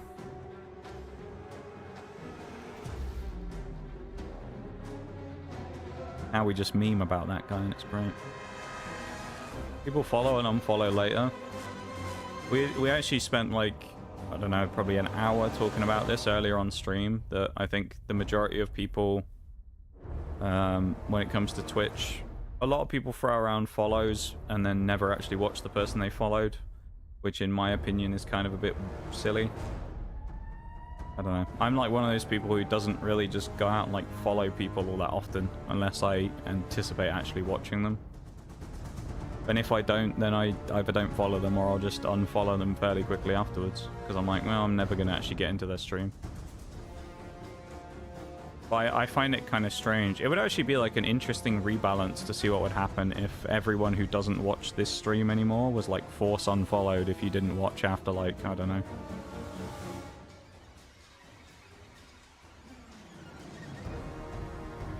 3 years or something. If you'd never been in the stream and watched in 3 years, you just get like auto unfollowed or something. It'd be interesting to see what happened.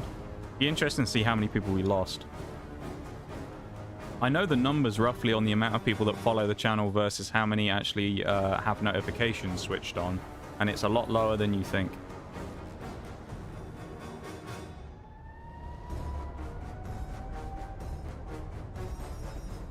Rated by 1,000, get 500 follows. That's unrealistic as well. There ain't no way 500 people are following off a 1,000 viewer raid.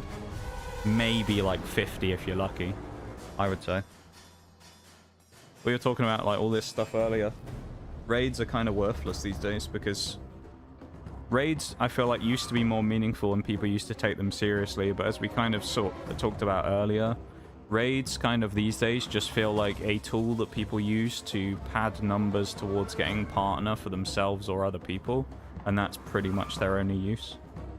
Because a raid doesn't actually bring about generally new viewers into someone's stream. They just won't make the transition. Mostly because, again, I'm just kind of covering old ground that we talked about earlier. Pretty much what it all comes down to is that most people are watching someone or something and they aren't really interested in anything else or anyone else. And that's about it. That's why you don't see that many new people around in most streams, because a lot of it is just the hardcore watchers love watching the person, but all the other people on the platform tend to watch their hardcore people as well and don't branch out all that much. There you go. That's some insight for the day. 3 years is too long. Yeah, but we've also had people in this stream who've like disappeared for multiple years and then come back, so I don't know. 3 years is long enough, but also short enough that it doesn't feel like people are losing loads of streams that they might want to watch just if something happens. Because a lot of people take long periods of time away from the internet. But either way, I don't think it would be a bad thing though if there was some form of mechanic involved where people would be unfollowed after a certain amount of time. I don't think it would be the worst thing in the world. People's numbers would be wild though, but I feel like they would actually be a more accurate reflection of people's communities. I mean, the easiest way you can do it is just look at the amount of people that follow someone and then look at the amount of viewers they get. Right? Generally, the thing you'll notice with basically everyone that exists is, in an average stream, most people are going to get 1% or less of the followers that they probably have in viewership. Unless they're in certain circumstances, like very new. You know, where it's like maybe they're trying to get affiliate and they have 40 followers and 5 viewers or something, but most people generally are going to have like 1% or less, I would say, of viewers. And then as you get bigger, of course, that amount then increases, and like for me, what it'd be, 1% would be like 18. So, there you go. I don't remember the last time when I averaged 18. It was probably a while ago now.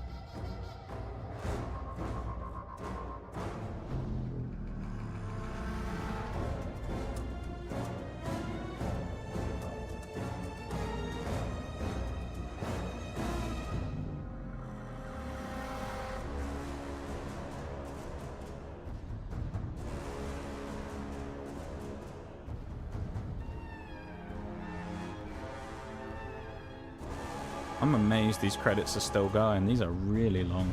This has been like half an hour of credits. This is crazy. It does give us a chance to chat though, as I said, which is not always the worst thing.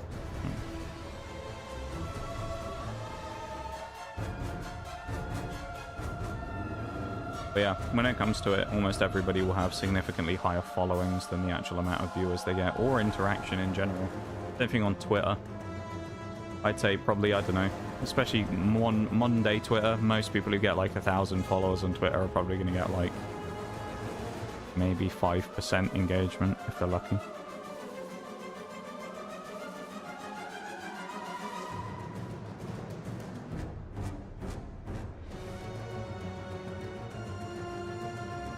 A lot of that is because things are just oversaturated these days with so many people being streamers. But also comes back to the general attitude shift that we talked about earlier on of how it's a lot more sweaty, try hard than it was back in the day. Where most of streaming used to just be playing games, having fun and memeing about with people and sharing stuff that you enjoy, but a lot of it now is kind of lent more towards I'm going to become a streamer because I want to be successful rather than I'm going to become a streamer because I want to become a streamer and enjoy it for playing games and sharing a passion with someone. That's my 2 cents anyway. Which I'd like to think is relatively good as a 2 cents goes, because I've been around for a while, so I've seen a lot of shifts over the last few years. That's my take on it anyway.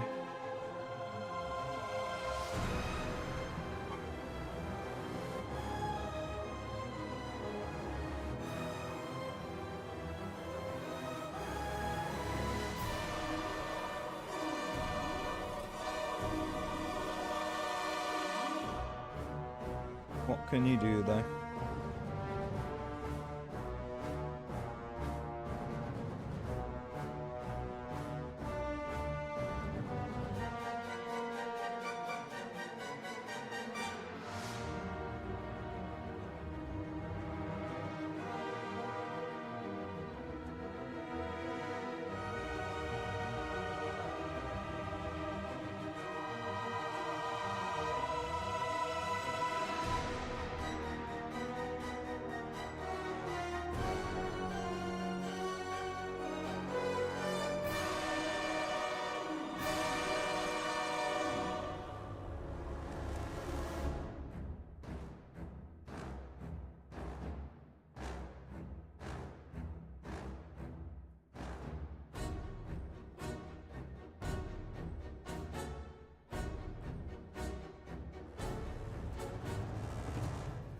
Run out of things to say.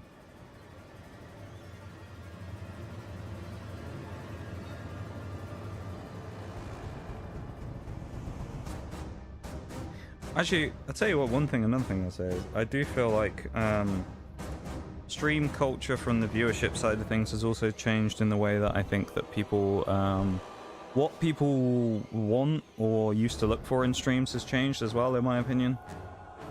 And I think a lot of people used to come in to streams because they wanted to actually talk about things that they wanted to talk about, versus a lot these days is kind of just not that.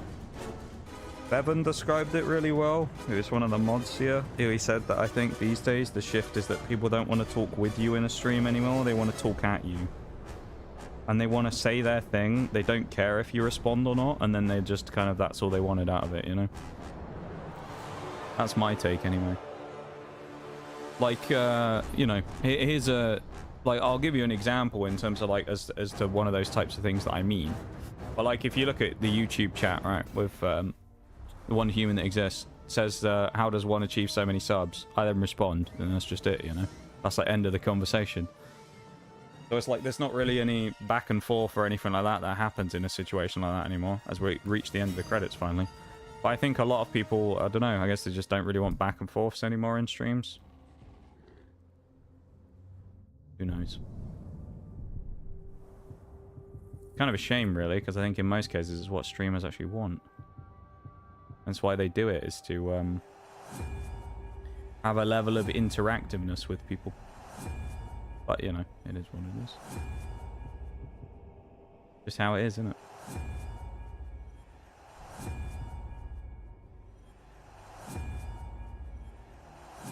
Or like the other thing is as well, you'll get a lot of people that just make a statement and then just leave.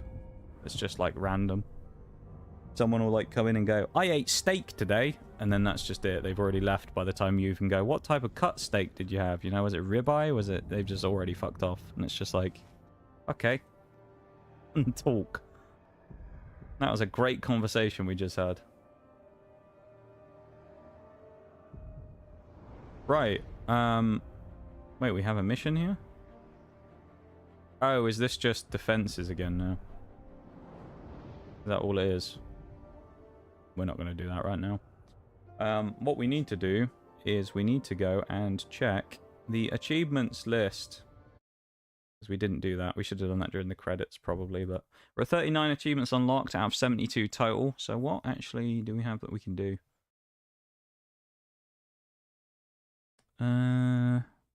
Shame an assassin until he becomes deranged. That could be fun. Let's do that.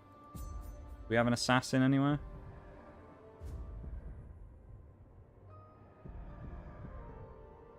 Probably, I don't think there'll be any in this region because we probably just cleared out all the captains, but...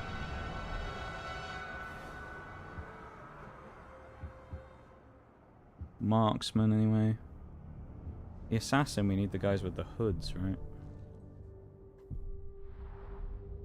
Do you accept backseating? I do not.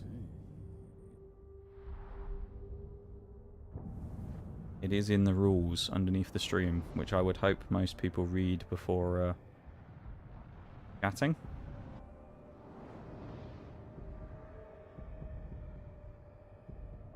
Some people are, but I am not a fan of backseating.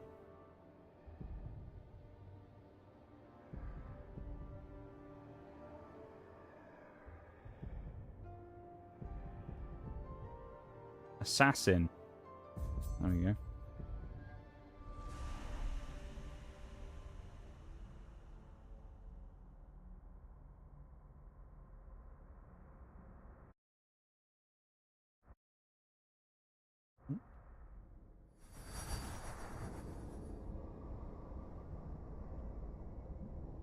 My general 2 cents when it comes to backseating is that in most cases... The guy... Did he move? How'd he go? He was right there, wasn't he?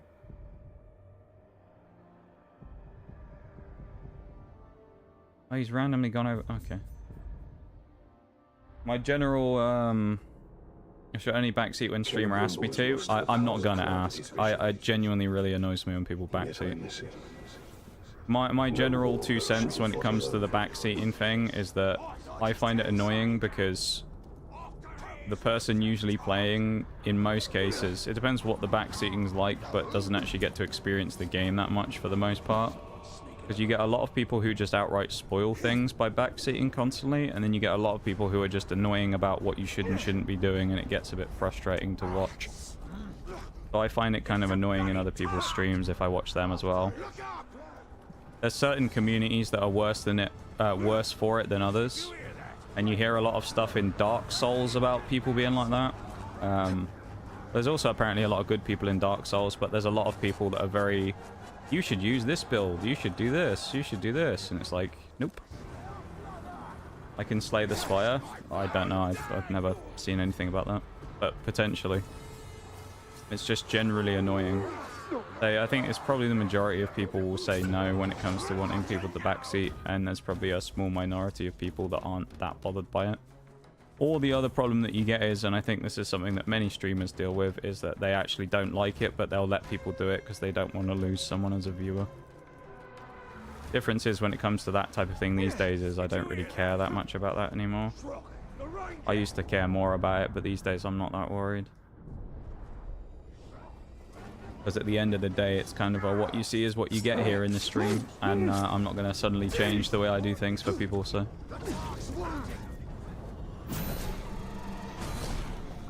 Hence the skip the credits earlier being met with, we're going to watch the entirety of the credits now, specifically because you said that. And that's kind of just what I do.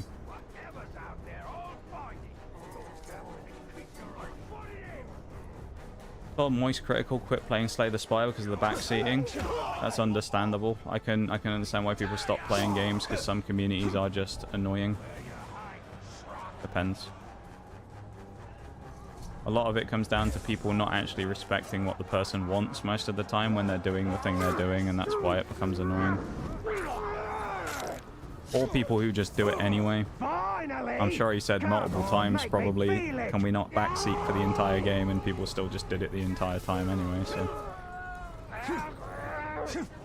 I know sometimes you'll get people that'll be like sitting there going, I can't help it, I just have to say things, but it's like, it just kind of ruins the enjoyment of the game for people most of the time.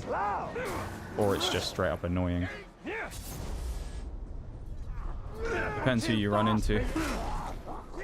We will meet again. Nah, you ain't running away. Right. Get him off. You're not running. Yeah, I'm not someone who will ever ask for backs. Oh, he's already become deranged. There you go. That was easy. Trophy plus. I'm not someone who will ever ask for any form of backseating. Every now and again, I might ask someone to look something up. But that's usually something that I'm kind of thinking myself that I just need to confirm, like in Pokemon, where I'll say to Nitty sometimes when he's here, what's the move pool like on X Pokemon that we're fighting? But other than that, I'm not like... It gets annoying when people come in and they're like, why don't you use this move and do this? And it's like, why don't you play the game for me? Because why am I even fucking playing it at that point? So there you go. It's my 2 cents anyway. I don't like it. Most people don't like it, I think. Let's say there's probably a small amount of people who do, but I'm not one of them. What else can we do as an achievement? That was an easy one. That one, it's got us to 40, which is nice. What next? Resurrect to follow a captain. I don't think we can do yet because I don't think we have the skill. Defend Kirith Ungol from a new threat. I get the feeling it's DLC. Send a follower to kill another follower in a pit fight. An interesting one. Help a grunt become an overlord.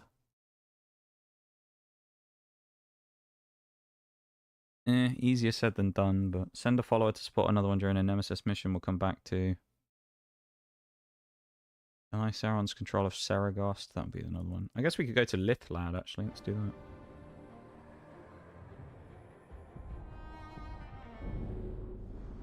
We've actually been here once before, because I couldn't remember if this was in the base game or not.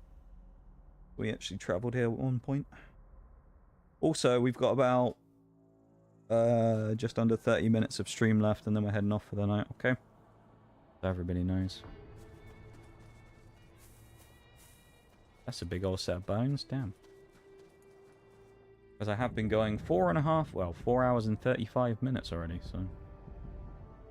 Pretty decent, I think. Let's go do the, we do the challenges here. Maybe the reason... Who's this? You planted a seed in me. A seed called obsession.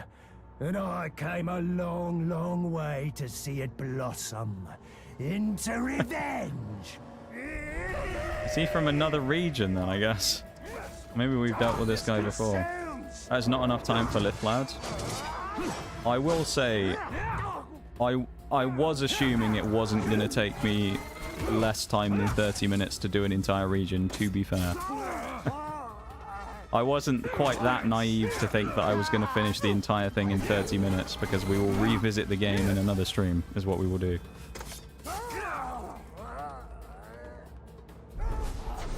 On your knees. We'll come back to it next week. Join my army.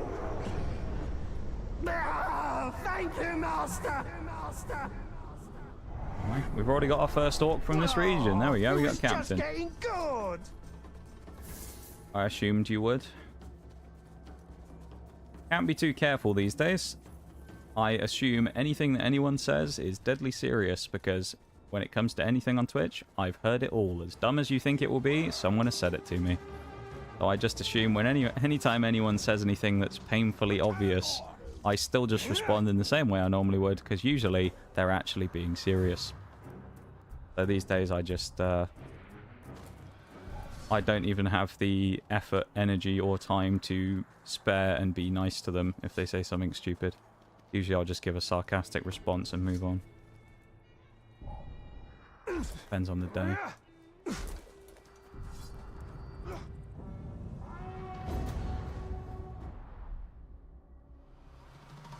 Torthad, control. What do we have to do here, It then? is not the weapon that wins the war, but he who wields it. 20 We will orcs while turn the mounted on weapons of beast. the enemy Shoot bait. against him.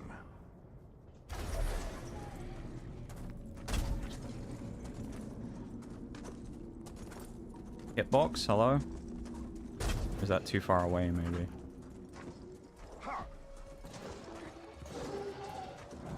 Where's more Caragor bait? I don't mean... Oh, that counts as bait as well. Never mind. Just baiting ghouls instead.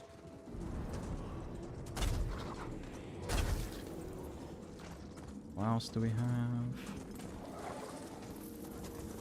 One all the way back there, which I can't quite see because there's a big old Caragor ass in the way. Clear the camp without Celebrimbor taking damage is an interesting challenge. Means I can't go for executes on the Caragor because otherwise we'll just die.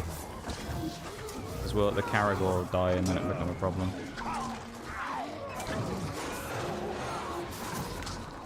Also a good job it's not do it without taking damage in general, because that would also be a problem. 2 Blood Brother O-Logs? No, I don't think we've run into those before. The name seems familiar though, so I feel like we've run into them in a previous playthrough from years ago, but... yeah. Doesn't make sense. Why can't you do executes on Caragors? Because if you do, you take damage on the Caragor. And if the Caragor dies, then it's a lot easier for me to take damage on the floor than on the Caragor, who eats the damage for me if I'm sat on his back. There you go.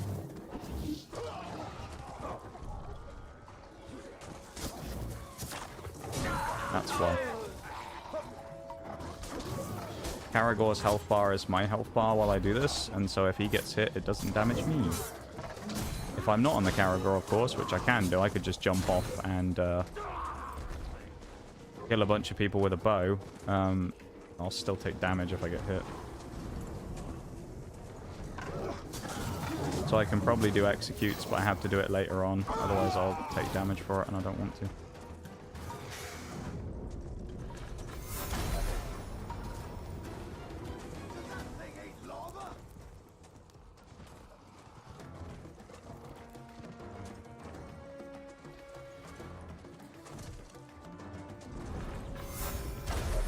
That was a horrible miss. We don't want to talk about that.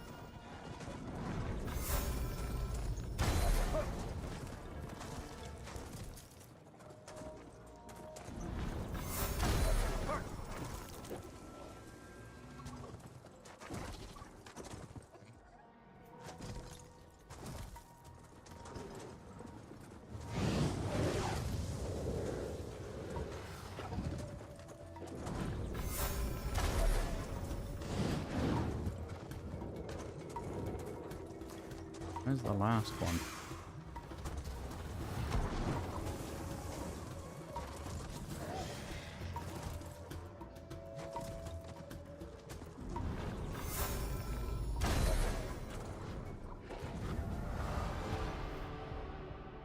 Really? We got 19. Well, how? Everyone we killed was while mounted. That's weird. We'll do that again. And you do it with your Mightful. Not like you need it. Torthad, Control. I'm just going to do it how It I was is not doing the it. weapon that wins the war, but he who wields it. We will turn the weapons of the enemy against him.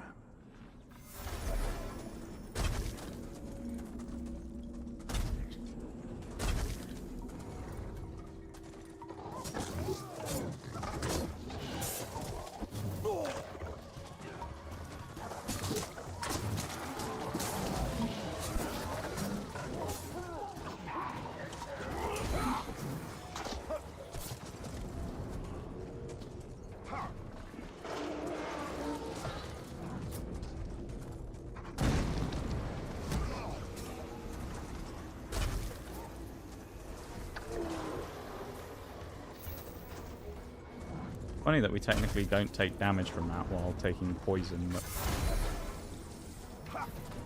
Oh, I wonder if it's because the Caragors killed too many of the enemies before I had a chance to. I wonder if that's why there was none left. That could explain it. In which case I want to prioritize killing people on the ground early so that there aren't... Or just kill the Caragors, but kill all the guys on the ground early so that there's enough people left so that I can... actually kill them later on.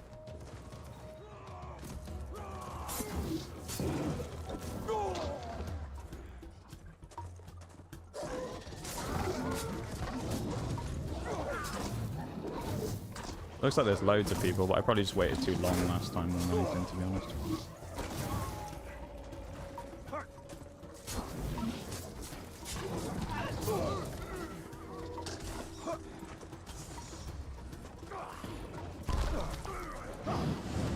We got knocked off, that's not good.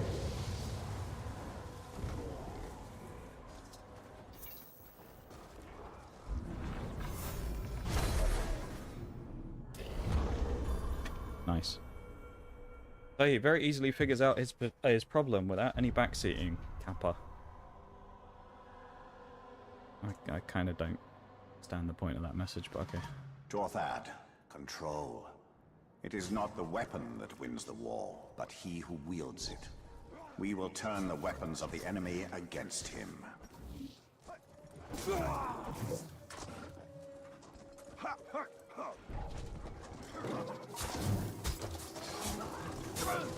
I'm just going to fight the orcs first and then get the things afterwards.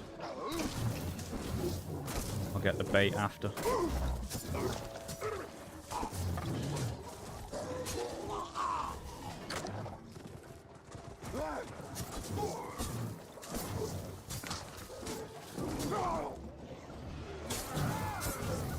Backseating is dangerous. It is, Shags.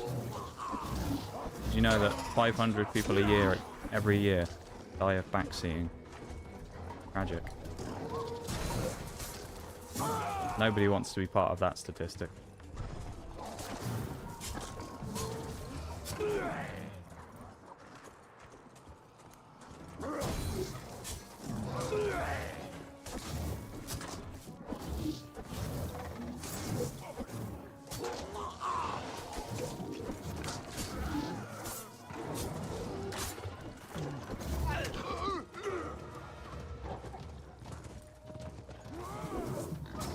Can we just be normal, whatever this is? It's starting to get on my nerves.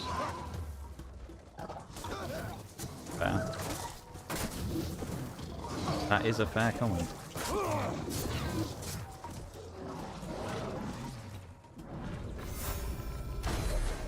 Well, it was a good demonstration of how backseating isn't necessary.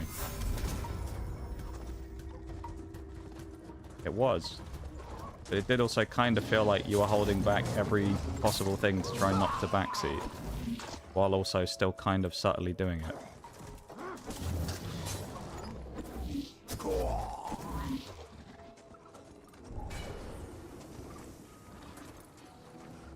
I don't know, maybe that's just me.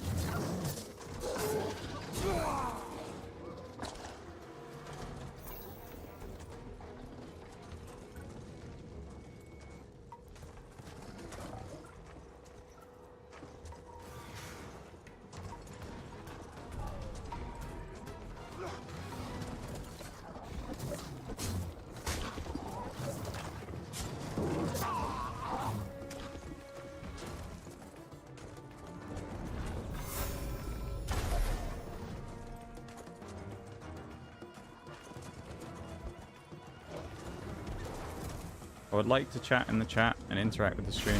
Yeah, you can do that, but... And that's fine. No one's going to complain about people chatting, but I feel like... You know...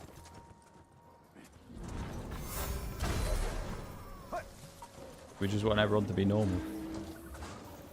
And just hang out and vibe without kind of fringing on the rules every chance you can.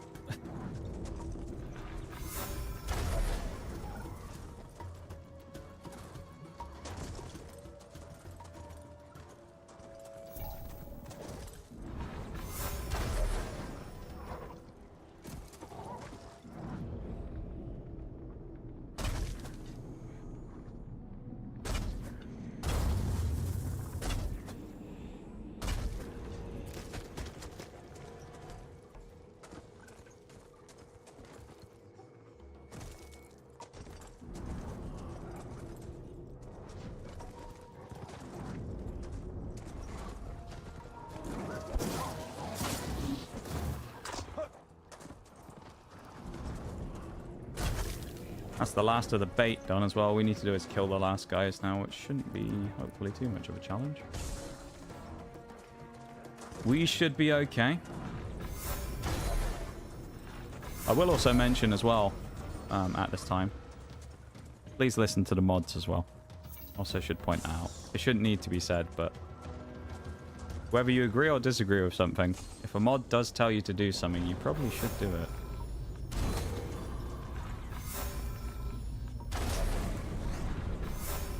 Because the mods do act for me with my full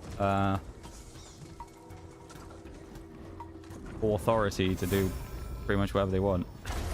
Because they know how I am and how I function. So, whether you agree or disagree, if a mod does say, can we just not talk about something anymore, not talking about it's a good idea for the future, okay? We did the thing. If we did this later on, actually, or earlier on, we actually could have got some higher level gems and then saved ourselves some time with the fusion stuff later on, I think, but it's fine. I don't mind.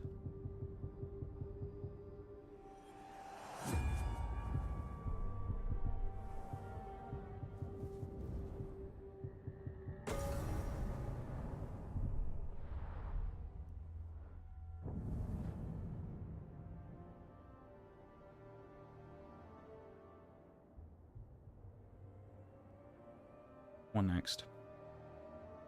How long do we have? 10 minutes. Do you think we can do another one? Probably. Surely we can do another one in time, right? Oh, we avoided the traps that were laid before, and that sounds fun. Bit dodging, bit ducking and diving. The darkness must be contained.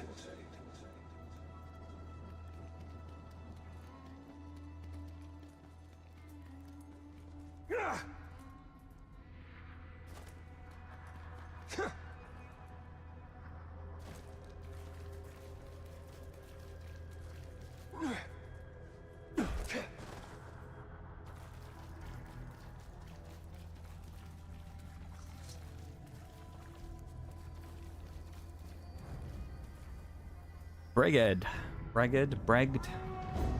In his war against Sauron, Celebrimbor was forced to walk a treacherous path, relive how he avoided the traps that were laid before him. Nice. Let's do it. Bragged. The path to victory is rarely a straight one. For those who took up arms against Sauron, reach the top of the mesa.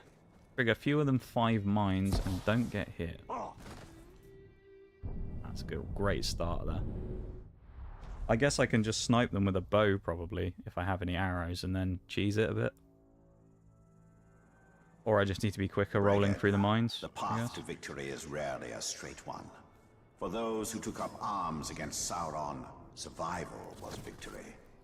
That's not what I was trying to do. If there's any undodgeable looking... Okay, all these mines are like... Oh, I see. It's like... The mines, and then there's kind of explosions. I see. This is a fun challenge. I like this one. not really many, like, movement-y challenges in the game in general. Bollocks. We'll try that again.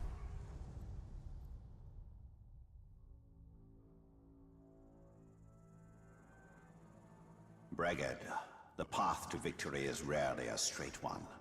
For those who took up arms against Sauron, survival was victory.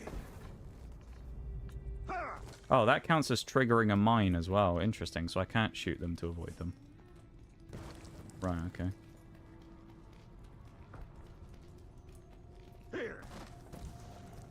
I guess that makes sense.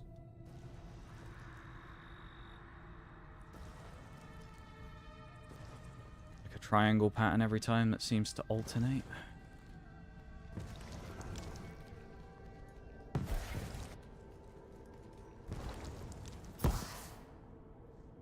That's kind of dumb. I guess we set the mine off behind us when we walked then. Maybe we have to use one of our arrows to snipe that mine. Bregad, the path to victory is rarely a straight one. For those who took up arms against Sauron, survival was victory.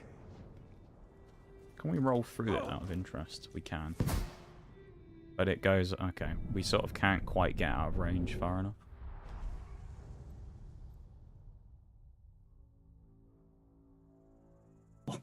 The law has been broken. The I path thought to the stream victory deck is light had gone rarely off a again. It was straight fine, one. actually. For those who took up arms just against idled. Sauron, survival was victory.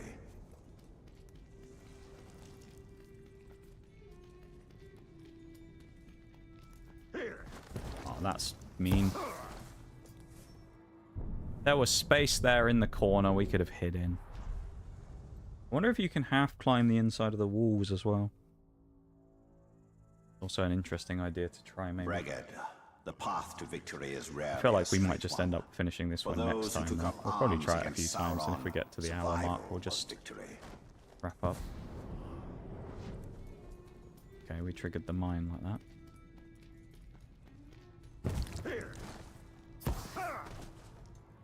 Bad timing. I should wait on the first one until they've just hit and then move, rather than going just straight through. Useful to know. We're learning little bits at a time. The path to Wish I didn't have to do the victory is intro rarely a every straight time, though. one. For those who took up arms against Sauron, survival was victory.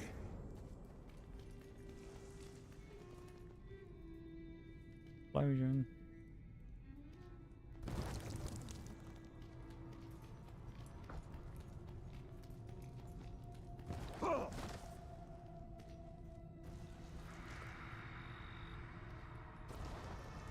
This one I think we can't avoid. Not shooting some of the mines. That's the one that tends to go off. And then we'll also get rid of that one and try and go that way to the arrows and then run across in a triangle.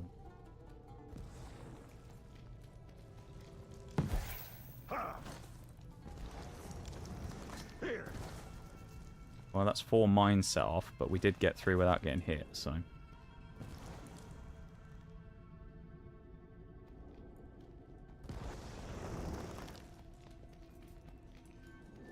That bit was easy, like a breather section. What hellscape awaits us now? Good job this isn't timed. Oh my lord.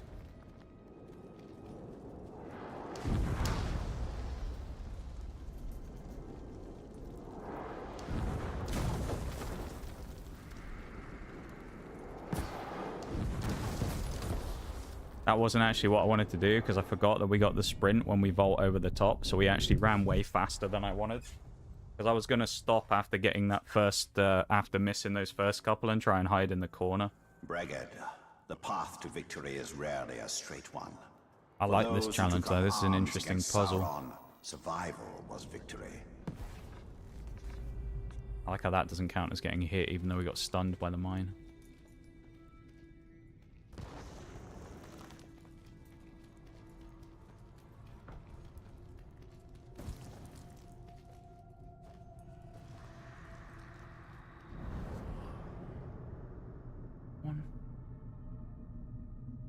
Ooh, we don't need to get rid of them.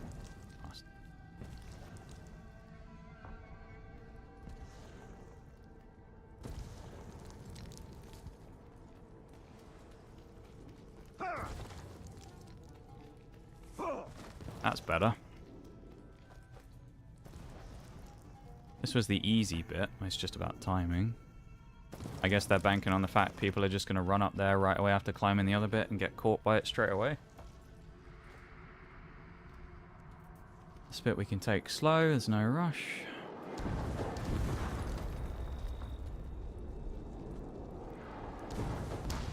Could shoot that and go that side, actually, under the cover.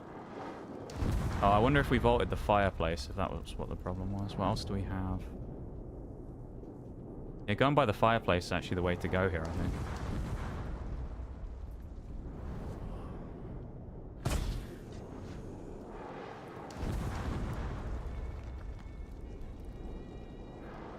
If we vault the fireplace, we'll get a speed boost, and we may well be able to roll through... Oh, there's extra. We need to get to that wall.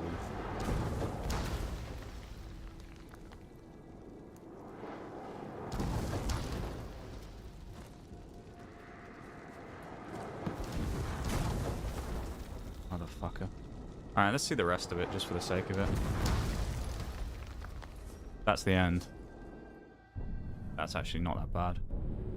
Alright, that last bit's going to be kind of annoying to time it right to not get hit by the explosion, and then it's pretty much just a straight run to the top. Bragad, the path to victory is rarely a straight Might give it like 1 or 2 more tries, and then who probably took just up pack it in arms for the night. against Sauron, survival was victory. If I could avoid breaking that first one.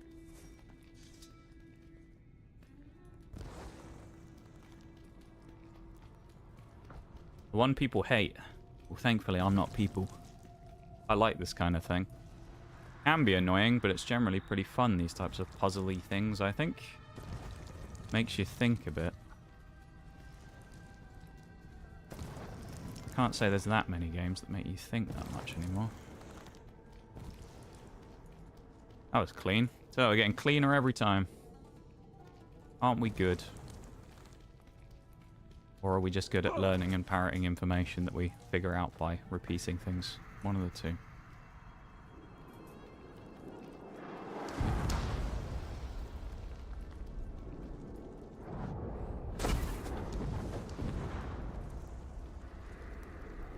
Don't think we're too close to that other one. Maybe... Where does that explosion land next to the wall?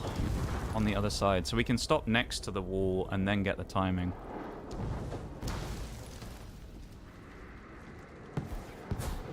The next one's going to land like... How did we trigger the mines doing that, really? I guess we got too close and it exploded. Man, that's annoying. How do we trigger 5, though? Surely not. Bragad, that doesn't sound right. Unless we hit multiple... I guess maybe one exploded and blew up more than one. Against Sauron, survival was victory. That's annoying.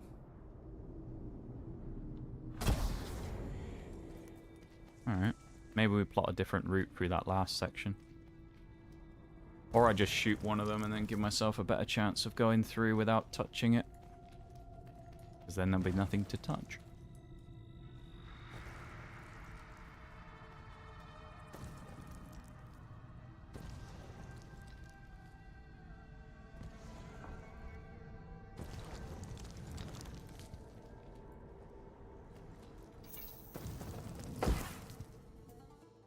I thought I could get away with touching the edge of that one and then walking through. I could not.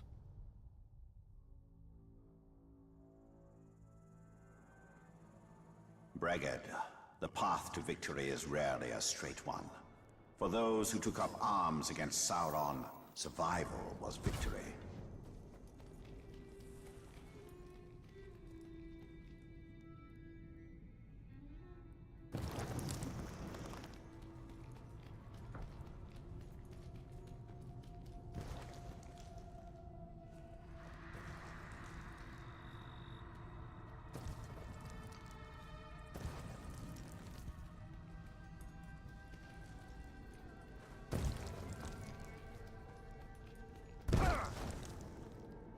That was close. We were right on the edge of the explosion radius, so I think we got away with that one. I don't think we should have avoided that one, really. I think we should have been hit by that, but I'll take it. I'm sure we don't accidentally trigger any of these.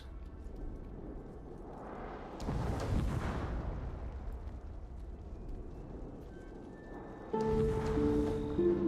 must be maximum suspense. With the first bits of the month. I think. Wonder if I do that. Hi Maximum, thank you for the Oblivion NPC music, man. Might be doing good. Okay, that one's still going to show me an icon for it being there, even though it's gone.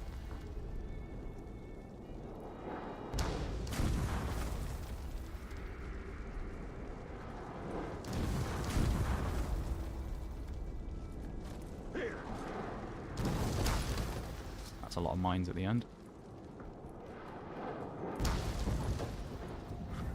GG. Gonna lurk? Well, I still wanted to say hi. Oh, we're gonna end in like 2 minutes. Hey, I appreciate it, man. I appreciate the sneak in at the end for the lurk. Thank you, man. And thank you for the bits. Well, I appreciate it as always, man. Shrugs. Hey, lurking's still lurking, you know.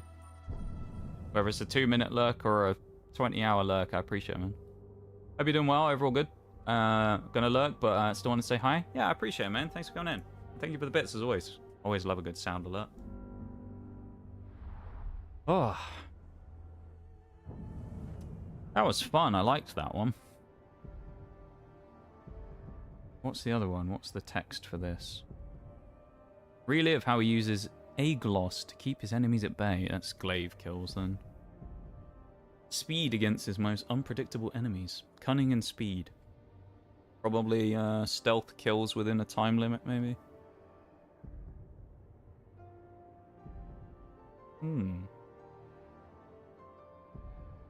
We'll get to that eventually. This is obviously the campaign bit for the other bit, is it? Yeah, launch story expansion.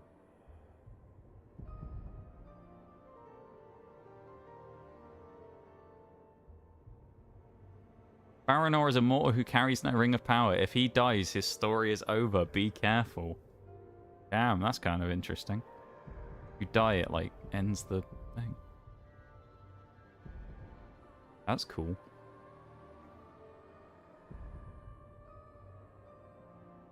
Secret Might skill upgrade. Oh, there's another one as well.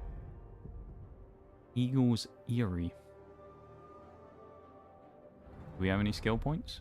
Or have we used them all? We've used them all. That's rough.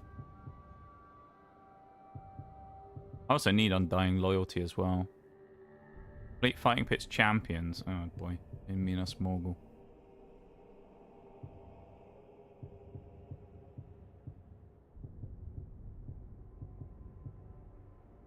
Eagle Sight.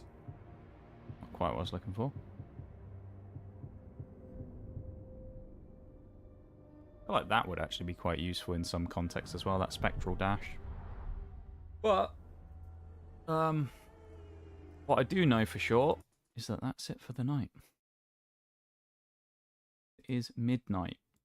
So, put the old lo-fi back on. And let's close the game in the background.